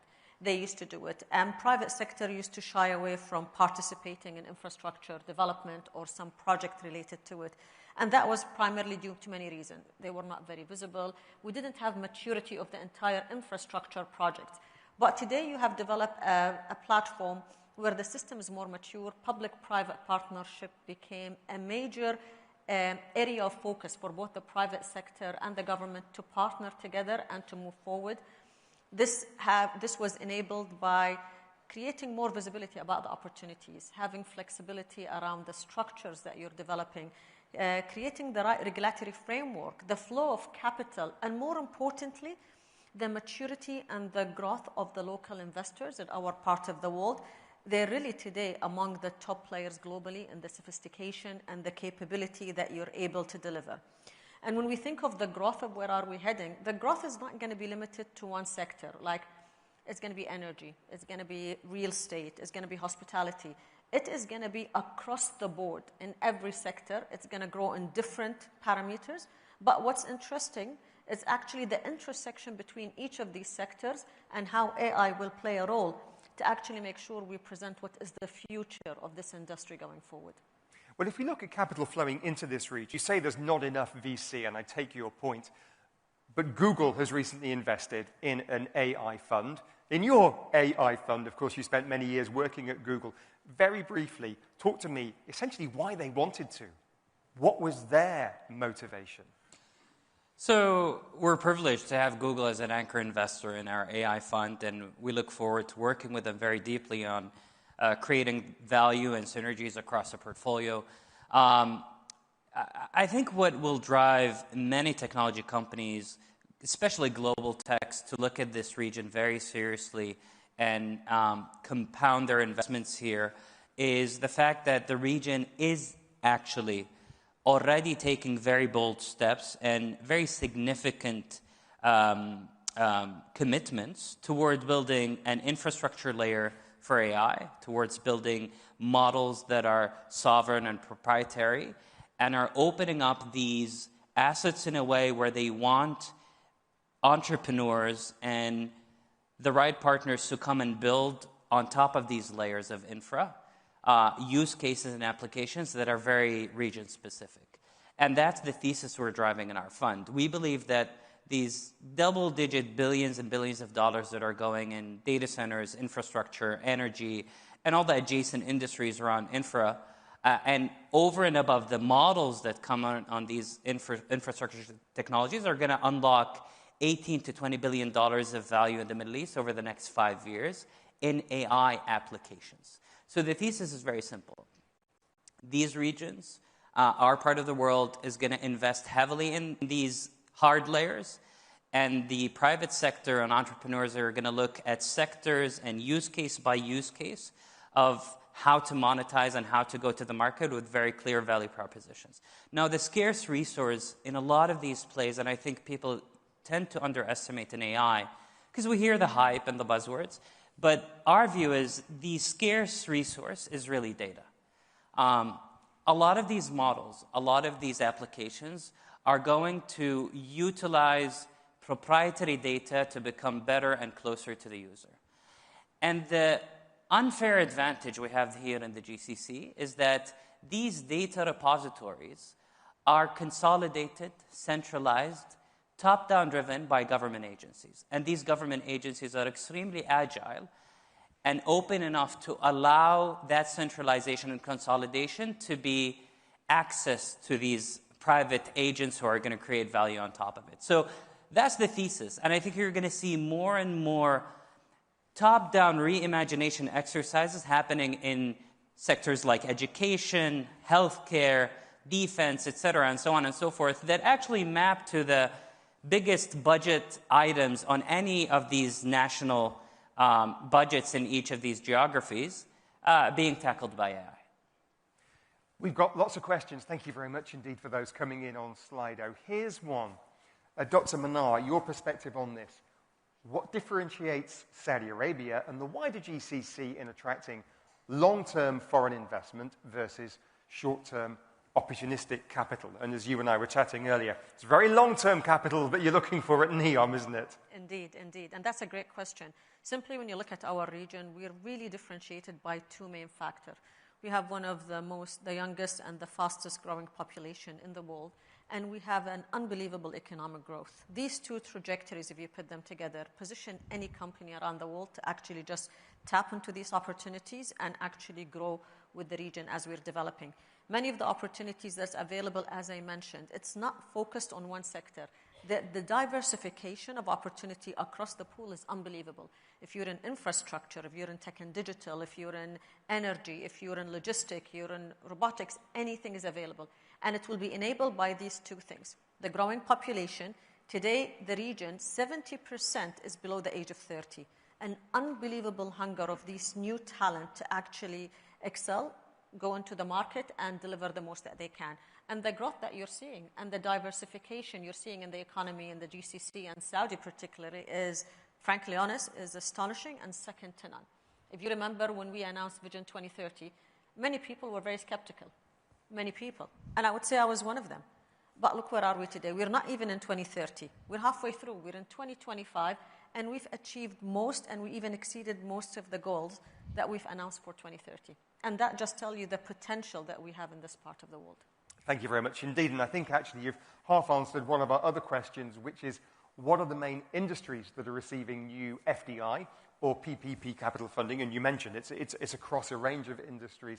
Abdul Rahman, to you, what's your view on the next 3 to 5 years of Gulf outbound capital? Will it remain concentrated in US tech and infrastructure or pivot towards Asia and Africa? Now, I know most of your investments are within this region, but what's your perspective on those capital flows? It's a great question.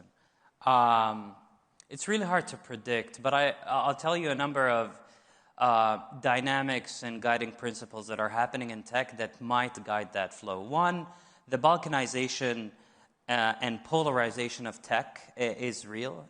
Countries are building very deep hedge layers for their data and for their models and their technologies to be local. And I think this will drive them to think of allies and partners across the world who want to build and co-build with them and localize with them within their geographies. Now, one can hypothesize whether the East or the West is going to be open to such models. I think it's fairly easy to guess.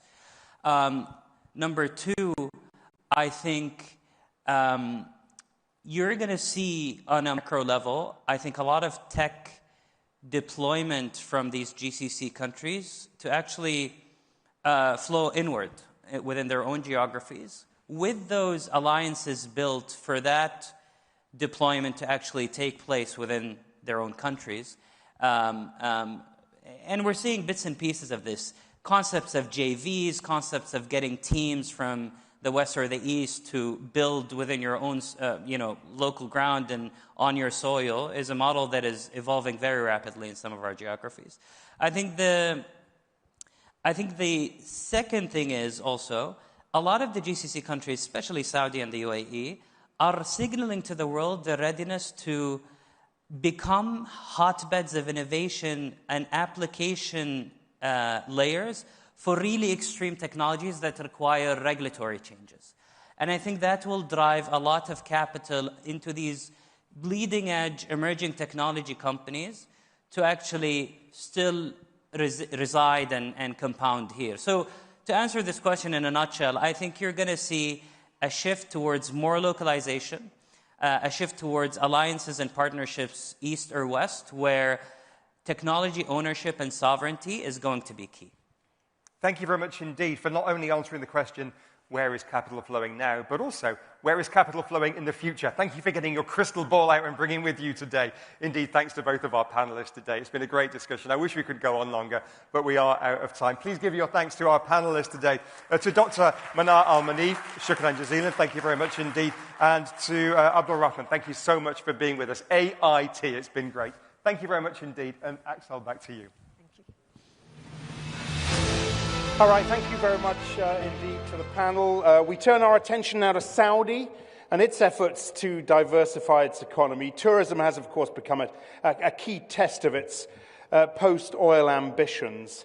Can the kingdom redefine its global identity through tourism? Please welcome the Group CEO of Red Sea Global, John Pagano. He will be in conversation with Nazanin Moshiri.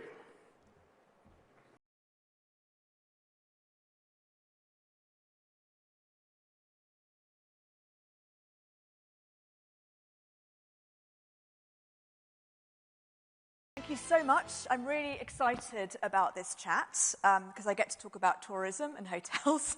Great. And I love it. So we're talking about beyond oil in Saudi Arabia and redefining global tourism. I'm really pleased to have Red Sea Global Group CEO John Pagano here on the stage with me. And we were just chatting, actually, behind the scenes about, what does it actually mean? What is beyond oil for Saudi Arabia? How fast is tourism actually growing? And how is it reshaping the kingdom's identity? Well, thank you for having me, and it's my pleasure to be here. So tourism, so beyond oil, very important subject today globally and in particular in Saudi. Tourism has always been a very important economic sector. It represented over 10% of global GDP. It does represent over 10%. And when I first arrived in Saudi Arabia at the beginning of 2018, it represented around 3.4%. I think we've doubled the contribution tourism makes towards the economy. It's up around 7% today. And so that means we still have room to get to the 10% global average. I think we could possibly even go beyond that. The tourism aspect of this is not just simply building hotels and attracting more visitors. It's about opening up the country. It's a societal change that is taking place under the leadership of His Royal Highness in his Vision 2030 agenda.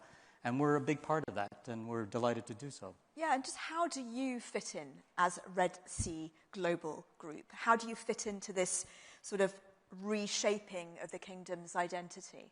Well, I'm proud to say we were born out of Vision 2030. We were one of the first of the 3 giga projects that were announced. We had NEOM, we had Qiddiya, and then Red Sea.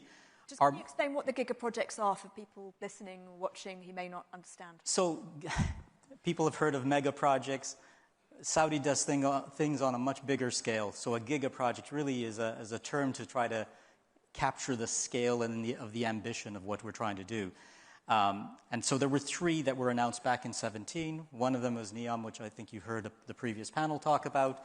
Qiddiya, which is an entertainment city near Riyadh. And then the Red Sea, which was a tourism destination. And a tourism destination that was going to do things differently. To really differentiate ourselves from other destinations in the world. And that was an important aspect of the vision, to really drive a different paradigm as to how you develop tourism projects. So when you think about tourism and big names, you think of the Maldives, you think of the Mediterranean. I went to Zanzibar on my honeymoon. But you're looking at regenerative tourism. Can you explain to us what that actually means, and why would people want to go to Saudi Arabia to be part of this type of tourism? Well, so I think when we first started, we thought we were going to set new standards in sustainable development. And the more I reflected on it, and I actually had to look up sustainability. What does it actually mean? And sustainability means maintaining the status quo. And if you think about it, we're way past that point. We need to do things to go beyond sustainability. And the term regenerative development, regenerative tourism was born out of that. And what it means in practice is to actually try to make the destination better. When we started our planning for the destination, and I have an archipelago of 90 islands across 2,500 square kilometers of lagoon area, we had an abundance of choice. But what we said was, we were inspired by nature, but we were led by science. We did a lot of scientific background work, baseline surveys, et cetera, to figure out where to develop and where not to develop. And, we made choices that were led by nature, not by commercial. So I had a beautiful island I could have developed, and we chose not to develop it in the end because it was a favored nesting site of a critically endangered species, the hawksbill sea turtle. So it's making choices that put nature at the forefront.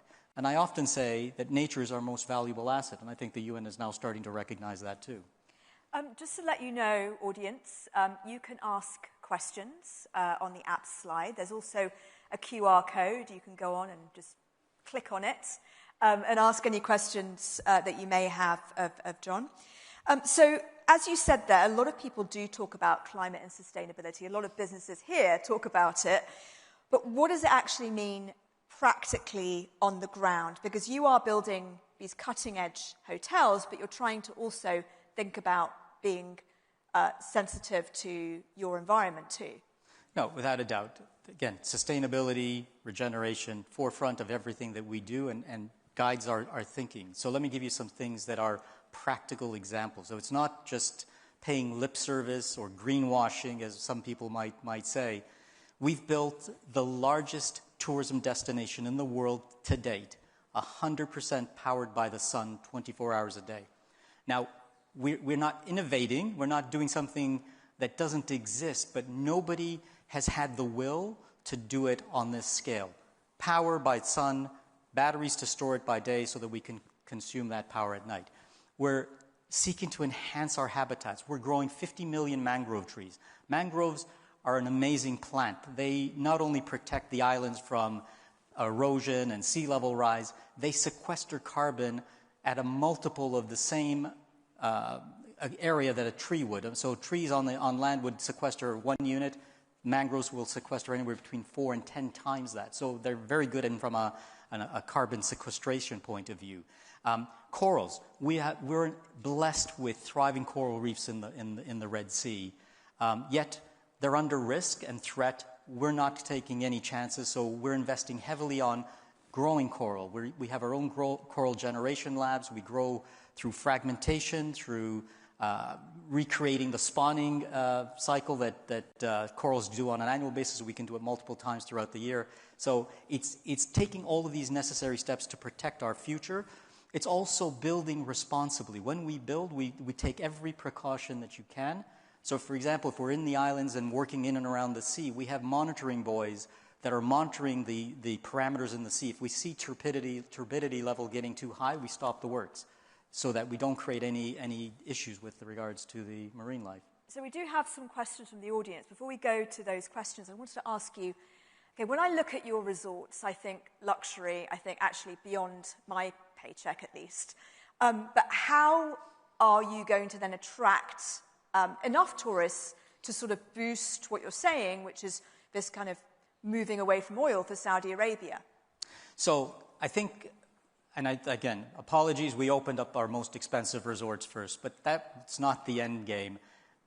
We've opened up our hyper-luxury resorts, which represents only a mere 10% of the total numbers of resorts that we're opening. We have 27 hotels and resorts that are being developed, 10 of which are now open. When we open up the remaining hotels, which are happening between now and the early part of next year, we broaden our spectrum to an entry level of $500 room nights, which is still expensive, but is much more accessible. So we're very conscious of the fact that the broader market is more middle class and can't afford the hyper luxury product, and we're certainly not leaving that segment behind. It's very important to us. Amazing. I might be going back there for my second honeymoon, possibly. But let's go to some of the questions we have. Sort of a really interesting one there. What level of private and foreign capital do you expect in Red Sea global projects going forward? So, I mean, we already have foreign investment taking place in the destination. Now, when you think of a project of this nature in this place, it needed a stimulus from the government to make it happen. That's why the Public Investment Fund is our principal shareholder and has allowed us to do the things that we've done. But, for example, our utilities infrastructure, which I described in terms of the renewable energy, that was a private-public partnership, and it involved a consortium of foreign investors. We have, on the Red Sea, we have Chinese companies as well as Saudi companies investing in the infrastructure for which they'll sign up. We've signed a concession agreement for the next 25 years. At Amala, which is our other project, it's a consortium led between EDF and Masdar from the UAE, with money from Korea, with money from France. And so, again, we're already attracting foreign investment. And now, as we've developed and have effectively got a proof of concept, it's much easier for investors now to think seriously about the opportunities that exist in Saudi Arabia. It's a huge growth area for Saudi Arabia because of the limited infrastructure, if you will, in that tourism and leisure hospitality space, and there's great opportunities for investors from all over. And let's quickly talk about the infrastructure. Do you have the infrastructure to move beyond oil and create this great tourism hub that you're talking about? Well, the Saudi Arabia is committed to spend, I think, $800 billion between now and 2030 on developing hospitality infrastructure. So the infrastructure is being built. By this middle of next year latest, we will have 4,500 hotel rooms at the Red Sea and Amala projects alone. And there's more coming. We've got Riyadh is developing hospitality offers. So the infrastructure is now gathering pace. It's been several years in the making, so we're now at the end state where we're actually delivering it, and we'll be able to accommodate. And that's going to mean more flights. Then how can you be more sustainable then?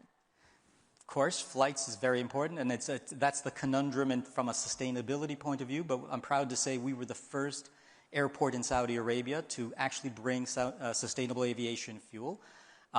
It's an important way to mitigate some of the effects of travel. We need more government support, not just domestically, but globally, to encourage more people to develop capacity in sustainable aviation fuels. And it ultimately is going to come down to subsidies until such time as the capacity brings the unit price down so it is comparable to conventional jet aviation fuel. There's another question there, which I guess sort of leads us into sort of looking ahead. And I know I'm asking you to look inside a crystal ball, and it's not easy to do that. But what would you say are the risks that could potentially derail the tourism's trajectory, and how are you mitigating those risks? I mean, there are some risks in the question, but it'd be good to hear from you. Potentially, where could you see some challenges ahead? Well, look, any business is subject to risks that are beyond their control. Geopolitical risks obviously is foremost in everybody's mind, but I think the region is changing, and it's changing dramatically, and it's changing for the good. Notwithstanding the recent troubles in Gaza, and we all hope that is finally settling and will be the end of it. What we're doing in Saudi Arabia is it's a very safe country. People feel safe. High celebrities feel comfortable in this space more so than they do in Europe. If you live in London, you can't walk the streets anymore without fearing that somebody's going to steal your watch or mug you. The world is changing, but I think Saudi Arabia and the Middle East, generally, I think is a much safer place than other parts of the world. And what does the future hold for your group in terms of your growth and where you're looking at potentially for expanding? Well, so today, as I said, we have 27 resorts and hotels which we're opening, and that's our main focus. But the end game for Red Sea and Amala projects is 80 resorts. We have 50 at Red Sea, another 30 at Amala. But I also have projects up and down the whole west coast of Saudi Arabia that are currently in various stages of design and competitions and so on. So there's a long pipeline ahead of us of further development because, as you rightly said earlier, we need to build the infrastructure to be able to attract people and to make tourism a significant part of the Saudi economy. Thank you so much, John Pangano, who is the CEO of Red Sea Global Group, taking us beyond oil and letting us know whether Saudi Arabia can really define and redefine global tourism. And I think there's a lot of great work that you're doing there, and fingers crossed for you and the team. Thank you so much. Thank you so much. Thank you.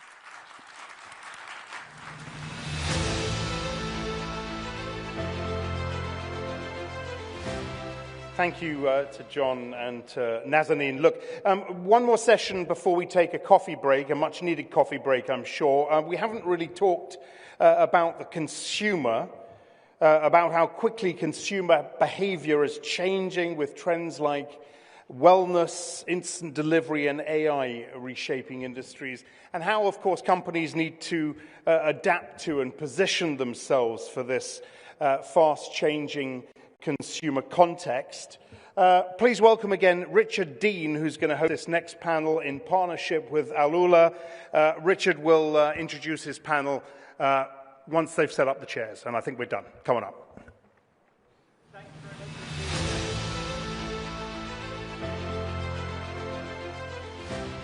So we're looking at changing consumer behavior, but not just what it's changing from and to, but what is the playbook? How do companies adapt to that? We've got a diverse panel joining us on stage today, and here they come. So I shall introduce them in turn. First of all, to my direct left, we have the chairwoman of Landmark Group, Renuka Jagtiani, 30 years spearheading the Landmark Group's growth strategy. I think it's fair to say an icon within the regional, indeed the global retail landscape. We have from MasterCard Institute, the chief economist for EMEA, Khadija Haque, is with us. Economic financial policy, macroeconomic thought leadership within MasterCard, previously chief economist at Emirates NBD here in the United Arab Emirates, and before that, economist at Deutsche Bank in London. We have got from PepsiCo, delighted to have with us the general manager for the MENA PAC region. We've got Ahmed El Sheikh, who's with us, 30 years of experience in this industry, a couple of those with PepsiCo, most recently in India and now in this region. Ahmed, good to have you with us. Thanks very much indeed. And finally, from the Royal Commission for Al Ula, we have the tourism chief, Philip Jones, who's with us, strategy, infrastructure, marketing, among many, many other things at Al Ula. Previously, president and CEO of Visit Dallas in the United States and department secretary of tourism in the state of Louisiana in the United States. Very keen to get your questions as well, please. Don't forget you can use the Slido app to get those into us. We've got about 25 minutes with our panelists now. Khadija, you are the macroeconomist, so I'm going to ask you to kick us off with the macro perspective. What is your data telling us about these changing consumer behaviors?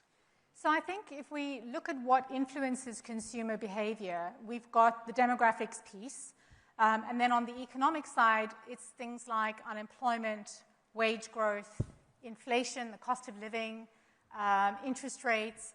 These are all factors that will shift how consumers feel about their financial futures and thus how they behave, how they buy things. In terms of the data that we are looking at across our region, all of those indicators are green and have been green for the last couple of years. And we think they're going to remain tailwinds and supportive of consumer spending overall in the region. So if we drill down a little bit into the demographics, of course, we know that this is a region with a very young population, which means they are tech savvy. There's high internet penetration. There's an e-commerce theme that will emerge over the next few years.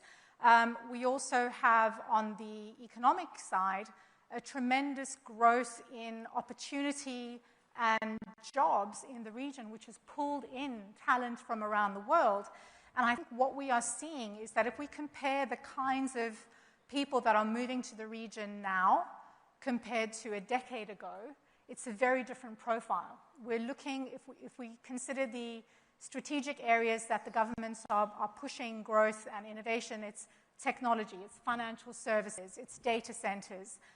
These all require highly skilled talent.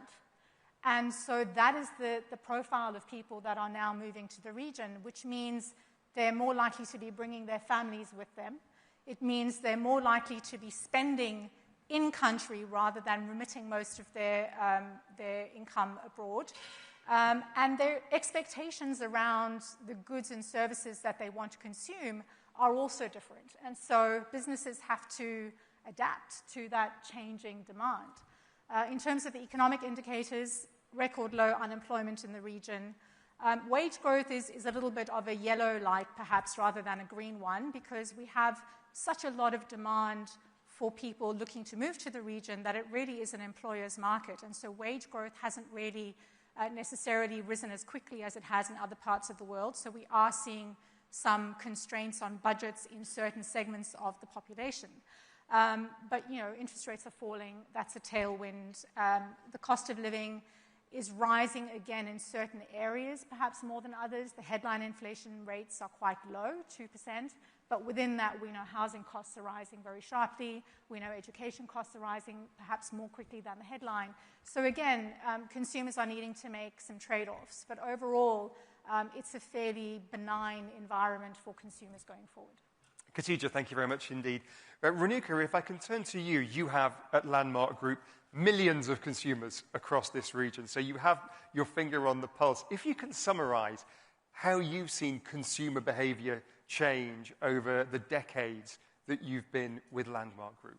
So we've seen it constantly change, but I think the changes we see in the last few years, and not just in the last decade, but if you take COVID and post-COVID, it's been huge. It is a younger population. It is a more connected population, digitally connected, much more demanding, much more aware, and really understand what they want to spend on and how they will spend their wallet. Because that wallet share has shifted hugely. So what they spent on before may not be the way they spend today. They are far more careful to make it go further. In certain things, they want a brand. In certain things, they want more value. But the definition of value for them has changed because of various things. There's inflation, there is global pressures, there is, economic conditions. Though they're great, there is uncertainty. And people today are feeling that, so they're careful how they spend. And when they spend it, they see that they get much more than just a good price. They get value in the way of it should be good quality, it should be trendy, it should be relevant to them in every way, and it should be a great price. And they have so many options today that makes a huge difference. Well, we'll talk about what the playbook is for satisfying those demands shortly. If I can get the perspective from PepsiCo, again, from your perspective, the changing consumer behavior globally, and I'm sure in many ways consumers in this region are the same, but also some of the subtleties and nuances. Because you've only been here a year in this job. This is not your first rodeo in the Middle East, is it? Very good question, Richard. Let me build on what Khadija just said. The macros are all green. The landscape are amazing. We are bullish about the future, bullish about the growth, and we believe that there is huge opportunity for growth. Consumer living in this environment as we speak right now, he used to have something or something. Now they are talking about and. I want global brand and I want high value. I want global brand and I want local relevance and local flavor. I'm proud of my heritage. I'm proud of the taste of the country which I'm coming from. So how to balance the corporate strategy in order to deliver in the expectation of the consumer right now is based on 3 dimensions: localizing R&D, localizing talent, and local sourcing and supply chain. So, thank you very much indeed. Very keen to get the perspective from Al Ula. Philip Jones, a slightly different proposition to the Landmark Group and to Pepsi, millions of customers. You're not targeting millions of customers, more niche, but you've done a lot of research on changing attitudes and behaviors. So give us your perspective on this. I would say the research we've done, we had 26,000 surveys done, and we really were trying to understand what is motivating visitors to visit a particular destination. And what we learned from an Alula perspective was that 70% of the visitors who are coming to Alula, who want to come to Alula, are looking for an experience. It's much more about immersing themselves into the destination, learning about it, and leaving with something valuable when they take it back to their homes or their families. The other thing that we learned is 65% are interested in arts and cultural activities. And so that works well for us because we're investing in a huge amount of investment in museums and other arts assets as well. And then the third thing we learned was about 46% were looking for wellness. And so, again, everyone's looking for an experience. They're not looking just to check the box. They want to go to a destination and learn something and feel like they're making a contribution. And Alula, because of its unique setting, 7,000 years of history in this beautiful, magical place, it lends itself to that type of experience. But again, we're not looking for mass tourism. We host 300,000 visitors this year, but they're spending more per capita than probably any of the others spend in the region because the experience they have is one of a kind and can't be found anywhere else. And Khadija, you say your data bears that out, this thirst for experiences, particularly among relatively affluent consumers in this region. Correct. Yeah, so, I mean, the research that we've done absolutely echoes what Philip has just said. When we look at global trends, particularly post-pandemic, we've seen that when people travel, they are prioritizing experiences over things. And so when they go somewhere new, they're willing to spend more of their wallet on dining, for example, than they do on, buying apparel or even on their hotel bills. They're looking for the experience, there's a reason why people travel. And the travel report we did in May of this year, we looked at 3 different motivations for why people travel. One that came out was wellness. That's absolutely a reason that people will plan a trip, is to go somewhere where they can spend some time focused on their wellness and their holistic mental health or relaxation. People also travel for nature, so they want to go to destinations where they can immerse themselves in a natural environment. And then some people will travel for food, for culinary experiences. They want a wide range of dining options. They want to try different cuisines. They want to experience the local cuisine of the area that they're going to. And so all of these things are top of mind when consumers are planning their travel. And even those that are less affluent, they might be spending less, but they're still prioritizing the experience over necessarily the item that they're going to take home as a souvenir. But certainly the affluent consumer has more scope for discretionary spending, and we do see that in their spending behavior when they travel. If we look at the playbook for this from the perspective of PepsiCo, for example, I think I can spot it in what you've done. For example, you're opening very shortly a research and development center in Riyadh in Saudi Arabia. You're investing nearly $10 million in that. So innovation and localization, but also producing locally as well. I saw ribbon cutting just a few weeks ago at your new facility in Dammam in Saudi Arabia. That's nearly $100 million. So I think I spot what you're doing. But you tell us, talk us through the playbook. When we talk about localization in terms of sourcing, 100% of the potato we use right now is produced locally. This is number 2. All the sourcing, about 90% of it is local as we speak right now. R&D, yes, it is a global brand, but local flavor and local relevance. The R&D facilities, which we are going to open in Q1 next year, all is it about is having the flavor of the city, the flavor of the place, and introducing to the consumer the local relevance which the consumer wants from us. Okay? So it will be integrated part in the environment, into the consumer landscape in order to deliver local relevance to the local consumer. The talent, we are using local talent in the region, and I think one of the biggest achievements which we have is localization in the total GCC countries. So between the three attributes, this has been the strategy in action, and we are progressing.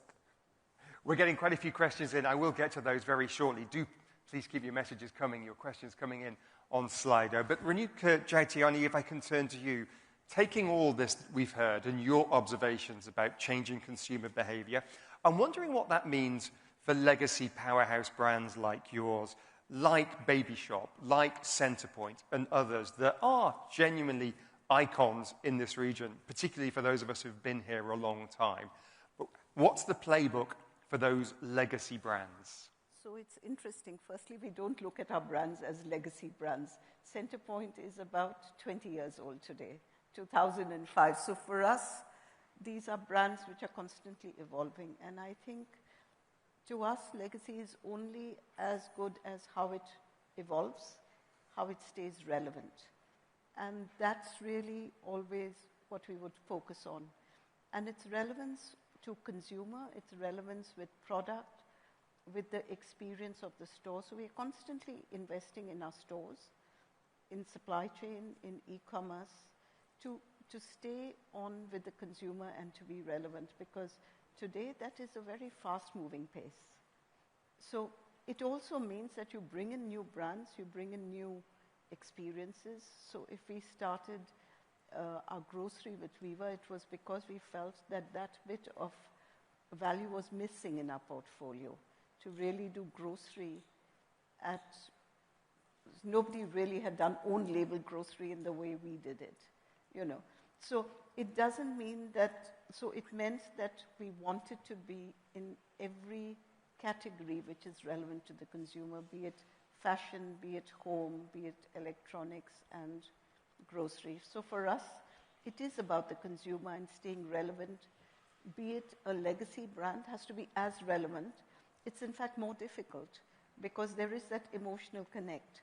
And so you have a greater responsibility to get it right, because there is an emotion attached to it from our side and the consumer.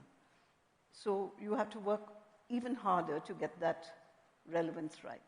I know Khadija and I were joking earlier on before we came on stage, reminiscing about Baby Shop and buying those machines where you sanitize the baby's bottles. That was a very long time ago. And thank God for it. But there is an emotional attachment there. And if I can follow on from that, you touched on logistics there and the supply chain. I mean, that's really important. Your brands, you're not just a retailer, you're a designer of brands, you're a producer of brands. You've got this huge retail business across the region. And I know about just before COVID, I think, you opened your logistics hub in Dubai. And it's a behemoth, by some measures, the largest in the region. Explain the challenge of supply chain and how a facility like that fits into it. So today we would sell between the Middle East and India about 1 billion units a year. So it has to be art and science, both. And you have to remember, this is right from fruit to furniture and sofas and beds. So, and we go really the full gamut, so from design to sourcing it, to bring it on, and we even do the last mile delivery for our supply chain of e-commerce. And e-commerce today is about 20% of our business. So it requires every effort of logistics beyond even that logistic hub. So we have 70 hubs, and this is by far the biggest we have. It's semi-automated, and when we did it, we weren't sure whether we would ever be able to use it well. Today, we completely use it, but what's also been great is that it's allowed us to think beyond ourselves. So we also service other small and medium-sized businesses in retail through our hub. So we've set up a company called Logistic, which actually does third-party logistics for others. So for us, it was our diversification and extension of really building our ability to source and to service our businesses. Philip, from the perspective of Alola, if I can turn to you, and the playbook question to you, we've observed these changes in consumer behavior. Fine, you've done the research, others have done the research. What do you do? What is the playbook? What did you learn in Dallas, for example, and what best practice are you implementing at Alola, or what are you doing differently? So I think what lessons we've learned through the years, not just in Dallas, but in the tourism industry in general, is there's changing consumer behavior. And so you have to adapt to that changing consumer behavior. But also, in the case of Alula, we really wanted to be authentic. I mean, we love Dubai, it's great, but we're not Dubai. When you come to Alula, you're getting a completely different experience. And so what we've tried to do is be true to who we are as a destination, build on the heritage, build on the culture, invest in the arts, train up the locals for jobs in the industry so that they become part of the story that we love to tell. And then at the end of the day, the way we gauge success is, do visitors leave with a positive impression of the destination? And I've yet to meet a person who's come to Alula, and I have a couple who've been on the panel, and no one leaves going, it was all right. Everyone leaves going, oh my God, it was so amazing. I've traveled all over the world. There's nothing else like it, and there really isn't. And I think that's what sets us apart, and that's what keeps us special. And I think my message is, focus on your strengths and be who you are. Don't try and be something you're not, because certainly visitors can see through that very quickly. And I think that's one of the reasons we've been somewhat successful in Alula. I recommend it. You must do. It's a great, great, great trip, great experience. Thank you. Show of hands, who's been to Alula here?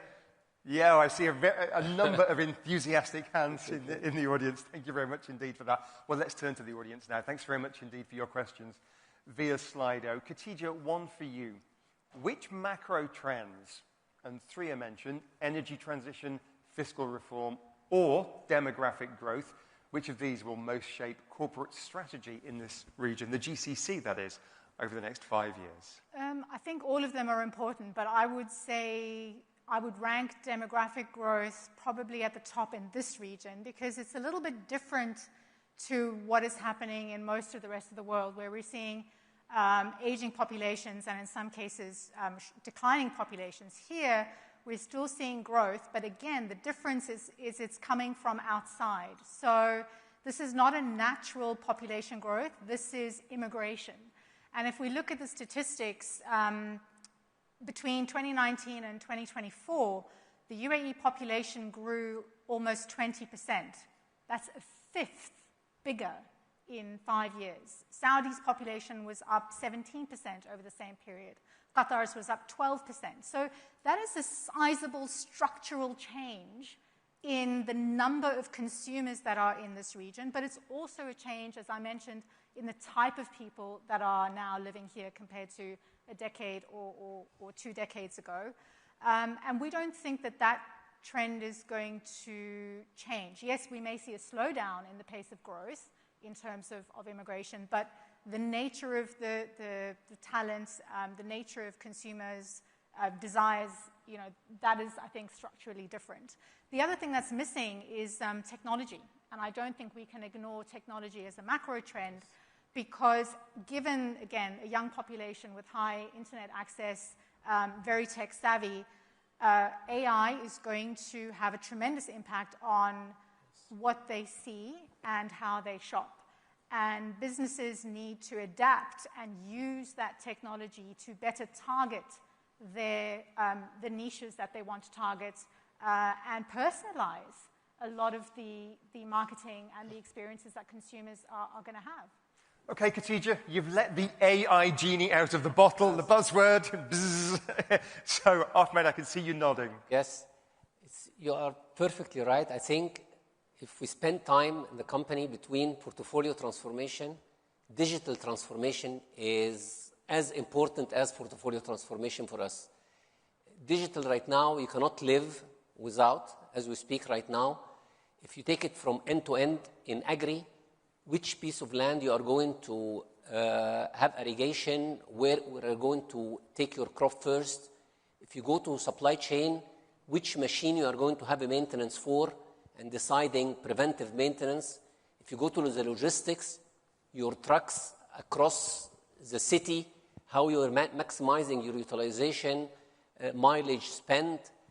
Take it end to end, starting from consumer today, and the role of AI in defining, taking a photo for the shelf, getting the Excel sheets with hundreds of cells of data, and coming up with insights for you, actionable in order to take action for it.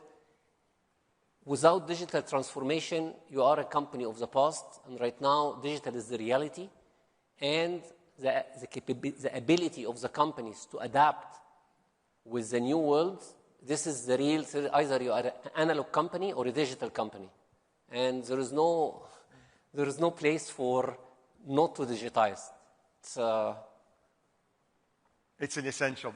We've got a few more questions coming in. I'll try to get to as many as possible. One came in for you, Ahmed, in particular. It's disappeared from my screen now, so I'm trying to remember it. But essentially it said, what local flavors have you developed here? And have any of them gone global in the way that Dubai chocolate has gone global? Okay, Kamoon wa Lamoon. But it is one of our local flavor, and we started to expand it, beyond the Middle East. Okay, but in some countries, but we need to do more job in this, and we need to develop. But there are some examples, yes. Thank you very much indeed. A question about Al Ula. What sets Al Ula apart from other destinations in the region and internationally? And in terms of a playbook, I think this is the most relevant part of the question. How do you connect with the modern traveler?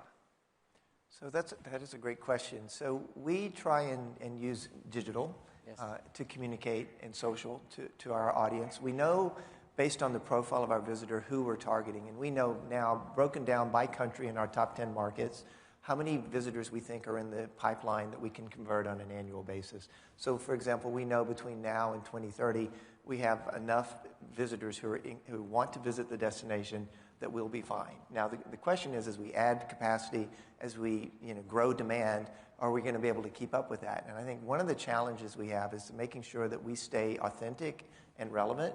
But one of the things we're looking at doing is partnering with destinations like Red Sea Global. You just heard from John Pagano. And I mean, people who are going to Red Sea to be on the beach probably would love to come to Alula and spend time in the heritage sites in Old Town, do some of our adventure activations, experience some of our events and festivals. So it's about combining those experiences and offering, a stay throughout Saudi, but looking at the different regions and then capitalizing on the fact that we're spreading around those visitor numbers and also the visitor spend. Renuka, if I can ask you a follow-up question about changing consumer behavior. I began by asking, how have you seen it change over the years and the decades?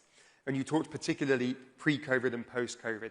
If we throw the spotlight forward, what are the changes that you see over the next few years, perhaps even decades, in consumer behavior that you're preparing for now, that you and your team are preparing for now?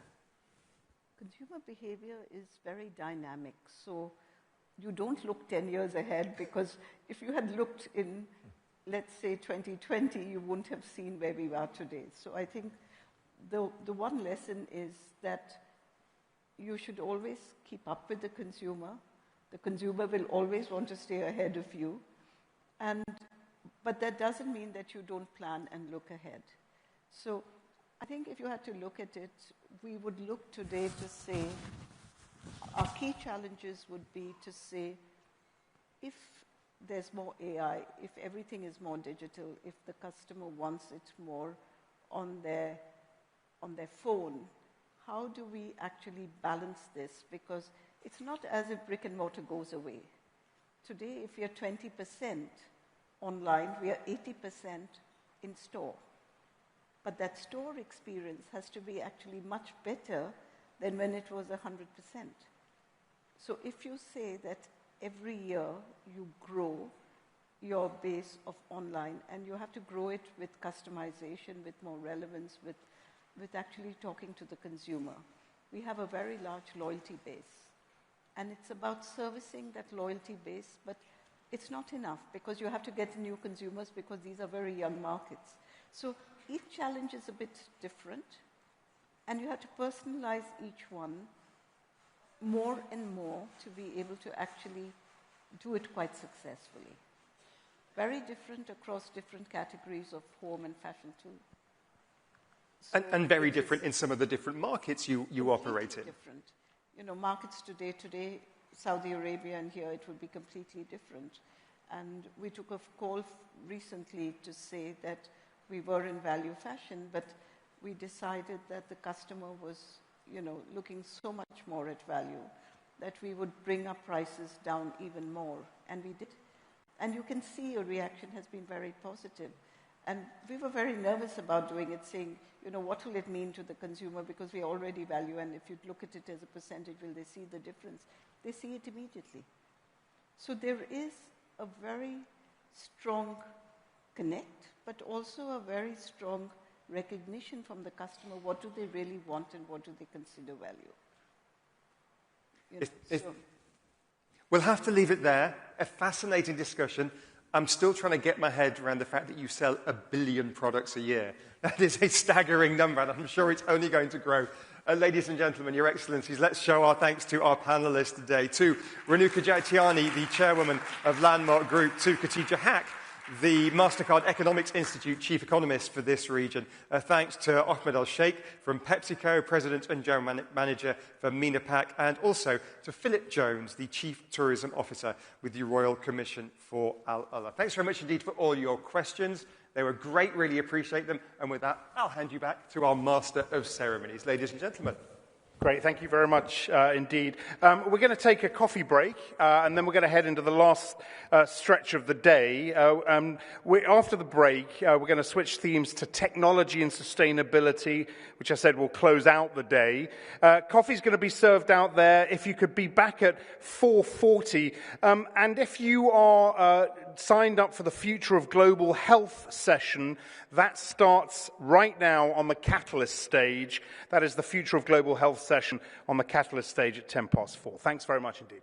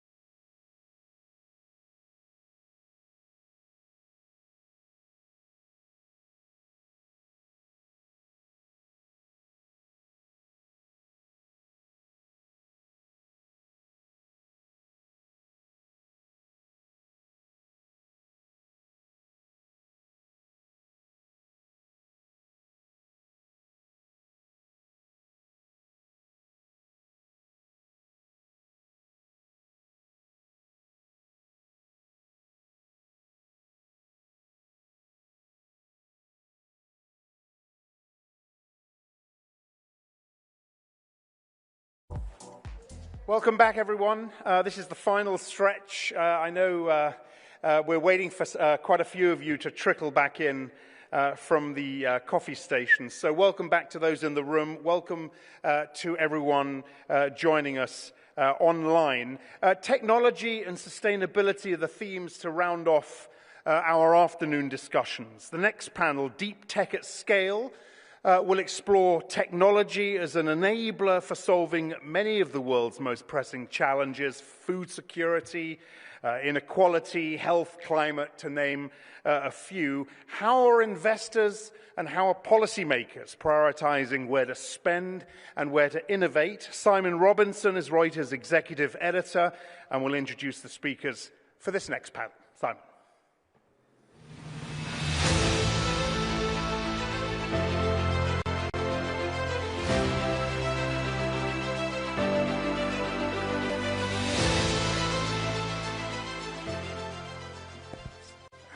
Good afternoon, everyone. Hopefully, everyone's had a coffee, and as people trickle in, I'm sure that we're going to have a great panel this afternoon.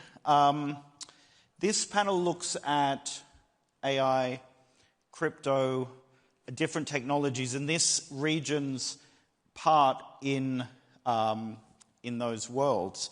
So I want to begin. I'll introduce each panelist as I kind of go to the first question. So, Chiara, if I could begin with you.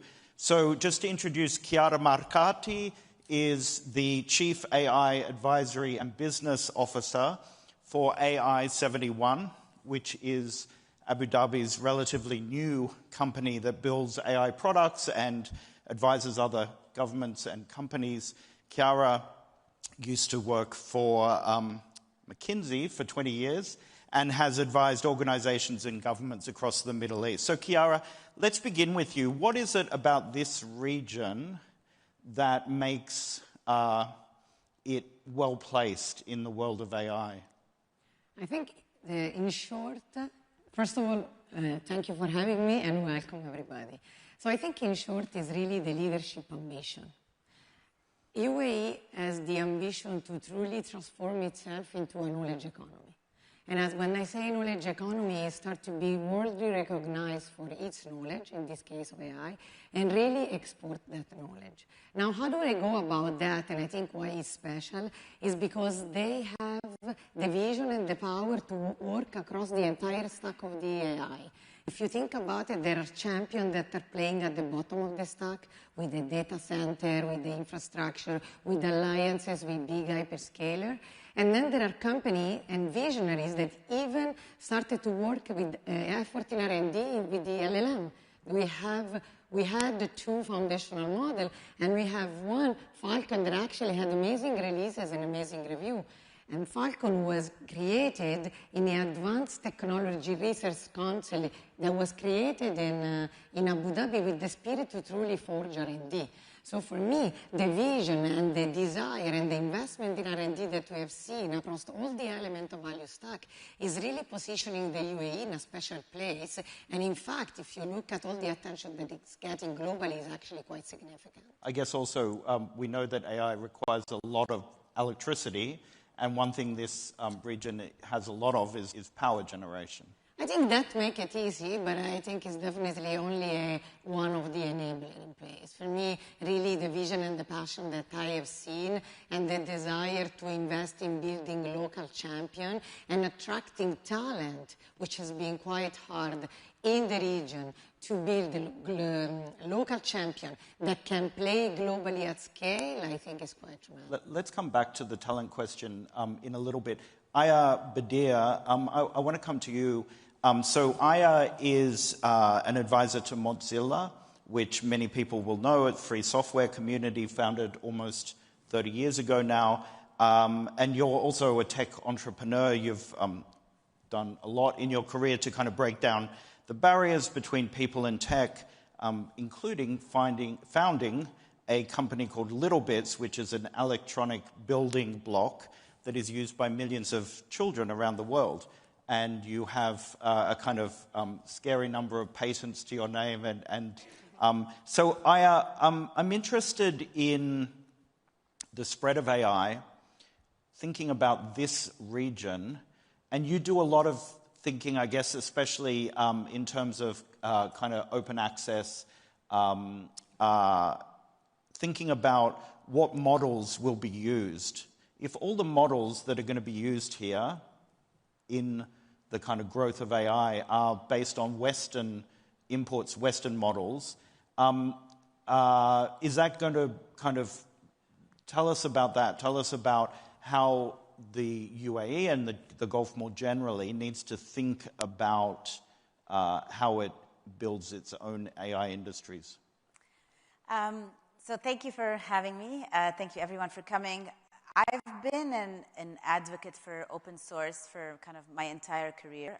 For those that may not know, open source is this ideology and this community practice that believes that sharing innovation elevates all boats, and it really started in software, but I was part of starting the open hardware movement. There are open source movements across kind of many sectors.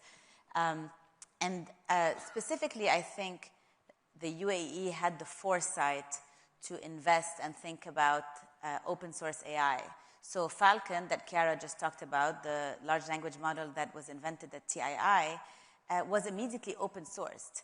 And it was at a time where the UAE was not known as an AI player, but it was able to rise up in the leaderboards and rise up in the attention of the world in terms of AI because they open sourced the model, and suddenly millions of people around the world started using it and really kind of relating to the UAE with it. So I think their foresight and investment in open source is a big one. The second one is really the UAE tends to not be, especially these days compared to the US, but tends to not be self-centered. There are 200 nationalities here in the UAE. There are people from all over. There's a really nice balance of at once wanting to cater and accept and include all these kind of diverse cultures and people and languages, and also preserve their own. And so there's a big investment in Arabic. There's a big investment in these kinds of topics, which I think we'll talk about later. So I think those two components make that the UAE really kind of positioned itself as a player in a very kind of crowded and competitive AI When you market. look at the amount of money, though, spent every year on AI, the US is so far ahead of everyone else. I think China is in second place.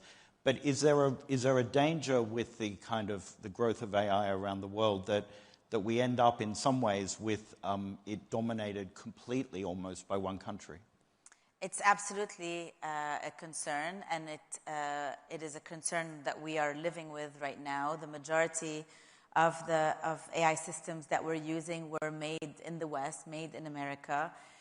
They have not only bias of language systems way of thinking, but also the epistemology of the way of Western thinking, the scientific method and practices that follow.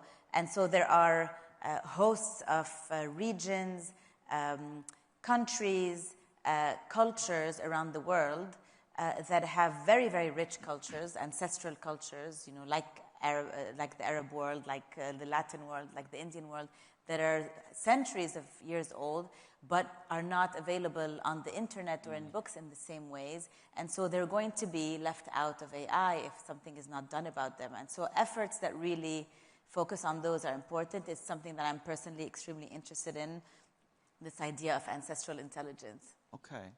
Haiyang Ru, let's come to you. You're the CEO of Hashkey Exchange, which is a Hong Kong-based digital asset trading platform that serves both retail and institutional investors. And you've got a long history and experience in fintech, in strategy operations. You used to work for Ant Group's Alipay.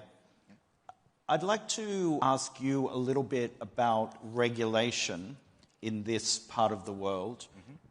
Your company is part of a bigger group, the Hashkey Group. You've only been around for 2 years, something like that?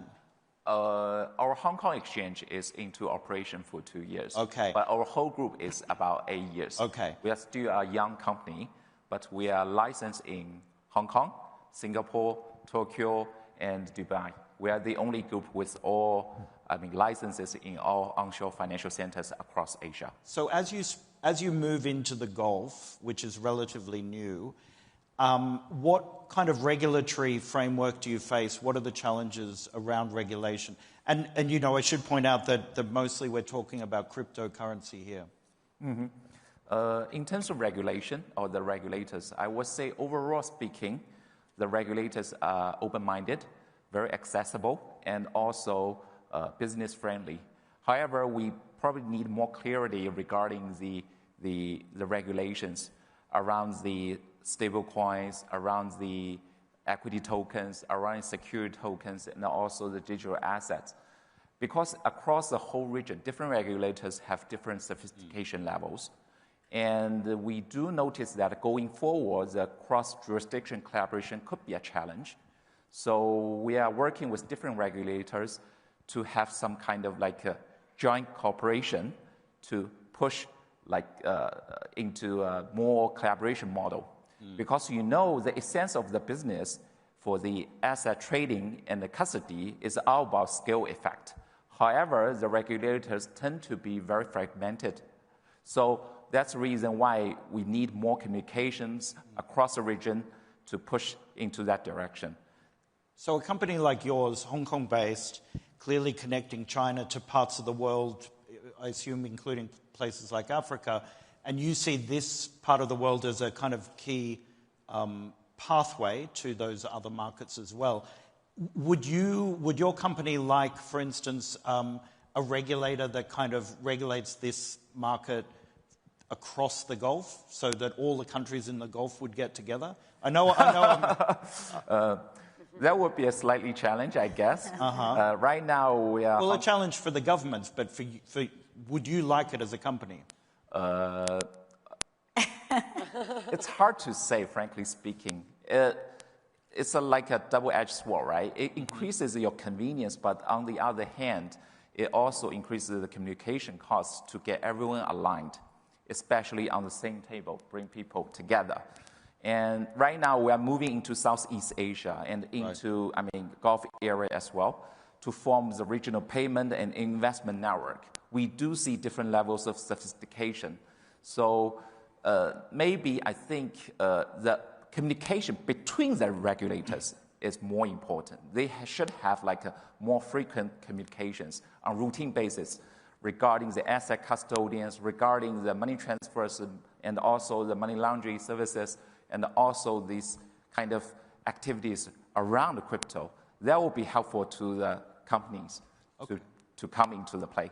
Interesting. Chiara, coming back to you, AI71, which again is Abu Dhabi's company that is really going to push AI in this part of the world. It began And beyond. And beyond. It began only about 2 years ago. And just stepping back for a second, we know in this part of the world that the history often of expansion into new industries is government-led. Governments will set up companies, we see it in the airline business and many, many others, set up businesses, often make them very successful, and then hope that private money comes in afterwards and grows that industry. That's a model that has worked often around this region. Is it a model that lends itself to the tech world and the AI world, given how quickly that industry is changing? Well, the reality is that most likely no, and that's why our shareholders and our, let's say, the fathers of the company decide to operate completely different. So if I talk about briefly of the history of AI71 as a representation of how they're thinking about that, is we were born a couple of years ago, and a few months ago we actually became fully private. Because there is a belief that as a private company is the way to go into the tech, probably soon, hopefully, why not looking for external funding, doing partnership, thinking about joint venture, and I think retaining that ability, I think, is fundamental. And I think if I think again about the I-71, this also gives us the ability to attract talent and to work with organization in a much different way. Like I'm having acting conversation with the company international that they know and feel that they're talking with a private company that has a P&L, that has pressure in top line and bottom line like other, and they understand that their pressure are pushing me to deliver, and they know that they get high quality. In addition to that, this setup will also allow us to truly attract real talent. Like I think this is another big difference, the I-71 and the way the UAE is looking at the tech world versus the rest, is 80% of our people are actually imported from abroad. 80% of our people are tech engineer people. And this is, I think, is fundamentally different than the usual model that you were talking about that was used in more traditional sectors. Just on that point of talent, let's dig into that a little bit more. I want to hear from all of you on that.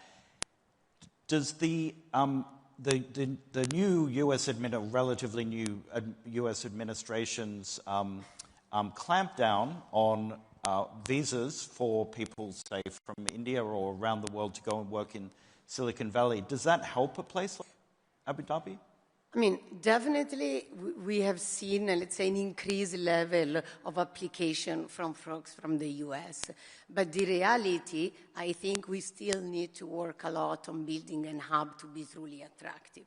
So we have that on the positive side. I think that give it a push to true great talent. I mean, we had former team members that were part of the building the Copilot. We had former DeepMind head of research that actually joined us. Maybe for foresight, maybe for fear, maybe for desire, maybe for sharing the vision. Definitely, I think the new administration helped. But the reality is, I think what we really need to do now here is truly building a community and a hub to start to attract people more at scale. So I welcome additional initiative from the administration in the US to give us a further push. Aya Badir, what's your view on talent in this region? If you look at many of the countries, the actual number of nationals of each country is relatively small. In fact, in some cases, quite small. The population overall has grown a lot in the last 20 years or so. But can you build an AI industry with so few people? I think the individual talent can be headhunted, and that can be how you start a talent market, and that is what the Emirates has done really well and attracted very key people, including Chiara and others, to come here who've done an incredible job. The key is to sustain it, you'd need an ecosystem where we were just talking about it actually right before. People move from one company to another and are able to, somebody, let's say, grows up in a startup, becomes knowledgeable about a topic, then will leave and start their own company and hire some people, and then they start another company. This is what they call in the US the big story of the PayPal mafia, being kind of attached to the kind of birth of Silicon Valley. And so Silicon Valley has a really, really rich ecosystem. Entrepreneurs, incubators, companies that would hire them, but also the lawyers that work with the startups, also the accountants that know how to work with startups, also VCs, obviously, who are there. And then across the US, I've been seeing it kind of happen more and more across different places. In New York, for example, they call it Silicon Alley, same thing. And in Europe, obviously, you have many of those ecosystems that have been growing over the past 10 years. In the Emirates, they've done a really good job cultivating that. And so when is the tipping point that it starts being kind of self-proliferating, that you don't have to do as much headhunting, is something I don't personally know, because it's so you don't think that, say, Dubai or the Emirates has reached that tipping point quite yet? I think people are, for sure, they're reaching out. I've been coming to the Emirates for many years because I have connections here and I have family here, and I see a huge difference in how the ecosystem is growing, and it's really beautiful to see. And of course, the biggest the biggest kind of encouragement is more, startups growing, being successful, and kind of having success stories and a track record to attract others. I think the environment also in the US has become really difficult to live in. I've been in the US 20 years, and it'll be 20 years this year. It's hard to think. I'm originally from Beirut.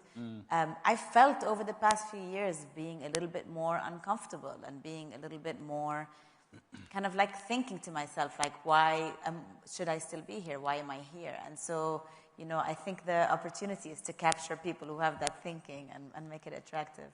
Right. You have moved the Reuters event here for the first year, so I guess we are tracking so it's working. It's working for you, yeah.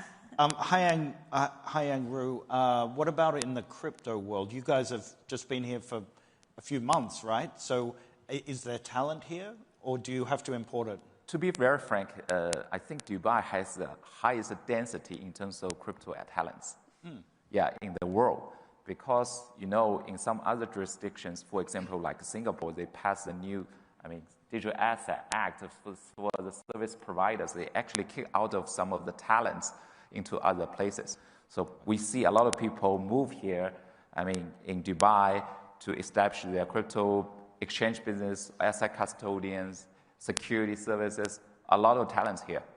So I think going forward, AI and crypto will converge eventually. So the talent pool here of the crypto assets area, I don't think it's a problem here. Okay. So by the way, sorry to add briefly, but on the crypto, we also have a lot of R&D push. Yes. Because I think what you spoke about is a bit the end of the value chain. But in the TII ecosystem, there is a huge push of R&D, which I think is quite peculiar globally. Okay. Chiara, maybe there's a question from the audience that I'd love for you to tackle. In the absence of real sovereign AI factories enabling local ownership and control, how do you think of sovereignty in the presence of foreign dependence? In other words, is the industry here too dependent on foreign input? Okay, this is a complex question to unpack. I think, first of all, let's talk about what sovereignty really means. In the sense that sovereignty means, do you keep your data and information within your ecosystem, in your country, or outside? So I think there is a level there and decision there that you need to do. And I think we had an earlier exchange in one of the smaller roundtable where we said that in reality, it's very important that you think through your data governance and you slice what is really important, identify what's your gold mine that keep to you, but you cannot keep everything to you, otherwise it gets too expensive. Now, on the second part of the question of the dependency, this is indeed a risk. But again, to quote the discussion that we had before, I think a gentleman rightfully said, but this is also the world, and we really need to learn how to play in it, which means, yes, you just need to be smart and probably creating the right alliances. And I think even the UAE is thinking about investment in some layer that they stack to try to break some dependency. But the reality is that's how it is. And we need to learn and govern and create guardrails to deal with it. Okay. I'm going to, Haiyang, come to you just with a very cheeky question. There were reports last week that the group may be looking at a listing in Hong Kong. Is that something that you can confirm for us? Oh, thank you for the inquiry. At this moment, I don't have any relevant information to disclose. Good try. Just before we wrap up, everyone around the world, whether you're here or in the US or Europe, wherever, Asia, is asking, are we in an AI bubble? So I'd just love kind of quick fire answer from each of you to wrap up. I think for me, the most shocking, not so shocking, but kind of disturbing image I saw is a few weeks ago, I want to say a competitor to Reuters issued the investigation and had a chart that shows 7 big companies in AI, NVIDIA, OpenAI, and some of the others, and the level of investments that they have in each other. And it showed how these 7 companies had billions and billions of dollars of circular investments in each other. And for me, I knew that in my head, but I'd never seen that picture so dramatically. And it made me feel like there is a sense of kind of propping up the field as well as we also learned from a Harvard study that if you remove AI data centers, the GDP in the US only grew 0.1% in 2025. So there are indicators, and people are very worried about it. And I would say it's a conversation in every group talking about AI, it comes up. So, Chiara, the view from here? Because of this, I think that the make it or break it in 2026 is really the time to ROI. If we are able to translate AI and all that circular into impact into enterprises, we're good. Otherwise, we all gotta be worried. Hi, Angru, the last words to you.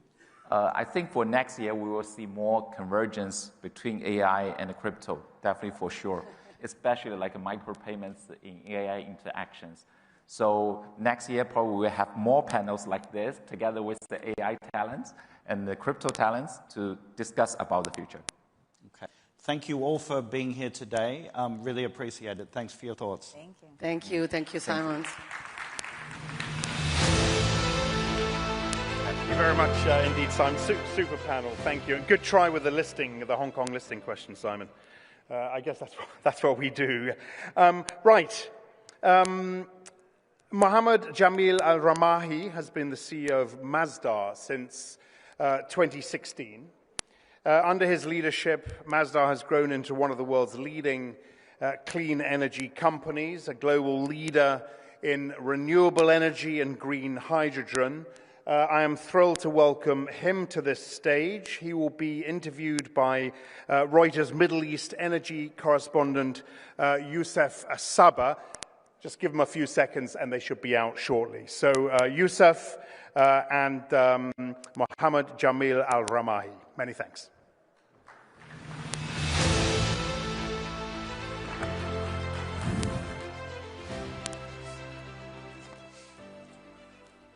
Good evening, ladies and gentlemen. Thank you so much for sticking with us. It's been a long day, but we are very fortunate to have joining us today Mohammed Jamil Al-Ramahi, the CEO of Masdar, which hardly needs an introduction, especially here in Abu Dhabi. But of course, Masdar started nearly 2 decades ago as a bold bet on renewable energy by the Abu Dhabi government. They've come a long way since then, and we'll jump right into it. So, of course, the headline figure is 100 gigawatts by 2030 of renewable capacity. That's the target. Where are you now, and what are the challenges? What are the bottlenecks you're facing? Well, thank you, Youssef. I'm really excited to be here. I know it's the end of your full-day activities here at the Reuters event in Abu Dhabi, so I'll try to make it as exciting as possible. And starting with the 100 gigawatt target, I think it's the right thing to do. So, you know, like you said, Youssef, we've been established in 2006, so we've been in the business of renewable energy and sustainable development and clean tech for almost 2 decades. In fact, we will be celebrating our 20th anniversary next year. We'll invite all of you to that event, hopefully, here in Abu Dhabi. And it's been a long journey. Today, we've announced, obviously, in 2024, last year, we've announced a capacity of circa 52 gigawatts. So we are halfway there to the target of 100 gigawatt. And our growth have really accelerated since the beginning of 2023. And there is a reason why this acceleration happened. This acceleration happened because we welcomed 2 new shareholders to our founding shareholder. When we were established in 2006, Youssef, we had 1 sole shareholder, which is Mubadala Investment Company. And in 2023, we welcomed 2 new shareholders, Taqa, of course, and ADNOC, Abu Dhabi National Oil Company, alongside Mubadala. So now I have 3 shareholders with new target, with new growth strategy, which allowed us as management to push forward the knowledge that we have gained and the competencies we have gained prior to the new shareholders joining and doubling down into our growth. We are active now in around 18 countries. Of course, we have developed renewable energy projects in more than 40 countries, but today we are active in 18 countries. We have deployed over the past 2 years between our own capital, vis-a-vis the shareholders' capital, project finance, and green bond that we have issued utilizing our own balance sheet. You are talking about $30 billion worth of capital that has been deployed in projects all over the world, which helped us basically expedite our growth towards our target of 100 gigawatt. And I'm confident that this target will be achieved. I know when we started and when we announced that target a couple of years ago, when the new shareholders came, a lot of people thought, wow, 100 gigawatt, including the management team and the shareholders. But I always said that we have built an extraordinary team. You know, we have built knowledge, we have built an extraordinary network, we have built an extraordinary partners from all over the world. And our ability to deliver this growth was not only based on capital, which is very important, obviously, but it is anchored by the competency and the team that we have at Masdar. And more importantly, the partnership that we have built over the past 20 years. Very important.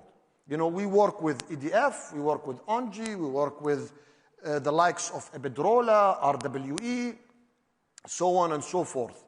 Of course, BP and Shell and the rest of the energy giants from all over the world. Right. Do you have an expectation for how much capital will be deployed by 2030, between now and then? Yeah. What is it? So I mean, we've deployed between capital and leverage. We have put in around 30 billion over the past 2 years, from 2023. Yeah, and we are talking about another, I would say, $20 billion to $25 billion. Obviously, the speed at which Masdar has grown in the past couple of years is lost on nobody. You know, you had a couple of really big acquisitions, Terragen in the US, Terna in Greece. Is there a shift towards, you know, up and running established companies rather than building from scratch, which is, you know, something you've also done extensively? Is there a shift there? Are you targeting more kind of established companies? The only shift, as I've highlighted, is scale. So when we were established, our target was by 2030, our target was circa 20 gigawatts. Now our scale have shifted. So our strategy to go to market needs to change. And our strategy is tactical and strategic. It's not just we go and acquire something.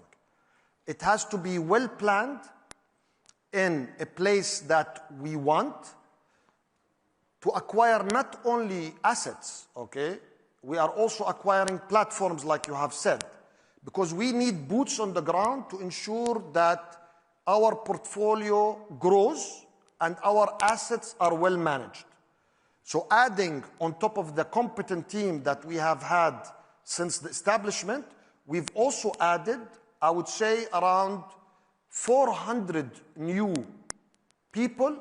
We call them Masdarians, part of the already established Masdarian group that we had here in Abu Dhabi and elsewhere in the neighboring countries.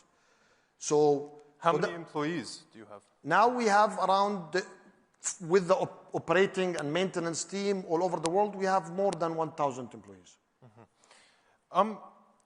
So obviously the US, Europe, yes, are key markets for you. This region, yes. Let's drill down a bit into why those particular regions, and if there are any others you'd like to talk about. So let's start with our home base. We are headquartered in Abu Dhabi. So Abu Dhabi was our priority from day one. We are a national champion we have established a new sector within our energy mix. And that was the vision of our leadership. So our leadership said, we cannot depend on fossil fuel, even though we are blessed with fossil fuel, and we need to diversify. So the diversification came from an energy strategy that was designed prior to the establishment of Masdar. And that energy strategy basically said, we need to diversify. We cannot depend just on gas, because we only had gas, 100% power generation out of gas. We need to diversify away from gas. And how do we do that? We do that by establishing Masdar. Let Masdar invest in something called renewables. That's 20 years ago. And we established Emirates Nuclear Company, which will invest and deploy also clean baseload nuclear power generation. And that was established prior to the establishment of Masdar of 2006. And then the government set a target of 7% renewable energy target by 2020. طبعا, when we came to 2020, people thought, we will never achieve that target. In fact, we closed 2020 with a renewable energy mix within our energy portfolio, circa around 12. So in fact, we doubled that capacity. Now, so as a national champion, your priority will always be your own home base, as you can imagine. But then we started pushing forward in establishing bridges and educating certain countries that is around us. One good example is the Kingdom of Jordan. The first wind project that was developed and built in the Hashemite Kingdom of Jordan was developed by Masdar. And it's the largest wind farm until now. Okay? I want to ask you particularly about the U.S. Given the current administration's stance towards climate change and renewables, are you finding a challenge to operate there? So I will come to the U.S., Yusuf, because it's a very important market for us. But you mentioned Europe and the U.S. and the Middle East. Right. But Masdar is a true leader. Again, we are a focused renewable energy company. We only do green. Okay, so we are the green champion. Okay, just to be clear. So the Middle East, we are a renewable energy leader in the Middle East, and the Middle East means the GCC. This event is about the Gulf, so we are a leader in the Gulf. The Kingdom of Saudi Arabia is one of the biggest markets. The United Arab Emirates is also one of the biggest markets, but also Oman, Kuwait, Qatar. They are all important. They are building their energy capacity and renewable energy capacity. And Europe is a very important market.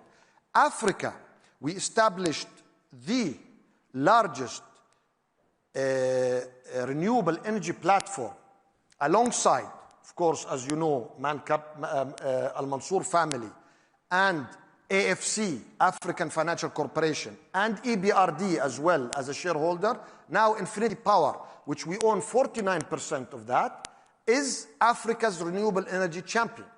So we are also active in Africa. In Central Asia, we built literally the first scale renewable energy project. It was 100 megawatt in Uzbekistan. The first IPP in Uzbekistan. We did that. So we lead renewable energy. We open new markets, new horizons. We don't just, follow. Okay? We also create markets, which is very important.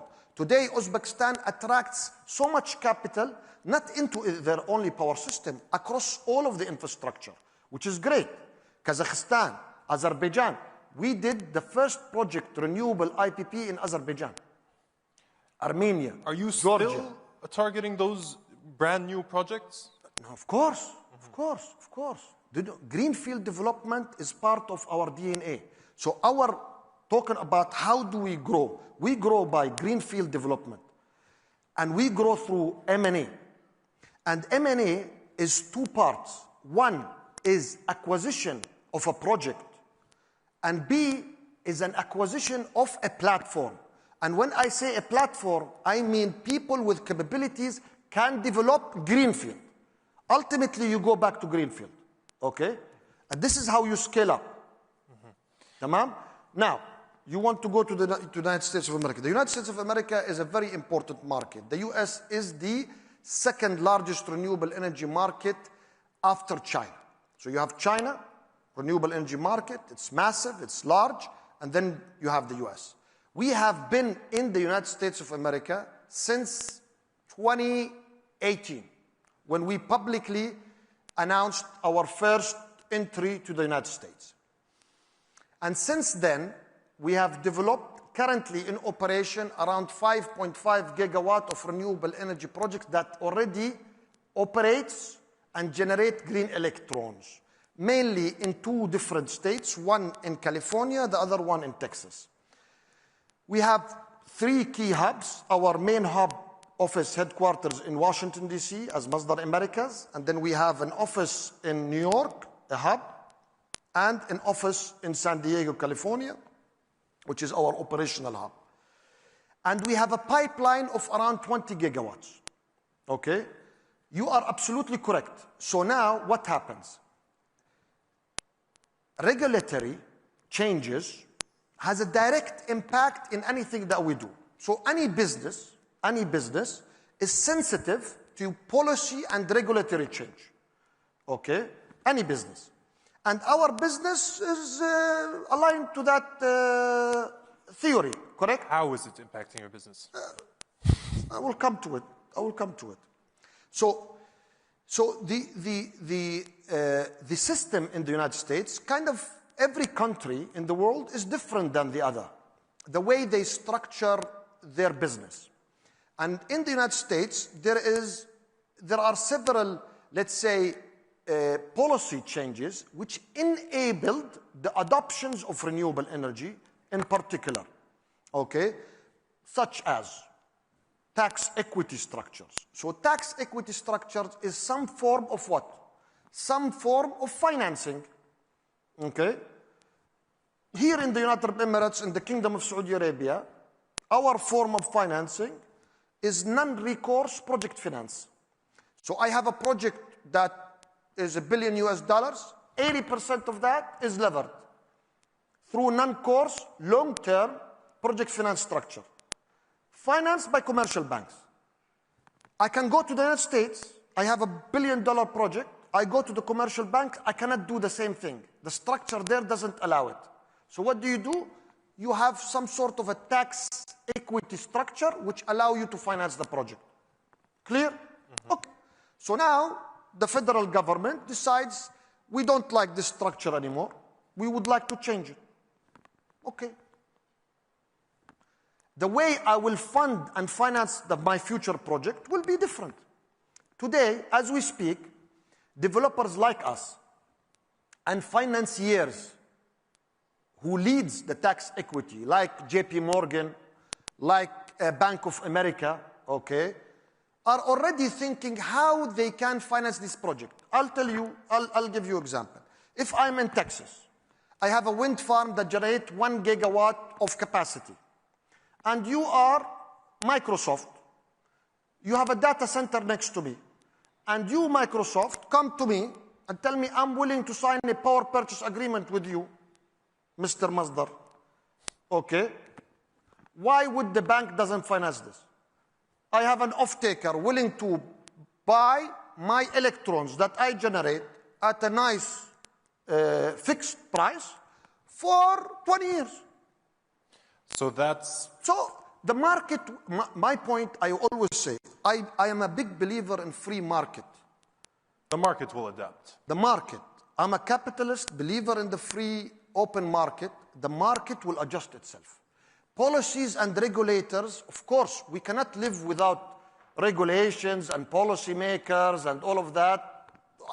We, as business, we adjust. But just to be business clear, will adjust. At the moment, you need to find off-takers in order to be able to finance. The off-takers are there waiting in line. Mm-hmm. Don't worry about off-takers. I'm telling you. There is shortage of electrons. You go today at any session that talks about AI, energy nexus, they tell you the most important thing for my AI industry is your electrons. Who's going to provide electrons? Gas? Okay. Nuclear? Good luck. If it takes a solar farm 3 years to build, nuclear power plant in the state of Texas or California, it will take 50 years to build. Okay? So where are you going to go? You're going to come to me. Well, not to me personally, to our sector. Right. I think we have some audience questions. We've actually addressed a couple of them. So I actually have one last question I want to ask you, which is, Abu Dhabi has a crowded energy scene. Many different players, several of which are your shareholders. How do you navigate going after acquisition targets, for example, and making sure you don't compete with ADNOC, XRG, Mubadala Energy, or any other, Taqa, or any other players in the Abu Dhabi energy scene? Yusuf, I totally understand where this question will come from. As an outsider, you may look at Abu Dhabi and think there is lack of coordination.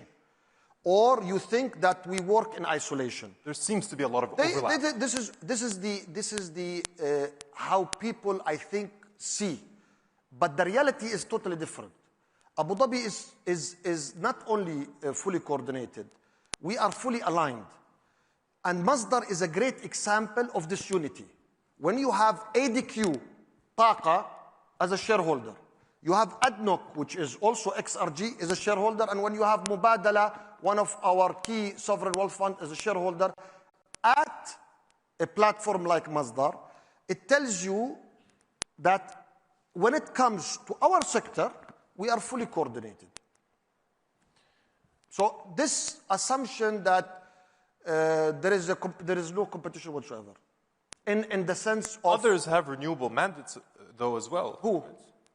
There is no renewable mandate in the Emirate of Abu Dhabi except through Masdar. And if we decide not to invest in something, then of course, somebody else would like to invest, please, go ahead and invest. But you need to appreciate that within Abu Dhabi Inc., okay, everything is well orchestrated and well coordinated. I can guarantee you this, at least from a Masdar perspective. Mr. Mohammed, thank you so much for your time. I'm afraid we're out of time. Thank you so much, everybody, for listening. And thank you. It's been a pleasure. Thank you. Thank you so much. Thank you. Enjoy. Thank you, Yusuf. Thank you, Mohammed. You said keep the energy up. You said you'd keep this energetic, and you did. So thank you very much indeed for that. Now, we close with conservation. Her Excellency Razan Al Mubarak is President of the International Union for Conservation of Nature. She is also Managing Director of the Mohammed bin Zayed Species Conservation Fund, which is a philanthropic initiative based here in Abu Dhabi, dedicated to supporting the conservation of global species. Our Gulf Deputy Bureau Chief, Andrew Mills, will lead this final conversation of the day.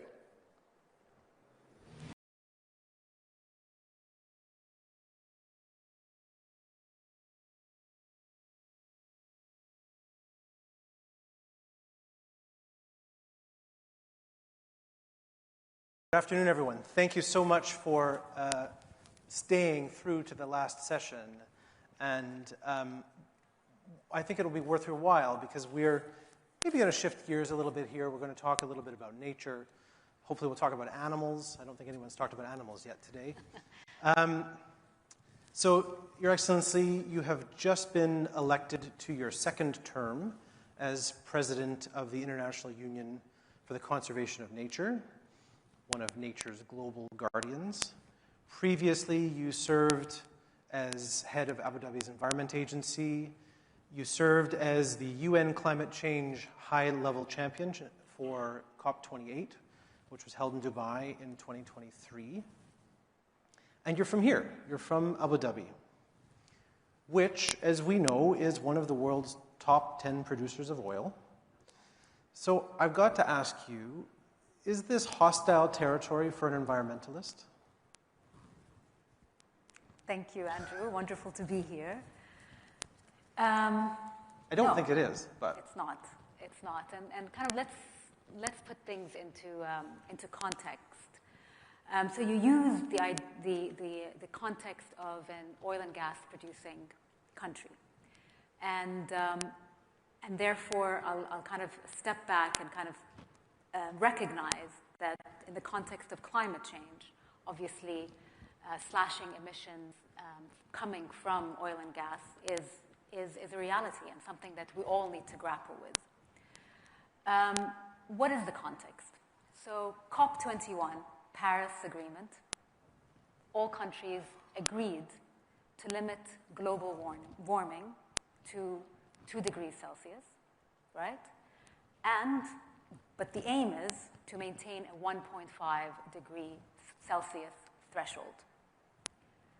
Then in the UAE, not so hostile environment, because with COP28 and the UAE consensus, we agreed on the how. And how do we do that? The global stocktake looked at very concrete examples and ways to do so. So, triple renewable energy, double down on energy efficiency, eliminate methane. Those are topics that a country that knows the subject very deeply and very intimately can actually concretely advocate for and has the credibility to advocate for. But one other area that I think is extremely important is that COP28 didn't just stop with those solutions. It recognized that nature is one of the most important allies to address and to combat climate change. So within the global stocktake that is part of the UAE and COP28 consensus was that nature can provide up to 30% of our mitigation requirements by 2030. And again, let's put this into context.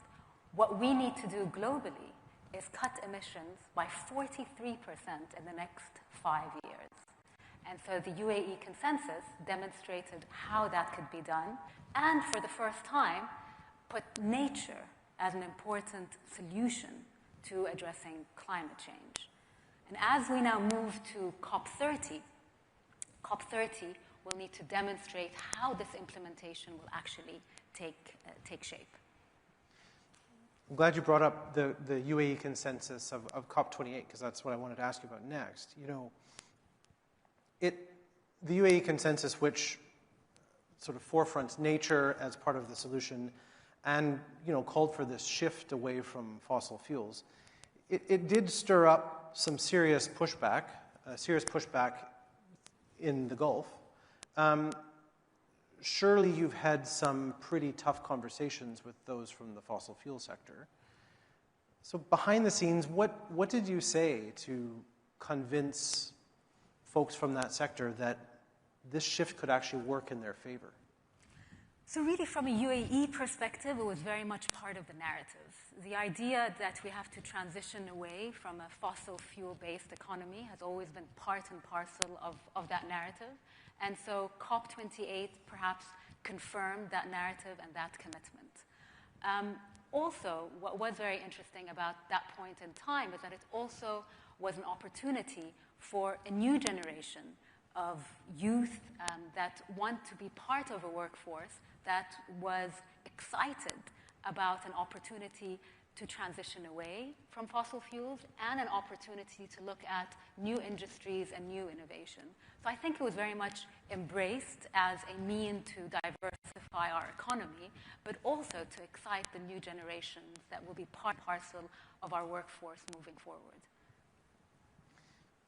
Okay, so if protecting nature is good for business, which I think is, a distillation of the argument that you're trying to make, why hasn't business stepped up? If there's still such a huge gap between the funding we need to preserve nature and what investors and businesses are willing to fund. So very, very good question. And I kind of draw back a little bit from my journey and my own engagement with the private sector. So having worked in the field of nature conservation over the past, more than 2 decades, the modality of working with the private sector has changed. So it started off as nature and contributing to nature conservation as a nice thing to have, sort of like part of your corporate social responsibility. But then with dwindling resources, it became very apparent that actually natural resources and healthy ecosystem underpin the global economy. In fact, half of the world's GDP, according to the World Economic Forum, is dependent directly on nature. That's around $44 trillion. And what's happening now with the private sector is this understanding that nature is no longer a nice thing to have, but actually underpins my own business, and the resilience of my business is something that I see in a trajectory that is changing. And this recognition that today nature risk and dwindling natural resources has become material to business. It is impacting supply chains, it is impacting productivity, and is inherently presenting significant risk to businesses. So today, businesses' engagement on the nature portfolio has become fundamental to the business itself. And this awakening or this recognition is something that I see as really fundamental to also bridging the nature conservation finance gap. As you know, it stands to be around $700 billion annually that we are missing. And how do we get there? So, yeah, of course, there's going to be some government support and government grants, but it's never going to be near enough. But then if you compare it to what actual nature provides to the global economy, and I mentioned a conservative estimate, so that's $44 trillion, of course that pales in comparison. But then if you compare it to, for example, global development aid, $200 billion, you recognize that there is a significant gap. So how do you meet that $700 gap? billion is the amount that is needed that nature needs every year. Yes, but it provides $44 trillion in GDP, global GDP. But the gap still exists. The gap still exists. So how do we bridge that gap? And the answer is by looking on one way is now how businesses are able to, once that recognition that their business is underpinned by ecosystems that actually work. What do I mean by that? Almost every business, directly or indirectly, is dependent on nature. And the reason why I repeat that is because, this fact, sometimes it takes a little bit to sink in. But where does water come from? Where do pollinators come from? If you're in a food ag business, healthy soils, and raw materials, all of that come from nature. So without these natural ecosystems, businesses will essentially fail. So the idea is how do you turn investments and financial flows from flows that are nature negative, so they harm nature, to ones that are nature positive. The other thing, of course, is everybody talks about blended finance, because as we said, there's not one source of finance that is able to address this glaring gap. So blended finance that blends private, public, and philanthropic money, is able to hopefully get us to where we need to be. I promised I was going to ask you about animals. So let's do that.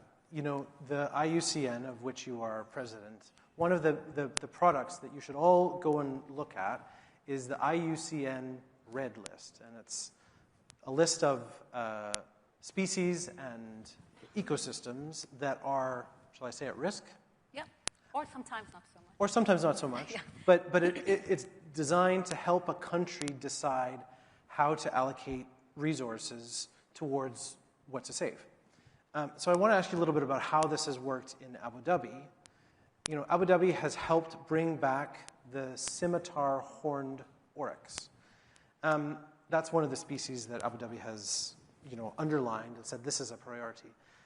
There are other species that are not priorities. One I was reading about is the Arabian leopard, right? The Arabian leopard, no one is going to get attacked by an Arabian leopard on the way home from Reuters Next, unfortunately, because there aren't any left in the UAE. There are only maybe 100 left in the whole peninsula.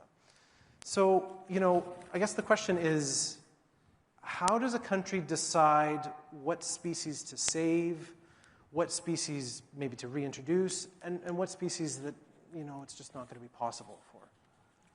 So let me tell you a little bit about IUCN, because those are sort of our flagship,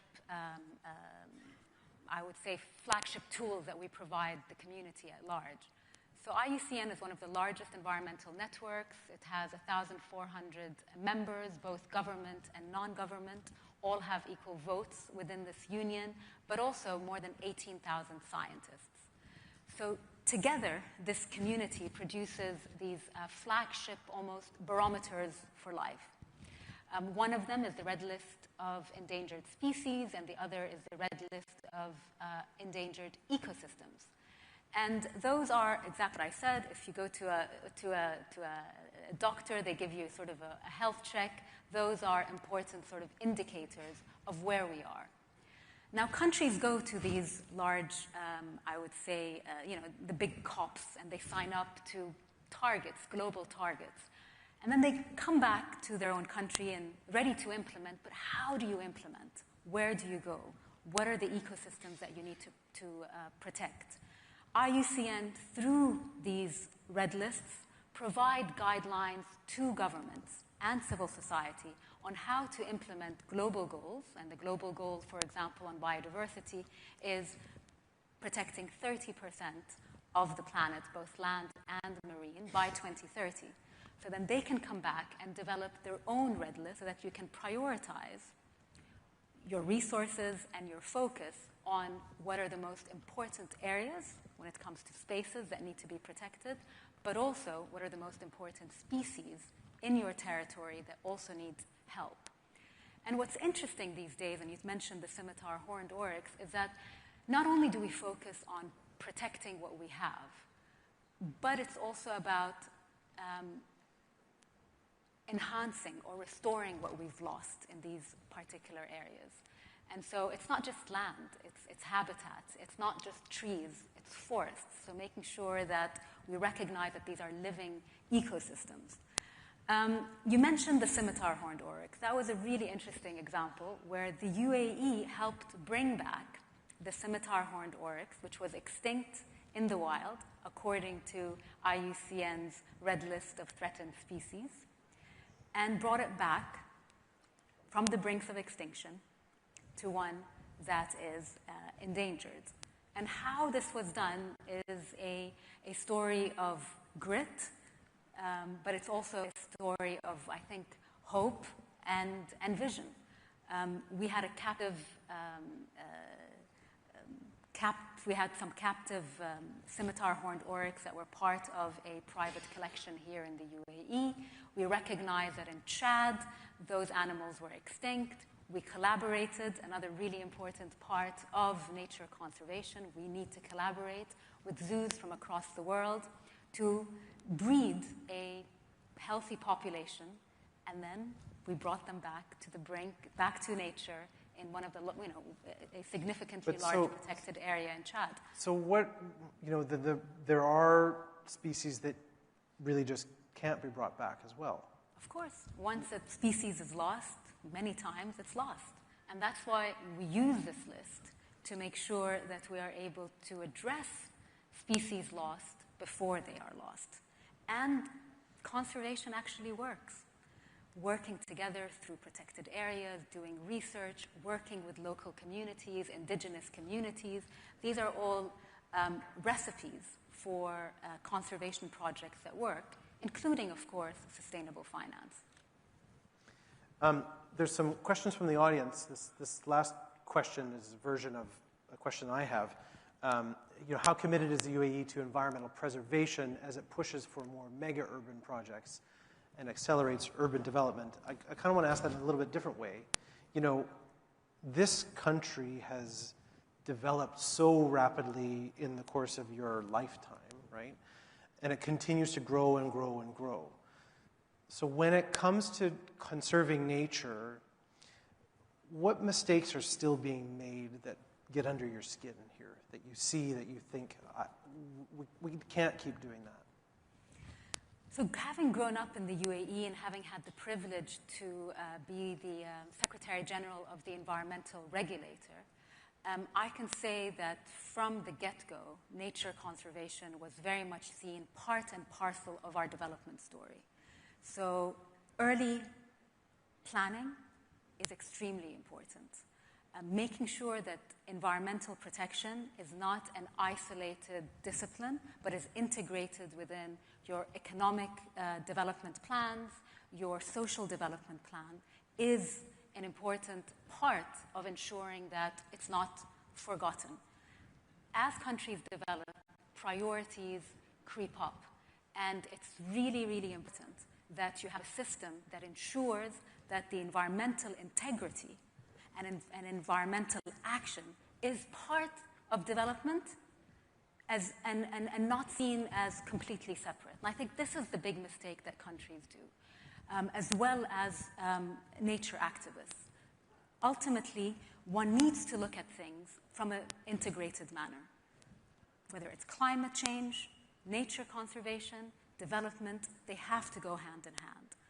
Old school conservation, where you have a protected area and you put a fence and people are designated as complete intruders, also doesn't work. So you need to have something that is specific, that works to the system that you have and the geography that you've got. So you need a responsive protected area and nature conservation program. And sometimes I think you're saying maybe that hasn't worked as well as it should here, those priorities, as those priorities shift? I mean, nature conservation and protected area management is a challenging topic. Climate and climate resilience is impacting nature and nature conservation. Today, nature, and when I say nature, what do I mean by that? Whether it's forests, it's oceans, it's mangroves. Today, they are able to absorb 50% of anthropogenic greenhouse gas emissions. We cannot afford to lose nature when we need it the most, because today, we've already exceeded the 1.5 degree threshold. And so we're at a point in time where, yes, mistakes are made in terms of the process on the how, but the what, which is ensuring that the nature that is left is protected, enhanced, and restored, and at the same time, we're able to slash emissions. And I think the mistake is attempting to do one or the other, and you have to do both. So very briefly, because we just have half a minute left. You know, the UAE announced 20% of its, or Abu Dhabi's announced 20% of the land mass is put aside now as a nature preserve. It's not hit the 30% target that IUCN has. Are you hopeful that it will? Absolutely, because actually those targets were done from an Abu Dhabi perspective. So when you aggregate what's going to happen from a UAE perspective, I'm pretty confident we'll get to the 2030 by 2030. Great. Thank you very much. Thank you very much. And thank you very much for you all for sticking with us. Thank you.